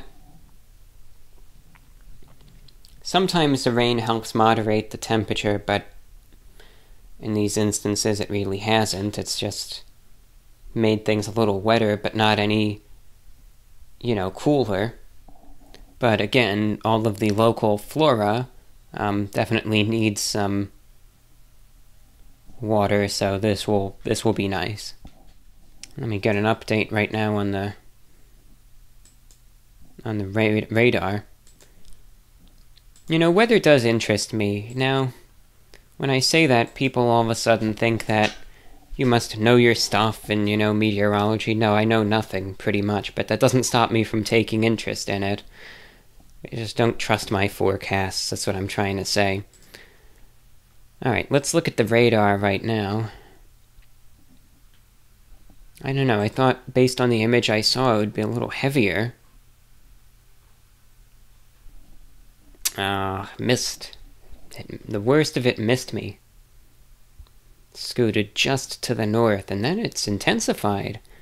You know that the rain is real strong when it's not just the red, but then you start getting that shade of purple on the radar, too. Got real strong. Oh well, at least we got some nice rain, and looks like there's some more behind this. Some more storms. Okay, that's good. A rainy day it looks like, which is nice. I was browsing around, and I saw this picture. I had to save it. I mean, I thought it was just beautiful. If it were publicly available, I would have featured it in this broadcast. I don't know, I just thought it was stellar. Just this distant picture of a towering cumulonimbus cloud. The traditional anvil cloud, Someone said they were in North Dakota, remote North Dakota, when they took this during the summer of last year. And they just saw this towering, cumulonimbus cloud way off in the distance. I mean, it's probably like 40 to 50 miles away. But I mean, this must be an extremely strong storm because it's just... This cloud is so tall. It's got to be tens and tens of thousands of feet. Probably stacked up to 50,000 feet, It's so huge, and then the flat top of this anvil cloud just stretches off until it can't be seen anymore. But what I really like is that it's just taken, on the Great Plains, just in this wispy field that continues as far as the eye can see. It's beautiful. I don't know, just something about this picture, it invokes, even though I've never been here, it invokes memories of simpler times. If I don't know, just something so beautiful and, seemingly untainted by it all. It's like it's just a picture of nature undisturbed, and an area that at least appears undamaged from human development. And I don't know, it's just beautiful. It really is. Just, I don't know, it takes me there somehow.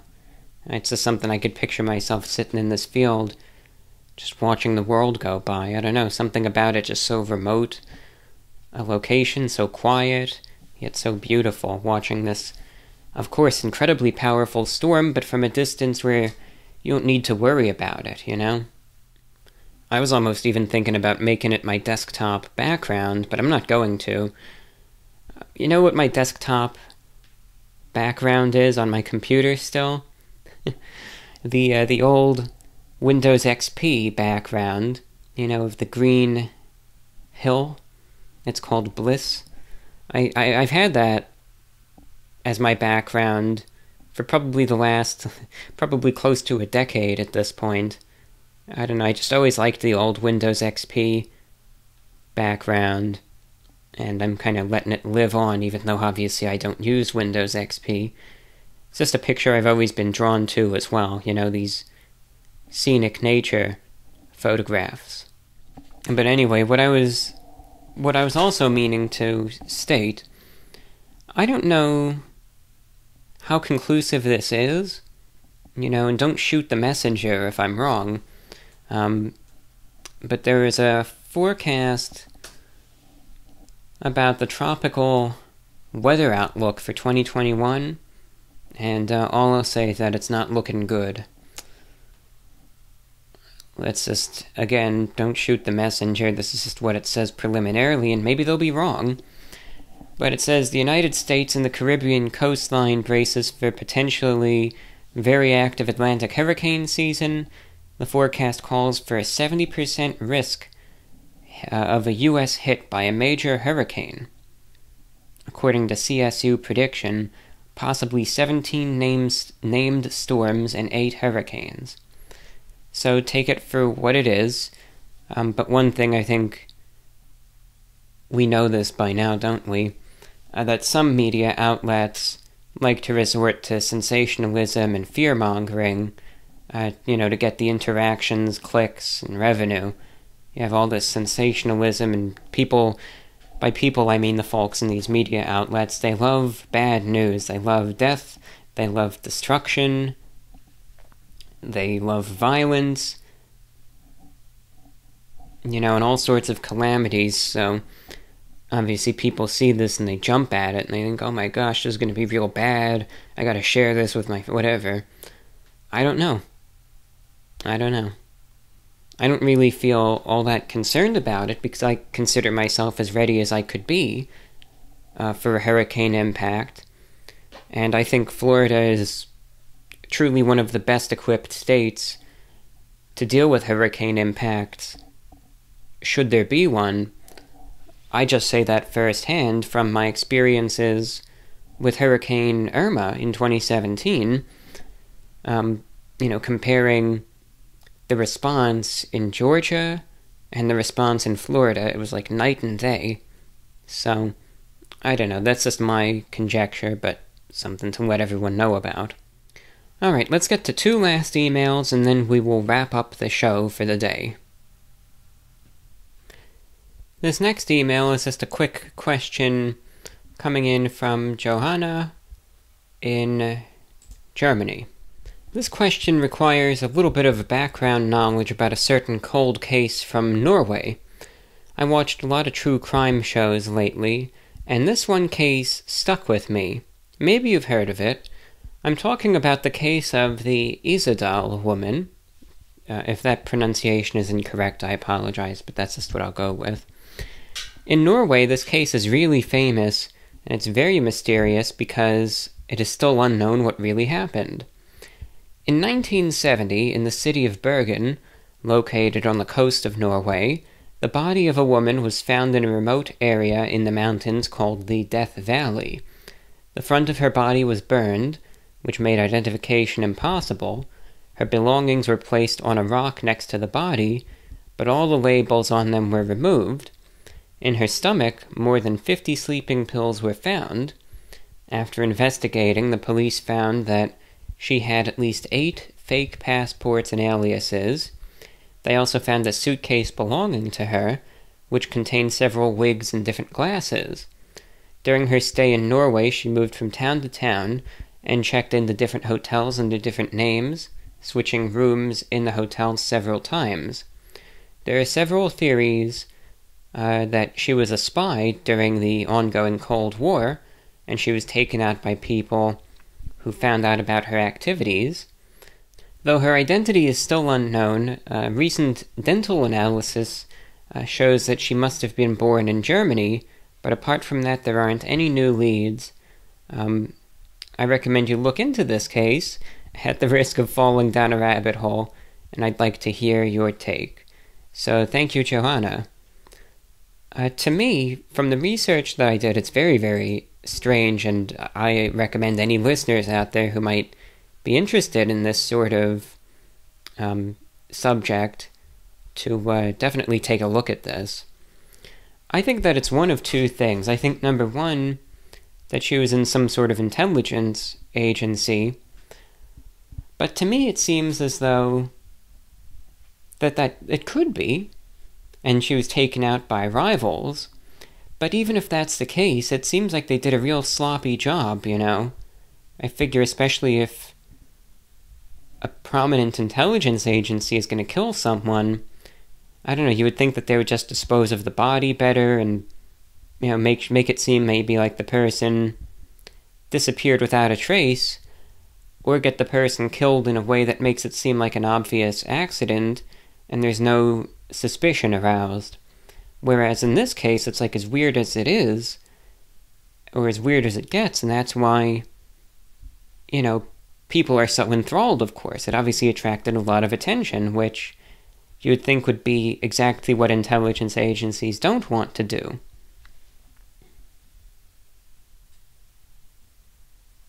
So again, she could have been a spy.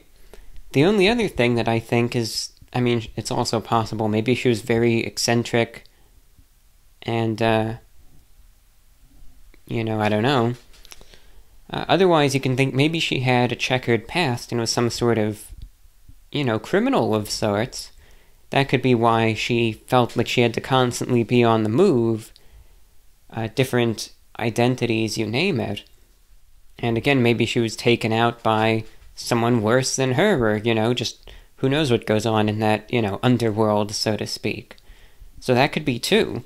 But I would be willing to bet it would be one or the other. Either, you know, had a checkered past, so to speak, is trying to cover it up, or intelligence. So very interesting. Thank you for your email. And finally, we hear from Megan in the Twin Cities, Minnesota, a shortwave listener, online listener too. First, I just wanted to say how much I enjoy everything you do, and appreciate the nonpartisan takes on things in a world where everything is always red versus blue. 99% of the time I find myself yelling, yes, in agreement with your opinions, and it's nice to know someone else is rather appalled at the trending topics on Twitter, for instance. Yeah, you can say that again. On the subject of suits, before COVID hit, I worked in St. Paul at my company's corporate office. Now I work from home, and it wasn't super uncommon to see men in suits. I imagine this was mostly for looking put together in meetings, though it seemed like the suit jackets would be abandoned after a meeting was over, the same way I would swap out my heels for a pair of flats when I was sitting at my desk. When you speculated about whether in the future suits won't even be worn at weddings or funerals anymore, It reminded me of something I experienced. A few years ago, I attended the funeral of my great-uncle in northern Minnesota. My immediate family and I were all dressed in normal funeral attire, but my great-uncle's son and his wife showed up at the funeral dressed in, I kid you not, t-shirts and sweatpants. I can't imagine showing up at anyone's funeral in sweatpants, let alone my own father's. My family and I were shocked, but we had to laugh afterwards because who does that? And on the subject of history, it really is a shame that it's so hard to turn a love of history into a career. When I was young, I wanted to be an Egyptologist because I've always loved hearing about ancient Egypt and how incredible it would be to explore tombs thousands of years old. Even back then, though, I knew it wouldn't actually be a viable career path for me. I, too, never knew what I wanted to do for a career, so college was hard, and I felt like there was no point in me even being there. I've always been a writer, but I didn't want to go to school for anything writing-related, because I knew being forced to do it will only make me hate it. That's right. And I couldn't turn the thing I loved most into a chore, so I ended up picking sociology, because I thought it would be easy enough, but I work in business now, so I wish I'd just gone for that. But at 18, I never knew I'd be interested in that. I've always thought it's so bizarre that we as a society tell teenagers they need to decide then and there what they want to do with their lives. It was only then I started my current job at 29, just 3 years ago, that I discovered that I like working in business and that I'm good at it. Oh, my teenage self wouldn't have believed that for a second. Anyway, it's 2 a.m., so I'm going to stop now, but thanks for all you do in brightening so many people's days. Megan in Twin Cities, Minnesota.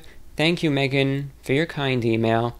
And I thought you raised some good points. I thought, like you said, we're forcing people right out of high school to literally choose what they want to do with their lives.